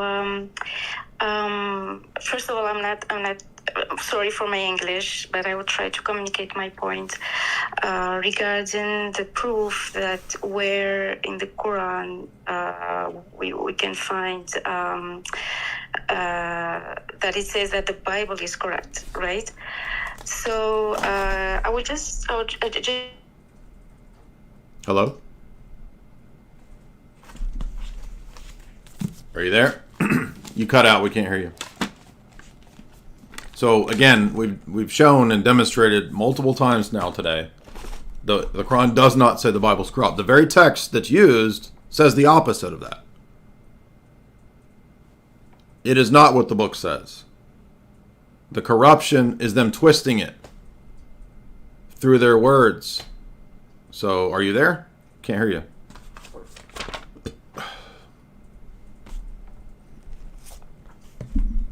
Hello? Come out and come back in. We can't hear you. So it's not Orthodox FAQ day. Luke?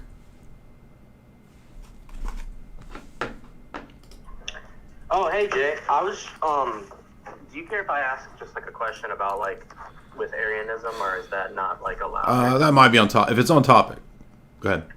If it's on, well, so yeah, I mean, I've been like having like conversations after conversations with this Arian guy, and I've been running him through all of the arguments, and he still, it seems like he's hung up. So I didn't know if you had like just like sort of like an end all, like just complete shutdown argument For against Arianism. Well, I would recommend, have you listened to my lectures throughout the Gospel of John? I lecture through every chapter. Yeah, I basically took him through every single one of those verses, and he was like, yeah, no. Well, I mean... I know, the main thing I was trying to get in his head, that if the Son is from the Father, so of the essence of the Father, that if the Son was begotten in time, like Arius believed, then that would be a change in the essence of the Father. And he was like, well, no, the Son is distinct, and he was created not from the Father. And I was like, okay, well, then how does he have the inheritance of the Father? And how he says repetitively, I'm from the Father. So I didn't know if you had something. Well, I mean, in John 5, Jesus says that all that are in the graves will come to life when they hear the voice of the Son of God, right? And he says, as the Father has life in himself, so that's divine life, that's divine nature, so he, the Father, has granted the Son to have divine life in himself. So there's no percentages of God's nature. So if the Father has the divine nature and he's granted it to the Son, then the Son has the equal divine nature. Well, I was like, okay, well, you're human by inheritance of humanity from your parents, so you're no less human than your father. So Christ would be no less human than his father, no less God than his father. And he was like, nah, dude. Okay, well, I mean, if it's at that point, I mean, I don't know what else you could say. I mean, when we had a guy on the other night, we went through probably a dozen texts, and every text, he's like, it's not what that's not what that means. It doesn't mean that. It doesn't mean that. So at a certain point, no, that people are just not gonna. I mean, the Muslim dude that was in here in the first hour, I mean, we went through multiple passages. He's just like, I don't know. D&D.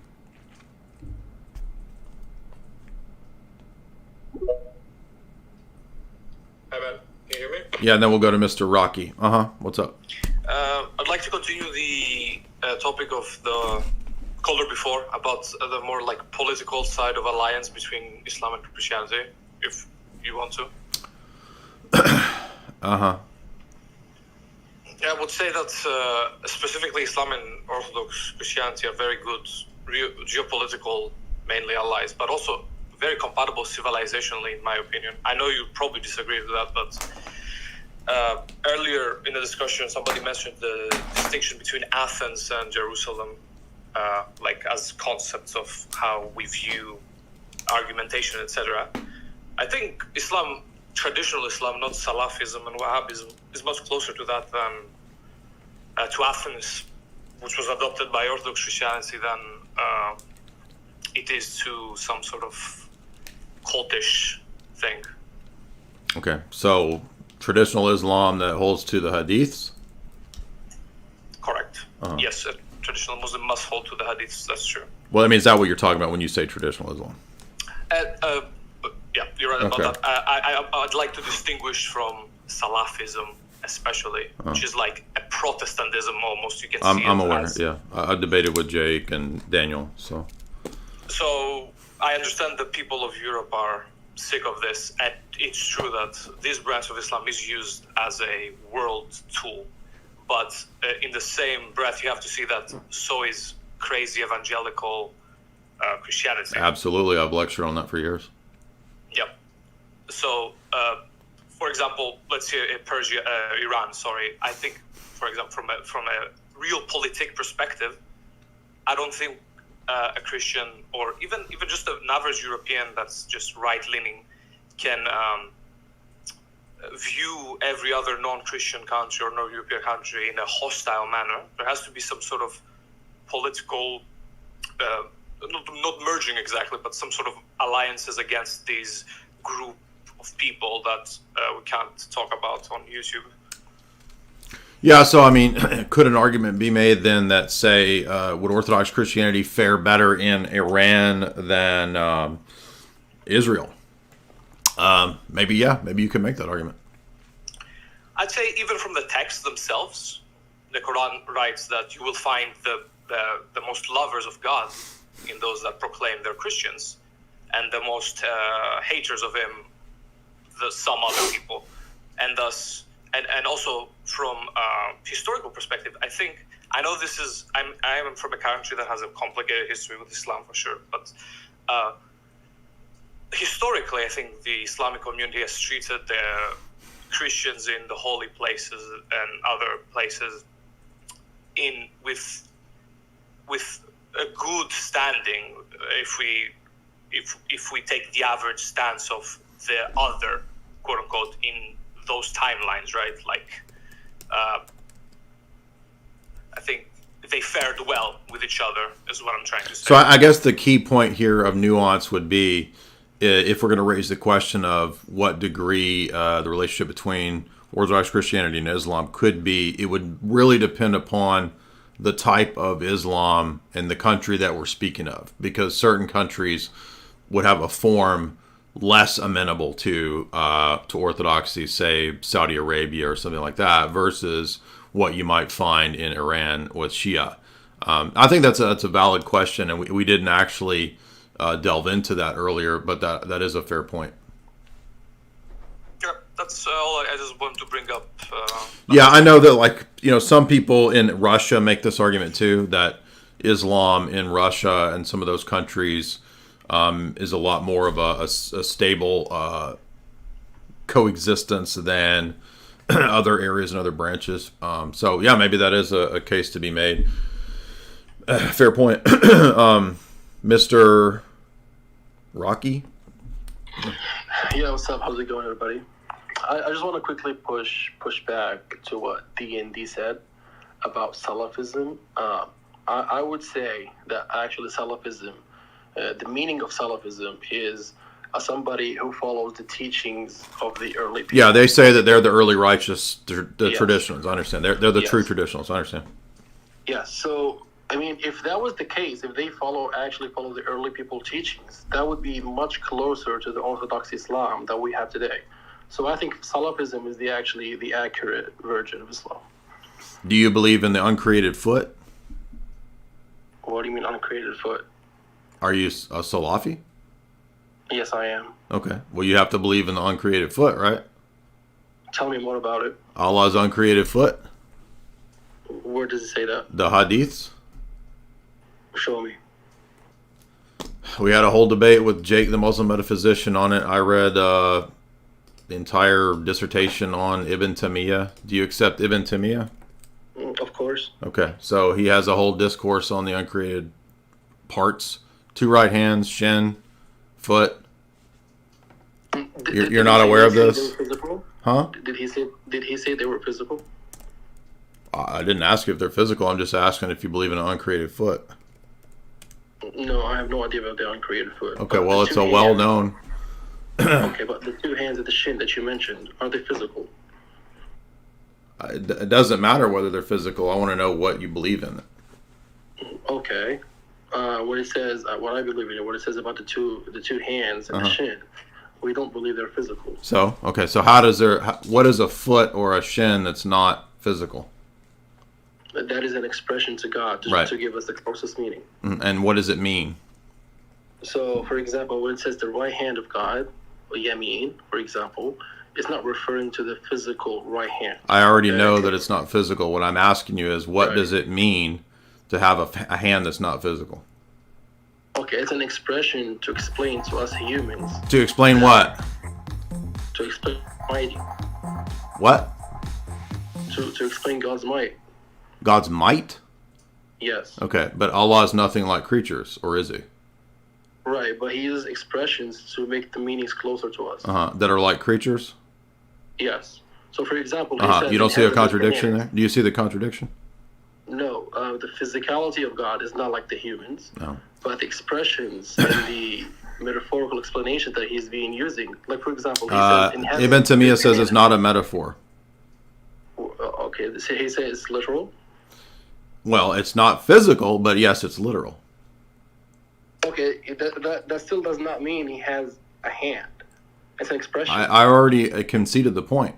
What I'm trying to ask you is, if Allah is nothing like creatures, how are you using created things to explain Allah?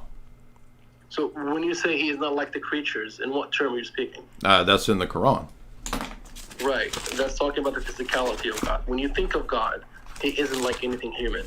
Does it say physicality? Well, that's the interpretation of it. Oh, okay. So when we speak about, for example, there's bananas in heaven, okay? It says there's bananas, there's wine, there's trees. Are they really going to be like the physical trees that we have in our world today? When God said himself in the hadith, no, the Prophet said in the hadith that heaven, nobody can know or see or imagine what is in heaven. So we are using. So I think you're missing the point, right? I understand your arguments, but you're missing the point that it doesn't tell us anything. If it's nothing like the created thing, which is the word that's being used in these texts and these references, then it doesn't give us any meaning. So there's not really any point in these phrases. It becomes meaningless. And this is why a giant portion of Islam calls you anthropomorphic heretics.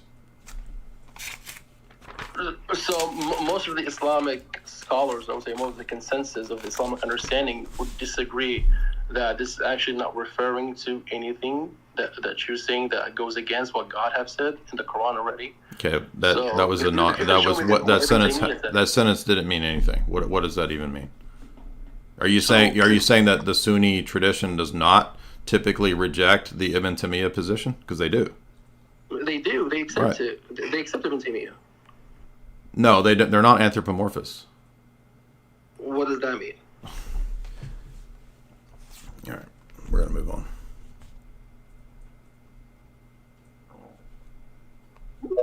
Get here. Go watch the debate with Jake. I've got the hadiths pulled up right here about the hands and the foot, and he's missing the whole point. I understand that you don't believe it's physical. I understand that you think it's a metaphor, even though Ibn Taymiyyah says they're not metaphors. They're actually attributes of Allah. Allah's attributes are not metaphors. So then what does it mean to have an uncreated foot? Well, it's this thing over here that's another analogy to created things. Yeah, but the Quran says that Allah is nothing like created things. It's Quran 40. It's 42:11. The originator of the heavens and earth, he has appointed for you mates from amongst yourselves. He has appointed mates also amongst cattle. He multiplies you thereby, but there is not unlike to him. There is not like unto him. So there's nothing in the created order that's at all like Allah. So when you start to use the analogies, like hand, foot, shin. It's not a question of whether it's physical. I can concede to you that, okay, it's not physical. Okay, then what is the meaning of an uncreated hand or an uncreated foot? It's not a metaphor, according to Ibn Taymiyyah. It's an actual attribute of Allah. Attributes are not metaphors. So what does that tell us? It tells us nothing, is the point. And if you say, well, it's telling us about Allah's might, okay, well, but you're using a created thing the way that a hand works in the world to be mighty, to say that Allah is like that. But 42:11 says that Allah is not comparable to any created thing. Zayn, do you want to come back?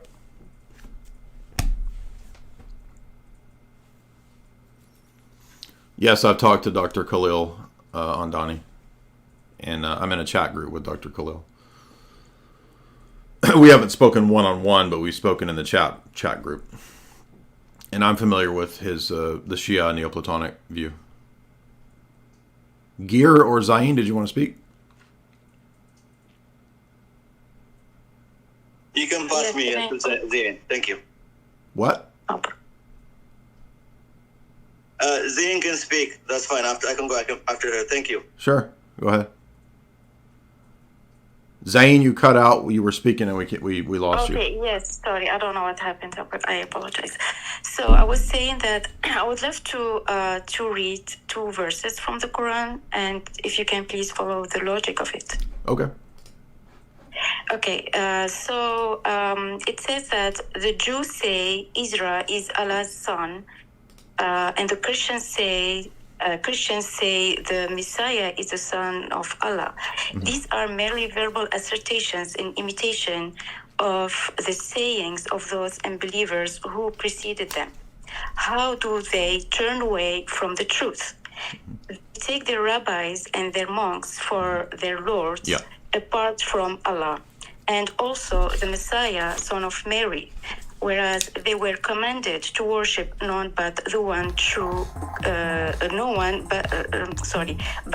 the one true God. There is no God but He. Exalted be He above those whom they associate with Him in His divinity. So, I mean, it's not perfect translation, but I think this is the... Yeah, I'm familiar with these texts. Right. Yeah.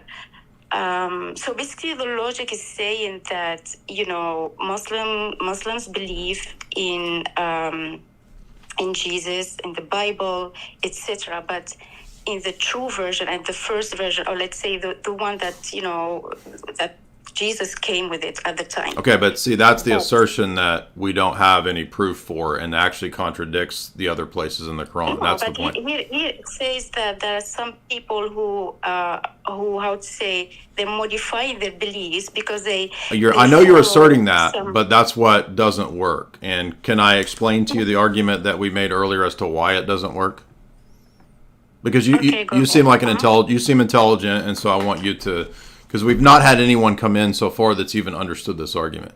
The argument is that... I'm not used to discuss with technical terms in English. No, it's not a question of translation. It's a simple argument. So there's at least 4 or 5 places in the Quran that explicitly say that, let's say I'm a 6th century Christian, let's say you're a 6th century Jew, and we're hearing the new revelation of the Quran, and it's being recited. Okay, we're hearing it. And let's say, for the sake of argument, that we understand Arabic and we can understand what's being said, okay? You follow me? Mm-hmm. Okay, hypothetical. The Quran says in multiple places that this new revelation can be confirmed and checked with what came before. If I'm a Christian or a Jew in the 6th century and I'm hearing the recitation of the Quran, the only thing that I can go and check it with is the existing Torah and Gospel that the Christians and the Jews have, okay? There's no way for me to go confirm that if what they possess as Christians and Jews is completely corrupted. So you see how silly this is? And by the way, the Quran does not actually say, that the Torah and the Gospel is corrupted. I have the text on the screen right here that says that let me read it. This is 378. There are some among them who distort the book with their tongues to make it say this distortion is from the book. but the distortion is not what the book says. So this does not say that the Christian texts are corrupted or the Jewish texts are corrupted. It says that they twist the meaning of the text, you see. Okay, yes. So how, as a 6th century Christian or Jew hearing this recitation, could I conceivably even go check the other previous texts?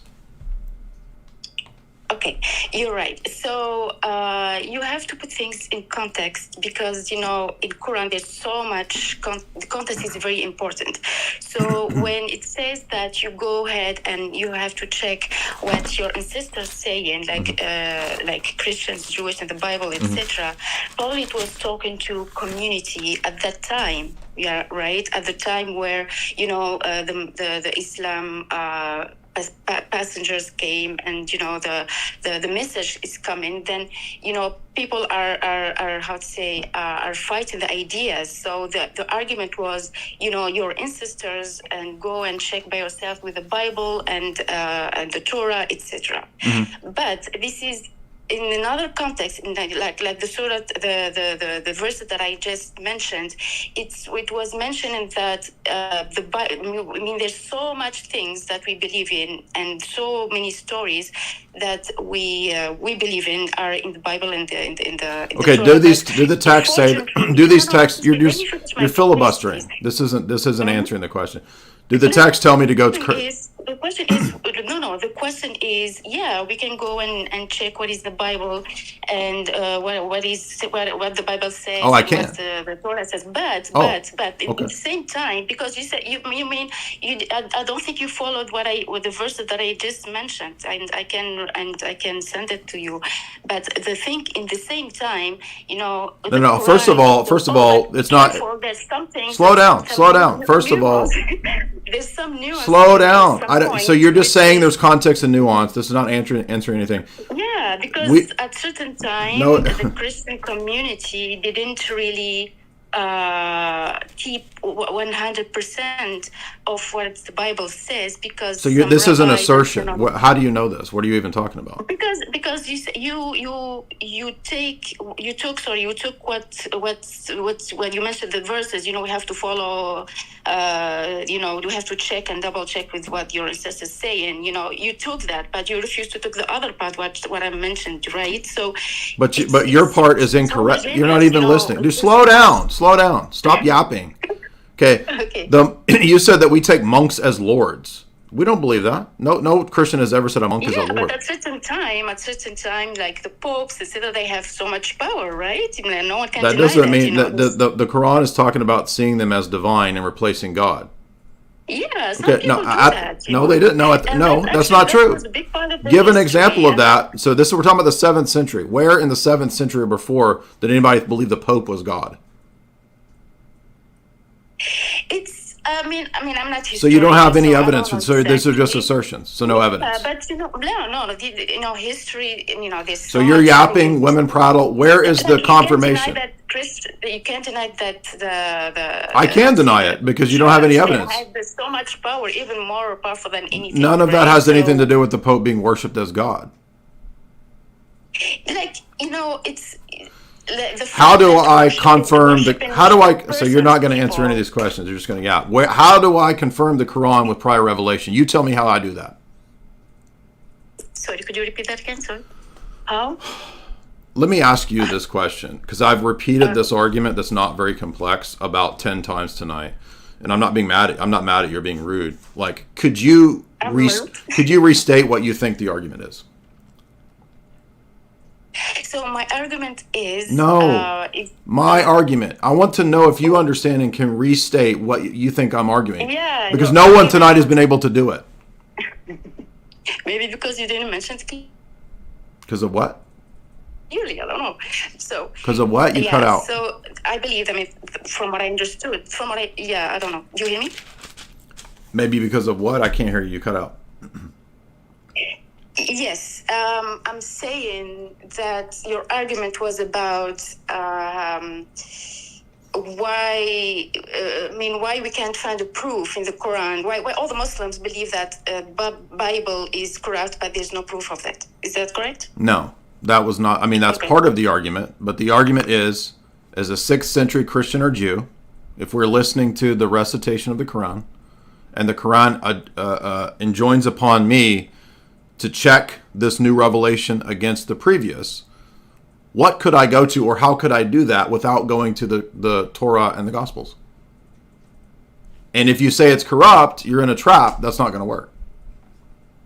No, not all of it is corrupt, but just few nuances. Here we go. So the only thing that you're going to accept is the things that the Quran teaches. So that's a circle. Do you see that?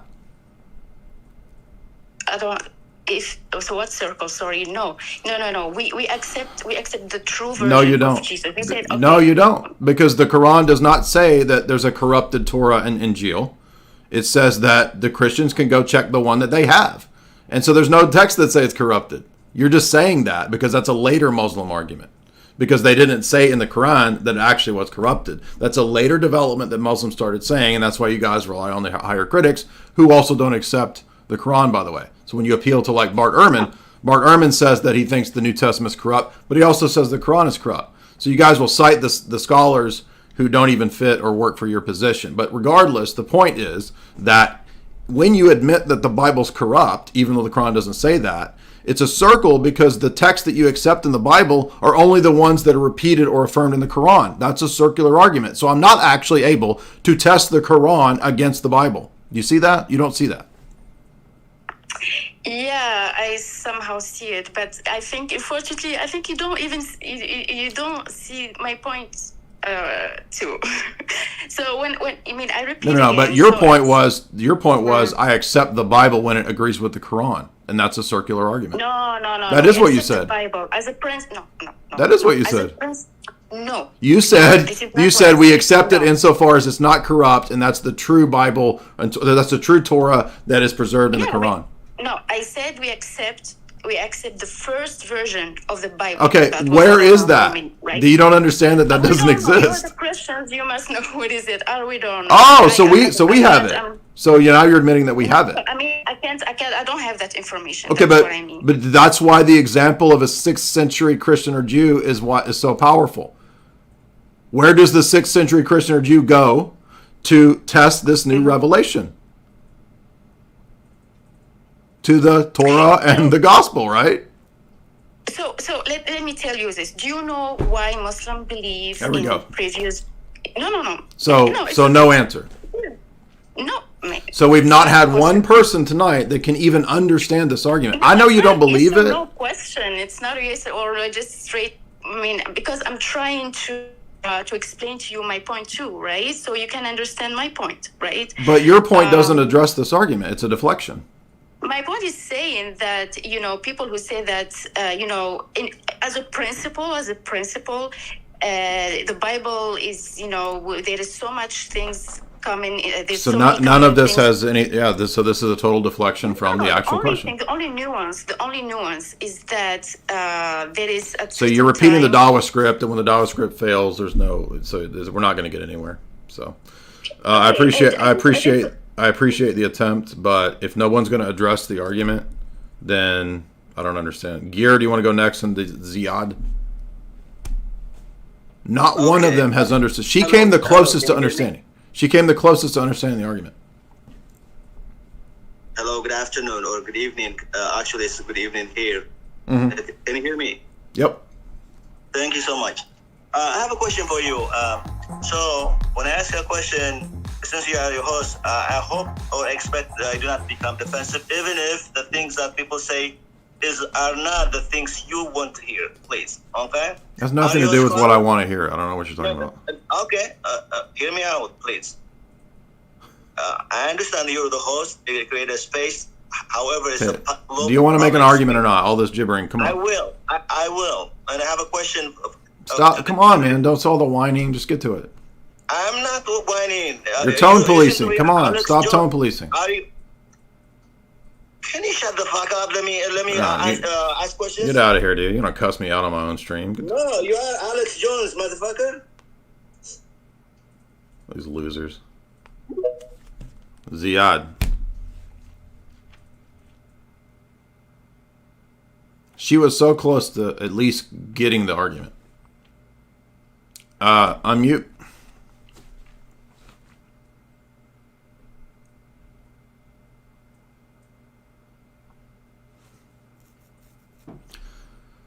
Ziyad, do you want to talk? You got to unmute. Yeah. Sorry, the app was glitching a little bit. I didn't hear you.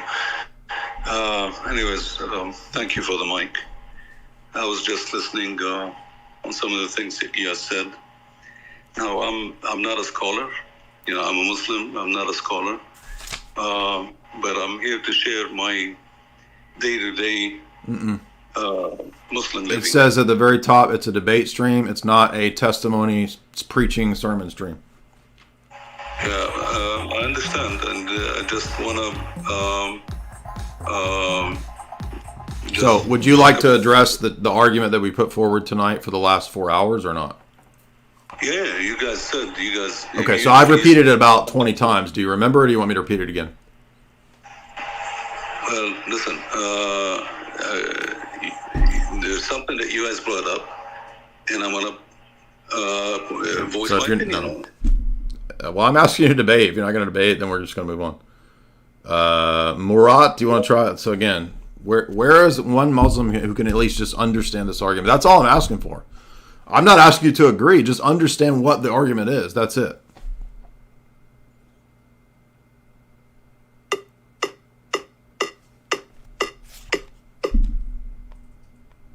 Okay, yep, that was fascinating.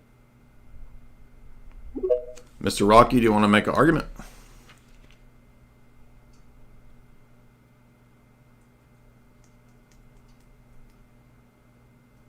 Hey AJ, I have a hadith that I want to read, if you don't mind. I would like somebody to address this argument. Are none of you going to do it? I will address the argument about the Quran affirming the Bible or saying the Bible is not corrupted. Okay. Please do. That's what I'd like to do first. Okay, so I'm going to read the hadith and I want to see your opinion on it. Okay, but does the Quran say the Bible's corrupted? This hadith is an interpretation of the Quran verse, yes. But does the Quran say it? Yes. Where? I will read it to you. Which verse? It's about Surah Al-Baqarah verse, about changing the words, changing the book with your own hands and saying it's from God. Is it 378? Yes. And it says that it's not the book that's corrupted, it's their words that distorted it, the tongue. Okay, and I'm going to read the hadith for you that shows you wrong. Well, what does the text say? Does the text say the book's corrupted? I'm going to read it to you. Be patient. No, I mean the Quranic text, not the hadith. What does the text in the Quran say? Why are you scared of the hadith? I don't accept any of your positions. I just want to know if the text itself says that. You want an Islamic explanation of the situation, and I'm giving it to you. So the Quran's not clear, right? So they had to come back with these revisions when it contradicts. But No, does it say? Does 378 say that it's corrupted? Yes. The text itself says that. Yes. The Where? interpretation of it says this. Yes. No, the text doesn't say that. Your rereading of it says that, right? No, Ibn Abbas says that. Does 378 say that? It says what? Does 378 say that the Torah is corrupted? It says the people of the book changed their book. No, it doesn't. It says that they twisted it with their tongues. Well, why can't you? Yeah, because I don't accept that. Why not? Why not? Why not? Because I'm not a Muslim. What do you think? All that shows me is that your position contradicts. Richard.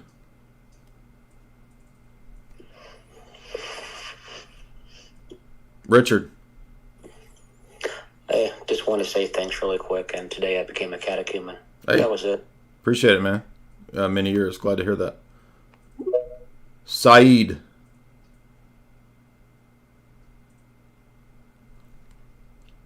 By the way, even if it is corrupted, if we were to grant that argument, there's no principle by which we could check the texts of the recitation of the Quran versus the prior, because now we don't know. Did the 7th century Christians and Jews know what was corrupted, and by what principle could they judge it if the prior text was all corrupted? So it's even a stupider argument and route to go. It's more consistent to say that it's not corrupted from the Quran. Go ahead, man. What's up, Saeed?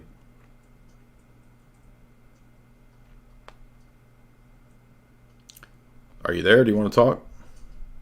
All right, he dropped off.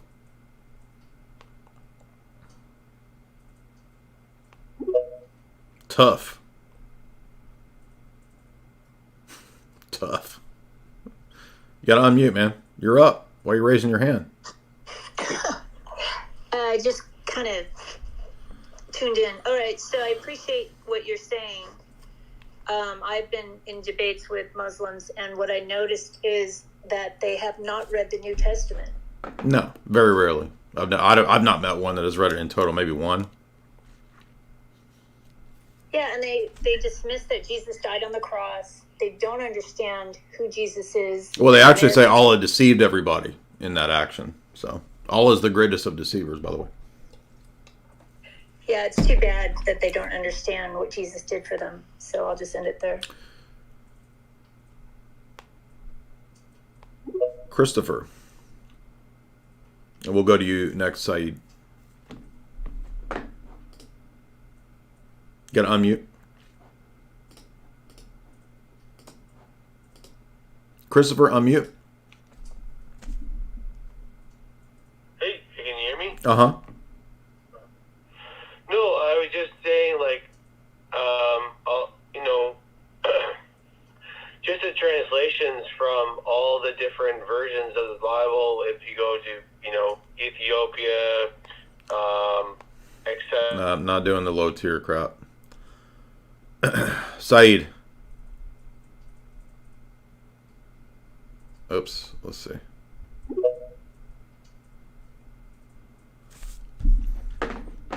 I'm just not in the mood for stoners telling me about Bible translations. I'm just not going to do it. It's too low tier. Saeed, what's up?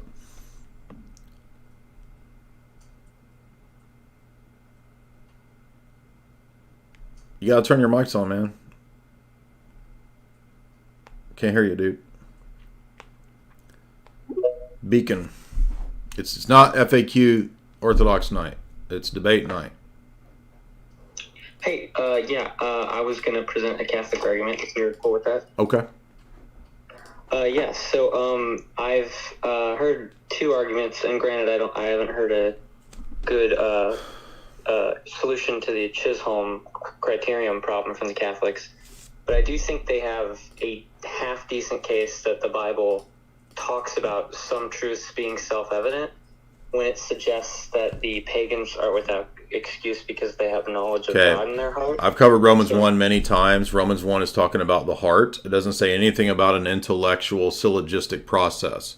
Roman Catholics exegete Romans 1 as if it's a Aristotelian syllogism that a pagan could come to by reasoning process.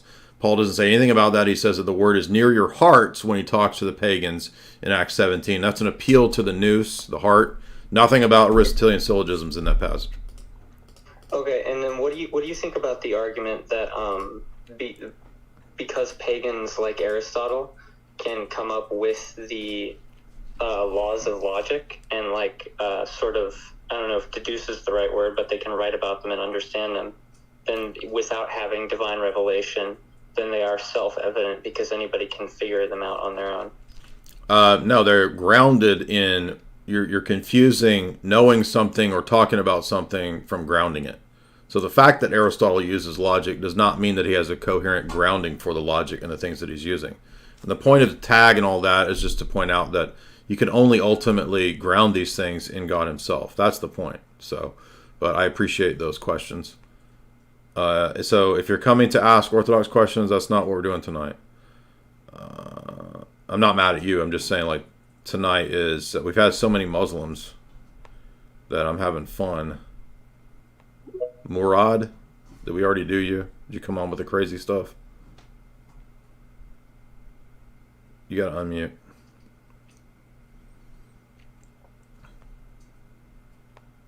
Or don't unmute. Whatever, man. Dominus.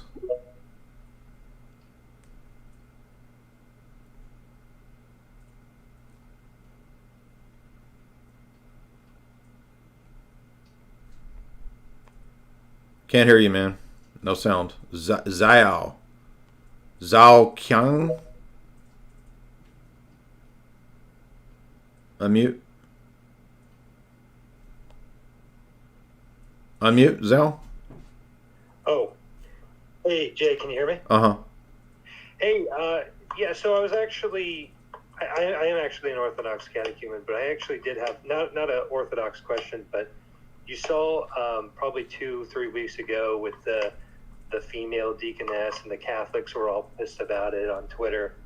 But I mean, do Catholics just have de facto deaconesses in their church? I mean, they can read at the altar. They can read. Well, they have they have female acolytes. They've had that since John Paul II. So, is there anything that they like females at the church can't do, like a deacon? well, they can't be in the office of that, but they'll do anything else all the time. Yeah, they can. Yeah, but I appreciate that question. Steve, what's up?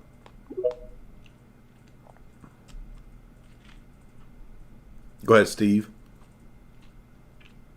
Yeah, I'd like to just address this one thing I saw recently on with Nick Fuentes.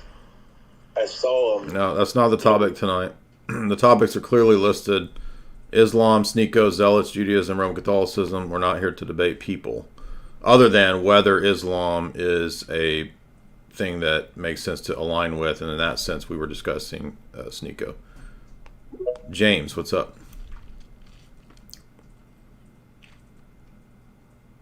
Unmute. Hello? Mm-hmm. What's up, man? So this isn't an argument for myself, but I was thinking maybe you could give me a good counter argument that my friend I'm dealing with. Mm-hmm. Having a hard time speaking, sorry. But he's a Christian, and he's under the impression that like when you die, you go into some sort of like soul sleep or go to Sheol, and then you wake up on Judgment Day. Do you have any... What do you think of that? Well, I mean, I think the Bible talks about and gives us some indication of the intermediate state. I mean, we have, for example, when John sees into heaven, he sees the souls of the martyrs offering the prayers of the saints on earth. So that tells us something about the intermediate state, which would mean that they're not in a state of soul sleep. So, but interesting question. Captain James. Get unmute. Are you talking to me? The other guy drop off? Go ahead. I caught a little bit of you talking to the Muslim lady, and I thought it was fascinating. And my question is, if I'm not a Muslim, by the way, but if I'm coming from a Muslim perspective, and I want to make a critique against, let's say, Judaism, is that not challenging to do because most of the tenets of my faith give credence to that very religion I'm attacking? So, like, they already say, Moses is the best, and so on and so forth. Well, more specifically, it's the many references in the Quran to the Torah. But when you point out that what's in the Torah and the Gospels and the prophets totally contradicts the Quran, they immediately run to saying that it's all corrupted. So that defeats the point of how I could go and check the Quran against the prior revelation. Right. So a more theoretical question would be, if somebody were trying to critique one of these Abrahamic faiths, would you have to do it from outside of the Abrahamic faiths?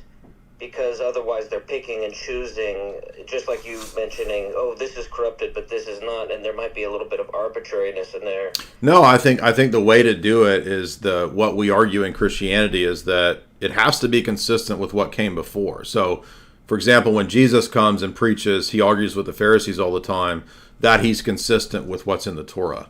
And so the locus of the debate, for example, in John 5 through 9 is about who's consistent with what came before.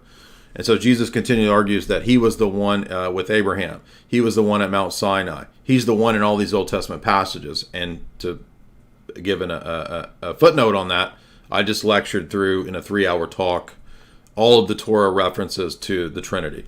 So that's why it's so important to demonstrate the principle of Deuteronomy 13 and Deuteronomy 18, that any new revelations that come have to be consistent with what came before. And that's why Christianity is not inconsistent with what came before. It's totally coherent with what came before, and actually is the only thing that makes sense with what came before. But we can also out of hand dismiss the Quran, because the New Testament explicitly tells us, and Jesus reveals to us, that there is no new revelations. So literally after the apostles died, there's no new prophets. So out of hand, we reject Islam. So what would would your argument be to the different councils where they were trying to decide what was canon at that time? Because I know in Eastern Orthodox there are different books that are encouraged that are not within the Western tradition and so on. Well, I mean, that wouldn't really have anything to do with the end of the apostolic deposit. Jude says that contend for the faith once for all delivered to the saints. So the delineation of the canon is precisely why the Orthodox Church is not Protestant. We also believe in tradition. So we believe in divine revelation in the Scriptures and also divine revelation authority in the tradition of the Church. So that's the codification of the canon, but that's a different issue, different question from whether there's a finality to that revelation. The revelation ended when the apostles died. So when John died, that's it. No more apostolic authority or any potential revelations. Zahia.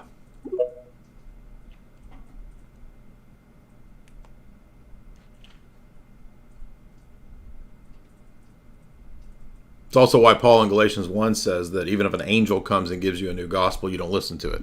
Well, that's exactly what Islam is. Zahia, what's up? Hey, Jay.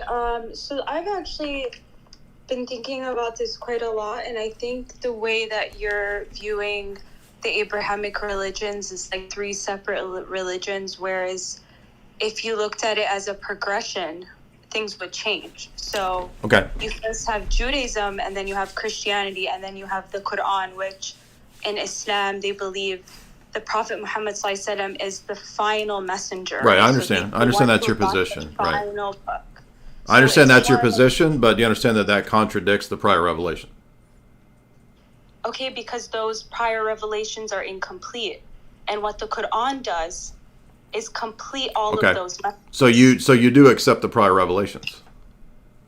Yeah, and that's what a lot of Muslims go around saying is like, you don't accept them, but that's all. It's also questionable to accept these revelations today because are they intact? But wait a minute, hold on, right? Slow down. So you already ended your argument though. You already shot yourself in the foot because you admitted that the prior revelations you accept, but the prior revelations say there's no new revelations. Where does it say there's no new revelations? Does it say that this is the final revelation? Yeah. Does it say that Jesus is the final? Absolutely. Yes, Hebrews 1. Where does it say that? Hebrews 1. In the Bible in its purest form, where does it say? Hebrews 1 for the fourth time. Excuse me? Hebrews 1 for the fifth time. Hebrews 1 Correct. says that Jesus is the final prophet? Yes. Can you bring that to the screen? I want to read it. So, are you not familiar with the New Testament? I'm familiar with the New Testament, but you know what I would really love? If the Bible and the New Testament were in its purest form. Yeah, but you don't know that it's corrupted. It's never. Okay, here we go with the assertions. So, what do you mean the assertions? You're just saying that it's never been. None of these are arguments; are just assertions, right? So you just keep asserting the position. How do you know? We literally know, right? Who's we? We literally know this. These are just assertions. Says who? For thousands of years, the Quran has not changed. The Quran hasn't existed for thousands of years. Thousands is plural. How many years has the Quran existed? How many versions? How many years has it existed? You said thousands. It hasn't existed for thousands of years. I don't know. Like history is really. Okay, yeah. So here we go. I don't know. Right. So you don't know. It's not thousands. The year 600 is not thousands. And again, as we see, they can't like pause to understand the argument. It's so weird that how many hours are we now? 5 hours, and we've yet to have one Muslim that can even understand the argument that we're making. It's so bizarre. It's weird, dude. Again, is there please one Muslim who could come on and recite and restate what the argument I'm making is about the hypothetical of the 7th century Christian or Jew, hearing the message, and then being able to go confirm it? How can we do that? So you're thumbing down. Do you want to address this argument? You keep thumbing down. Go ahead. I just wanted to know, can you hear me? Because I blocked you. That's all I wanted to know. Can I hear you because you blocked me? Can you address the argument or not? Can you not argue with me? It's a debate. Isn't that what was said earlier? Does it say it? It says at the top debate. It says debate. You're not here to argue. So what kind of debate are you having? I am here to have a debate. Your own questions. That's not an argument. Do you want to? Not a debate. Or do you want to? Talking over everybody. I'm not. Are you going to address the argument? Are you? I can't hear you because I blocked you. I can't hear a damn thing you're saying. This just makes you. One side of that is. This just makes you look silly. Do you see how one? Let me slow it down because you're a little fucking stupid. Do you? You're little fucking stupid. Look at this guy. That guy was a Gnostic. So there's another high IQ Gnostic for you. No, I'm telling you, Gnostics are possessed. They're crazy every single time. Yeah. So, what I'd like to know is if there's a single Muslim who can understand this argument and then address it, rather than just machine gunning the Dawa script at me. Okay, we've heard the Dawa script a million times. So, just to change it up a little bit, is there one Muslim who can understand this argument and address it? Captain T. And we're 5 hours now and we've not had one who even understands it. That one woman, to her credit, almost grasped the argument. She might have even grasped it.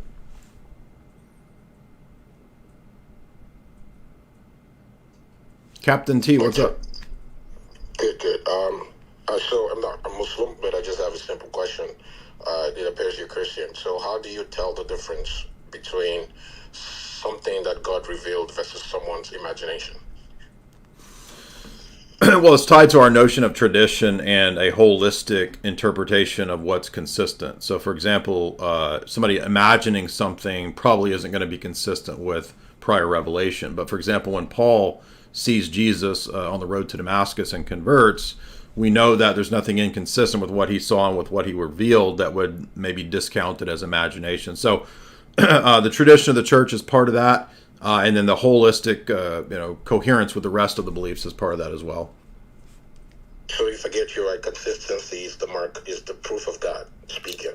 Well, consistency is part of it, but I also said tradition, but I also can make philosophical arguments for God's existence too. Okay, so if we do find someone saying something that's inconsistent, vis-a-vis if you get things from the Bible that are inconsistent, we can then, for a fact, say it's not from God. What's your position? What's my position in terms of belief? Mm-hmm. I'm an atheist. Okay. So, yeah, I'm happy to have this conversation. It's not atheist night, but I'll have this conversation if you want to have it. Yeah, sure. Mm-hmm. And what is your account of the use of the laws of logic, reasoning, ethics, and so forth as an atheist? What's my account for the use of it? Yeah. In what regards? I think when we communicate, like, it's based on logic. That's how we're. I agree. So what's the justification for that belief in the laws of logic if I'm a materialistic atheist? I mean, because we live in objective reality. Well, that's just an assertion. That's a metaphysical assertion. So now you believe in metaphysics? I don't believe in metaphysics. You just said that we exist in objective reality. That's a metaphysical assertion. It's not. It's just it reality. is. We do exist. It's just reality. Okay, that's a circle. And it's also a metaphysical assertion. Okay, so if you don't... There we go. Hussein, what's up, man?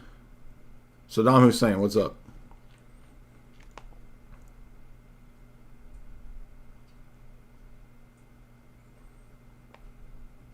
Now we got Osho.com and Mark Pazio wants to come on and he's going crazy. The weirdos go crazy with the emojis. Hussein, what's up, man? Yeah, I'm going to bring you on, dude. You don't have to... You can give your thumb a rest with the emojis. Hussein, you want to talk or not? What's up? All right, don't. Yeah, I'll go to you, dude. You're going crazy. What's up, man?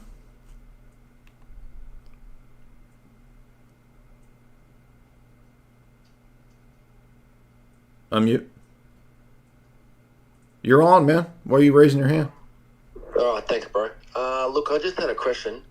So, if a man's born deep in the Amazonian jungle, he could be a tribesman, and he wasn't actually introduced to any of this Abrahamic Western thought or reality that we live now, and the man just reaches a ripe old age, and then he dies, the tribesman, will he go to hell?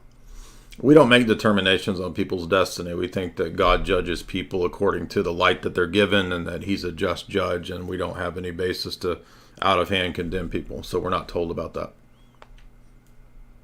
Oh, okay. We don't know. Okay. And what about dogs or lions? Do they? And what about Osho.com? Are we supposed to believe Osho's a good dude?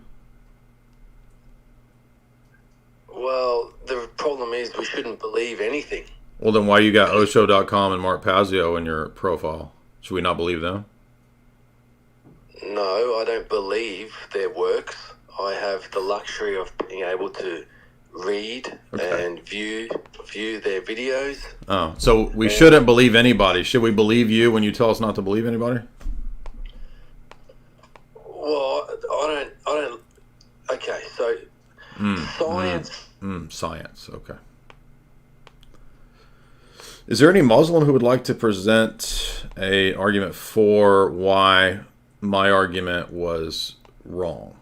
I would just like one Muslim to address that argument. That's it. William. Reality's reality, mate. Howdy, stranger. Got some new wares for you. William, what's up, man? What's up? You look like Milo from the side. What's up, William? Like, why do these people sit on here waiting to talk and then they never talk? I don't get it.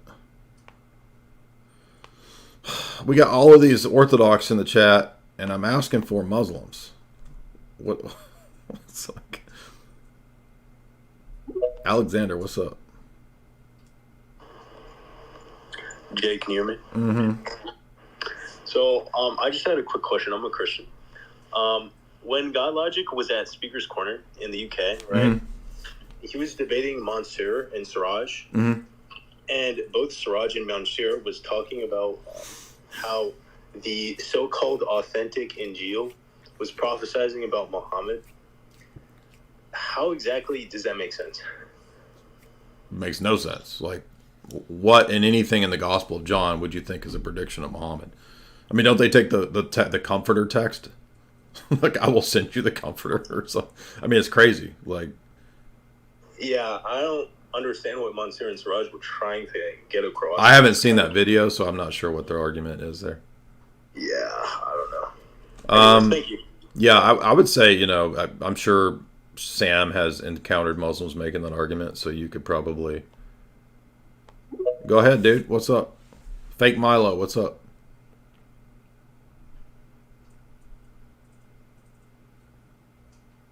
Hello? William? Dude, my mic is Okay, what's up? My headset ain't working right. Jay Dyer, can you hear me? Yes, sir.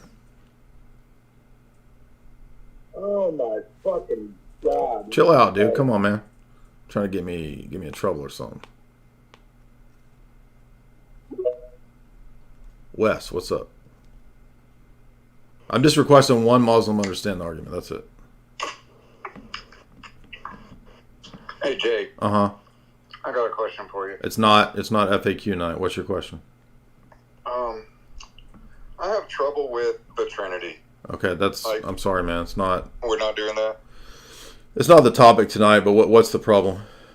I just have trouble being christenated because I can't say I believe it. Well, do you have a problem with it intellectually, or you think the Bible doesn't teach it? Two different things. Intellectually, I guess. Yeah, it just seems reaching to me, man. Like I don't understand it at all. Well, we don't have to have an intellectual understanding of God to trust him. Like, why would we think that there's like a requirement of understanding? I mean, we'll never understand God, right? God is infinite. So there's never going to be like an exhaustible, definition, but we have divine revelation that tells us that there's a Trinity. Do you think the Bible teaches the Trinity? I mean, I guess it does. It's the one soul and three beings thing that... All right, well, it's not one soul, so I'm not trying to be mean to you, but maybe you should go learn the doctrine first. It's not one soul. Captain James. I'm not being mean. I got a lot of lectures going through the arguments for the Trinity. You could go check those out. Would you have a criticism on the Protestant Reformation as moving away from works to more faith-based, which is allowing people to have these kind of... I agree with you that we can't have unlimited prophets. That leads to Joseph Smith and the Mormon Church, and it can go on forever, as well as crazy people on the internet that claim that they talk to God. Mm-hmm. But what would be the criticism of the Protestant Reformation, maybe from an Eastern perspective, where... then with Calvinism and this idea of predestination and... Well, that's a whole different topic. I've covered that. I'm just curious because you mentioned that because I have criticisms of the Protestant Reformation, and I was just curious until your Muslim shows up. Well, the question of... there's a lot of other discussions that we've done critiquing Protestantism for many, many hours. So people can go find those talks, and I would definitely critique... we wouldn't say that there's new revelations because of councils or something like that. We would just say the councils are explicating and defining the content of revelation that's already a fixed body of beliefs. So, for example, in Galatians 1, when Paul says to stick to the gospel that he delivered, if there was new ongoing revelations that continued to go, you could never stick to a fixed body of beliefs, right? And the church condemned the Montanists in the 2nd century precisely because they taught that there was just new prophetic revelations. And the condemnation of the Montanists proves this point from the perspective of the church. Furthermore, we have predictions in Zechariah that there's not going to be prophets in the Messianic age. Prophecy comes to an end. The very passage that I cited to the Muslim that God has spoken in the past by the prophets has in these last days spoken to us by his Son. And it goes on to describe the Son not just as the finality of revelation, but the totality of revelation, because he is the image of the Father's nature. So the very passage that tells us, one of the many passages that tells us there's a finality to revelation, is the very passage that refutes Islam by pointing out that Jesus is the divine Son of God. Yaru. So notice the finality of the revelation in the Logos is contrasted to the Old Testament prophets. Jesus says John was the last of the prophets. Therefore, since then, the kingdom of God is preached. Okay, that means there's no more prophets like Old Testament prophets. So out of hand, we can dismiss Islam and every Montanist type cult that comes post-apostolic era. How could you contend for the faith once for all delivered to the saints if it wasn't once for all delivered, as Jude says? Yaru, what's up? I was wondering about how the Trinity is able to solve the problem of the one and the many over the Tawhid. Okay. Well, that's not tonight's topic, but Tawhid doesn't even attempt to address the one and the many. So why would Tawhid, which is the principle of unifying, why would that solve the one and the many? I don't think... So I think the same problem applies to the Trinity. Well, but the reason that Islamic doctrines of Tawhid wouldn't work is because it becomes a problem of how you relate Allah to the created world. But we don't have that problem in the Orthodox view because we believe in divine immanence and the divine energies. Yeah, are there persons energies? Are there personal characteristics? Sorry, are they energies? No, the hypostatic properties are not energies. Energies manifest the nature of the person that has that nature. So their personal actions is what energies are. Okay, gotcha. Are differences in the energies attributable to the essence? No, they're different amongst themselves because they all proceed from a single divine essence. And so Basil says that energy is the proper manifestation of essence.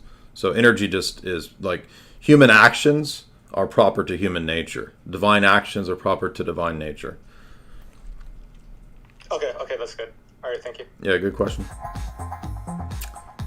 I guess we've run out of our Muslim interlocutors tonight, but it's still open forum. If any Muslims want to hop on, I see a bunch of Orthodox in the chat, which is not really what I was looking for tonight. But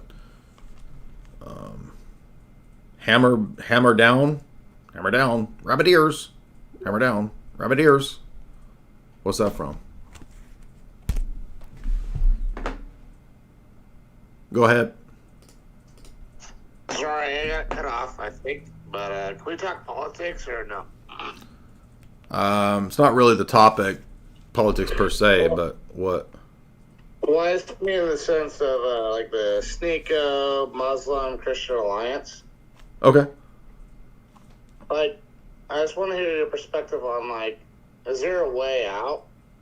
Like, I don't want the Christian Muslim alliance by any means. And I think it's kind of been proven tonight, just the simple fact that you haven't had a Muslim that's able to counter your points. Well, so how do you see yourself, like, how do we as just Christians alone get out of it? And that's simply my question. Yeah. Well, that is a good question. And I didn't pose this, chat to have all the answers. So I don't know what all the answers are. Junior Gallo sends a huge $250 super chat. Thank you so much. Wow, it's amazing support there. I really appreciate that. Ignacio Larios, $1. Dude said we live in God's brain. Yeah, that was a very bizarre line of argumentation. That was a weird one. Emmett, $1. Should you wait until Bitcoin drops again? I mean, I think it's kind of dropped, dude. I kind of agree with, who is it, Plan B? I don't know if we're going to see Bitcoin below 60. I mean, it's certainly possible that, we might pop to 100, 150 and then drop. If we have the next crash would be a drop to, like, if it mirrored previous crashes, maybe to 40. But we don't know if that'll happen. But I'm not positive that we will see below 60. So this might actually be the dip. It's just hard to know. Sincere Hypocrite, $3. If Muslims know the verses that are corrupt, why can't they tell us the uncorrupted Bible verses and enlighten us? Well, because you understand it's just a circle based on what the Quran says. And if they want to affirm circular argumentation at a paradigm level, then they'd have to give up all their classical foundational starting points, which they share with the Roman Catholics and the atheists. Rigovich, $6.34. Thank you so much. Again, thank you to Junior Gallo for that big fat super chat, biggest super chat of the week. Fred Schwallenberg, $3. Good job. Thank you. Jack, you got a position you'd like to state? Argument? Go ahead, Jack. Unmute. Oh, hey. What's up, Jay? What's up, man? Hey, so I heard you said that divine action is proper to divine nature and human action is proper to human nature. Right. But is it also true that sin is contrary to human nature? Yes. So how is it that human action is proper to human nature when human nature can, when human action can kind of like act contradictory to like our. So all that's intended to explain is the essence energy distinction. Oh, okay. So we're pointing out, for example, that the energies doctrine refers to the operations or the actions of God. And God does actions proper to his nature, like creating a world or walking on water, right? Miracles, etc. Those are divine actions. And they signify that the one acting has a divine nature. It's not the nature that's acting, it's the person that has the nature that's acting. So likewise, humans, they act proper to their nature. If I work to build a house, that's an action proper to human nature. It manifests my human creaturely nature that I have. That's all it's trying to say. Evil actions are actions that we have that we do because of free will against the good or against the divine will. Let's see, Adrian.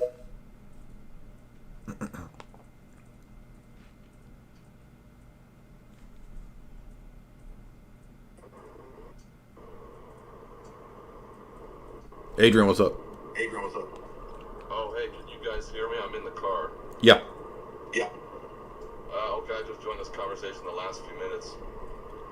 I'm not a Trinitarian. I am a Christian. I'm a oneness Pentecostal. Okay, well, that doesn't exist. Well, let me ask my question. My issue, obviously, is with the Trinity.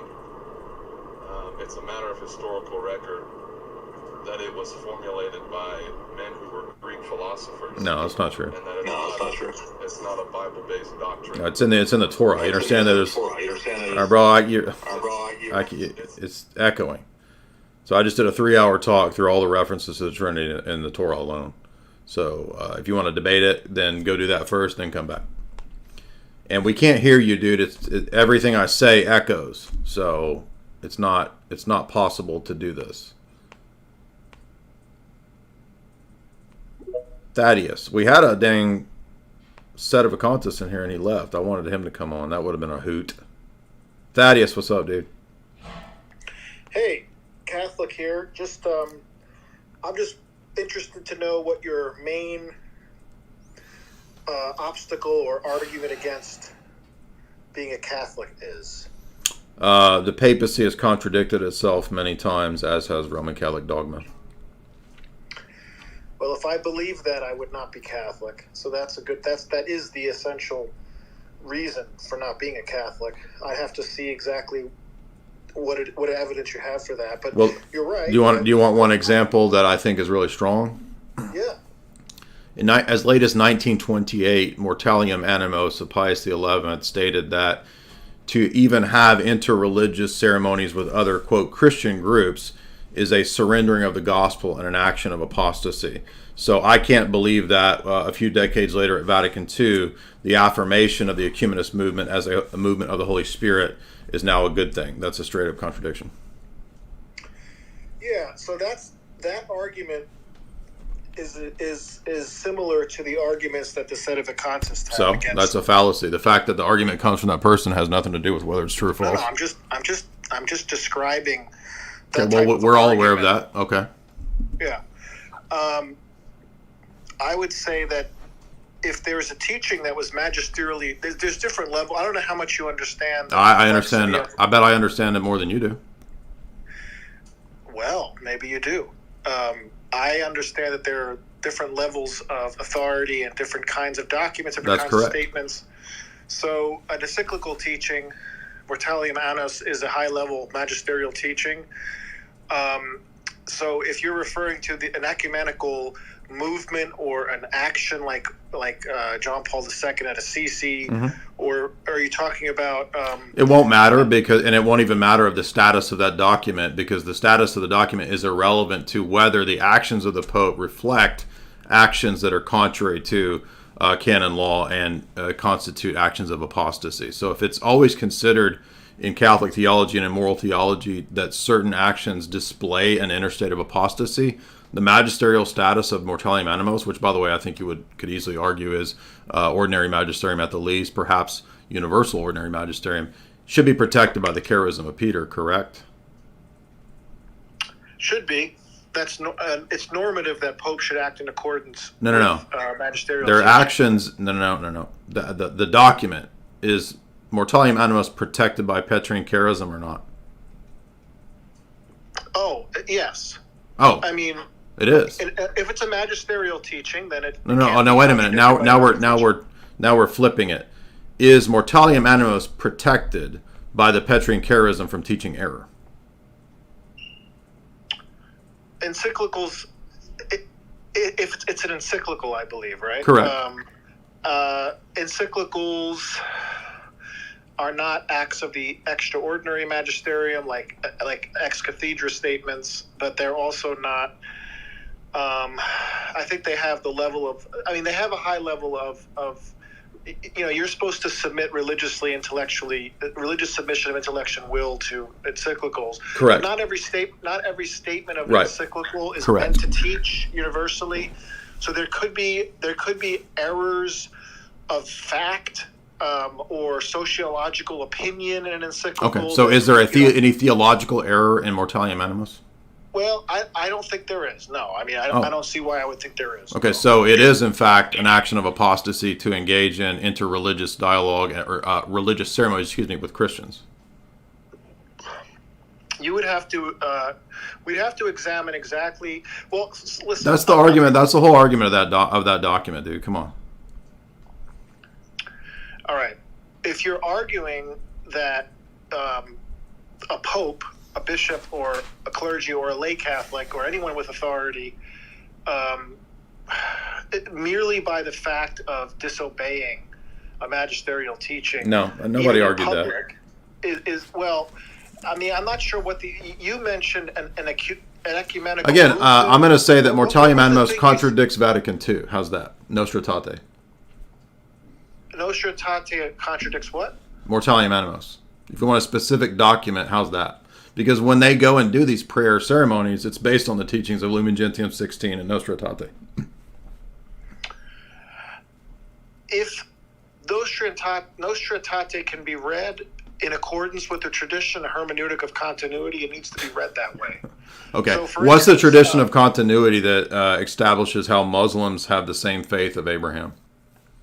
Can you cite anybody prior to Vatican II that believed or held that, or that Judaism is a valid path for Jews? Whatever statement you're talking about has to be read in context and also in accordance with the tradition. It has to be read. So wait a minute. I thought dogmatic definitions were stated to make things clear, but now you're saying that I actually need another hermeneutical key to understand the dogmatic definitions. If you're reading two dogmatic statements in Catholic magisterial teaching of the same level, you can't find any contradictions between same. That's very cool to restate your position, but that's the thing. That's the thing that's in question. So thanks for restating your argument. But what is the hermeneutic of continuity that shows that prior to Nostra Aetate, Jews and Muslims have the faith of Abraham in Catholic theology? Where is that statement being made? Lumen Gentium 16 and Nostra Aetate, the declaration. In what context? Do you want me to read it for you? I've got it pulled up. And then again, one statement within. It only requires one statement. No. Yes, it does. And one statement contradiction is all that's needed. Why does it matter how many statements it is? And I gave you two statements. I didn't give you one. I gave you two. Lumen Gentium 16, Nostra Aetate 3. This is very similar to Brother Diamond. It doesn't matter. So that's a fallacy. That's a cool fallacy. You got any more fallacies you want to throw out? Do you want me to read the statement? The way you're setting it up. It doesn't matter. That's a fallacy. That's a genetic fallacy. What's a fallacy? Genetic fallacy. That I compared you to Brother Diamond? That the source of the argument has anything to do with whether the argument is true or false. Do you know what the genetic fallacy is? Of course I do. Okay, so then why are you making the genetic fallacy? The problem here is. So you don't want me to read the actual text? No, you go ahead and read it. Yeah. The church regards with esteem the Muslims. They adore the one God, living and subsisting in himself, merciful, all-powerful, creator of heaven and earth, who spoke to man. They take pains to submit to his inscrutable decrees, just as Abraham, with whom the faith of Islam takes pleasure in submitting to God. Do you think that Jews and Catholics and Muslims all have the faith of Abraham? It's too complex of a... Oh, but I thought... Wait a minute. I thought dogmatic definitions were there to make it clear. Where's the dogmatic definition? You don't think... So now ecumenical councils aren't dogmatic definitions? No, they're not. Oh, my gosh. I quoted you a council, dude. That wasn't Mortalium Animos. You don't even know your own documents. A council statement in a council document, one statement is not a dogmatic. Yes, it is. Yeah, yes, it is. You're totally wrong. Did you not hear what I cited? That's from the dogmatic definitions of Lumen Gentium 16 and Nostra Aetate. Those are dogmatic. And even if it were dogmatic, it is dogmatic. I think that statement can be understood to be true. Yeah, so in other words, just reinterpret everything that's a contradiction to make it work. That's how your whole system works. No, you're going into it. So tell me how all you said was that it's complex, and by the way, you didn't even know what it was. You didn't even know it's from your dogmas. It is a dogma. Wait, what? It's not a dogma. It is a dogma. You don't think Lumen Gentium is dogmatic? Okay, Lumen Gentium is a document from Vatican II. And every document in Vatican II is signed. Yes, that's not true. Every document in Vatican II. Every document in Vatican II is signed off with full apostolic approval for the entire church.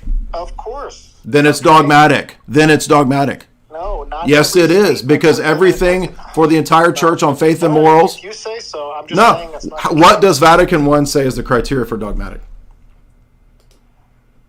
I'm not sure. Exactly. You haven't even read Vatican I. Yeah, I have. I don't. But you don't know. But you didn't even know what I was reading. So you don't actually know. Okay, you're not. First of all, I can't even get a sentence finished Because all of your arguments are bad. Give a coherent sentence, and I won't stop interrupting. I'm trying, but you're. I know it's hard because the arguments are bad. Look, I'm starting to question your good faith. I don't care what Roman Catholics question about me at this point. I don't care. No, it's because it's not a courteous conversation. I haven't been able to get a. You guys are never courteous. I don't care. I'm trying to tell you that. Number one, you just keep making bad arguments. You keep making fallacies. The statement you read from Lumen Gentium. Yeah, so all you said is it's complex. Tell me how Muslims have the same faith of Abraham as us.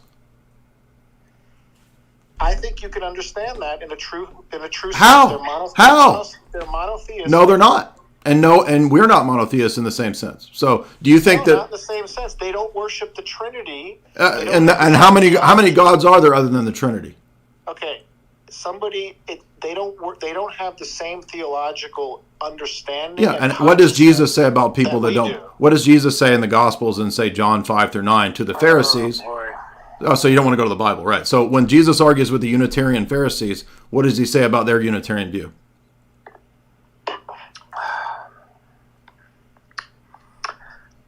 What does Jesus say about their Unitarian view? Yes, the Pharisees in John 5-9, who have an identical position to the Muslims on this, what does he say about their view? You mean if you knew the Father, if you knew me, you'd know the Father, that kind of thing? Yeah, does their Unitarian, does it count for anything in Jesus' mind in John 5-9? That's a whole different concept. No, it's not. It's an identical, now you're a liar because you know it's talking about the exact same thing. They are rejecting the incarnate God right in front of them. You mean like Muslims? You mean like Muslims? You mean like Muslims? Muslims are not. We're not. Okay. Yeah, exactly. Right now, exactly. At this time in history, we're talking about the Pharisees. This is you're a sophist. Do you understand? This is why your whole religion is a ridiculous joke because it's sophistry. You have to resort to this nonsense. You're a PhD in what? You're not open to the possibility that you could be mistaken in how you interpret. Oh, I'm absolutely. Then why can't you, as a PhD, tell me how to make sense of this passage? I'm trying. Okay? You haven't given any arguments other than it's complex. I'm giving it a shot. I've been trying to assert things, and you interrupt. Because they're bad assertions and they're bad arguments and they're fallacies. That's your opinion. It's not. No. When you gave a genetic fallacy, that's not my opinion. Okay, I did not give a genetic fallacy. You said you're making the Diamond Brothers argument. Yeah, I was. That's a genetic fallacy. I was going to describe to you exactly why I said that because. So this is deflecting. Let me give you another example because this is deflecting away from the point. We don't get into that silly stuff. So when the council today in the Orthodox Church, it was the Council of Nicaea's Remembrance Day, right? So we remember the fathers of Nicaea. If you know that dispute, then you know that, for example, after that, Basil fought with the Eunomians. Do you think Basil thought that Eunomius and Saint Basil had the same God? I guess not. No. Then you just disprove your entire argument because the Muslims have the exact same Unitarian position. So they don't have the faith of Abraham.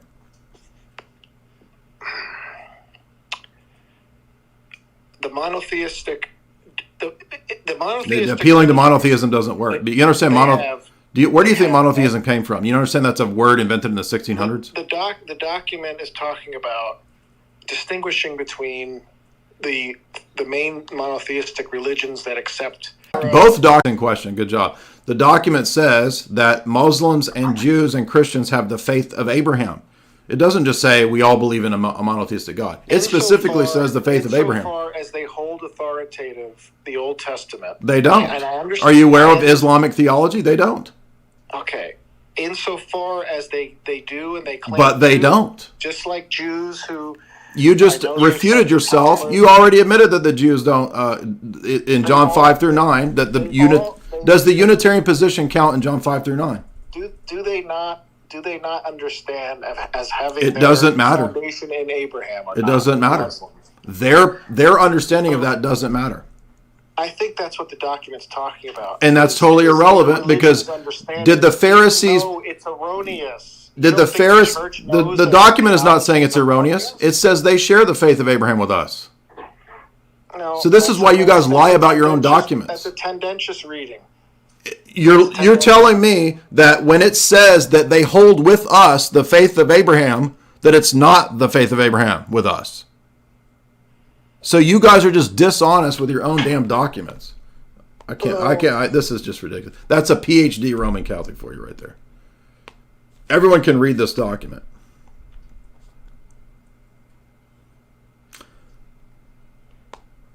All right, I'm about burnt out. Anyway, thank you guys so much. Be sure and get tickets to the event. It's time to go. Yeah, I mean, that's the sophistry that you get. Every Roman Catholic has this sophistry. He knows good and well that when they go and pray in the mosque towards Mecca, it's because of this damn document that says that they can do it. And look at the crowd of liars of these people. I'm so sick of these people. They're so dishonest with their text.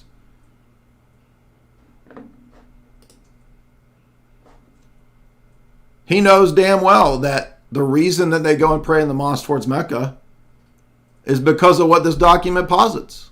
And he refuted himself when he said that Jesus' conversation with the Pharisees means that they don't have access to God.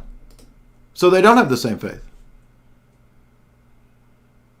So sick of the sophistry from these people. So two Roman Catholic meltdowns. That's a win. Be sure and get tickets to the event. I'll see you guys later.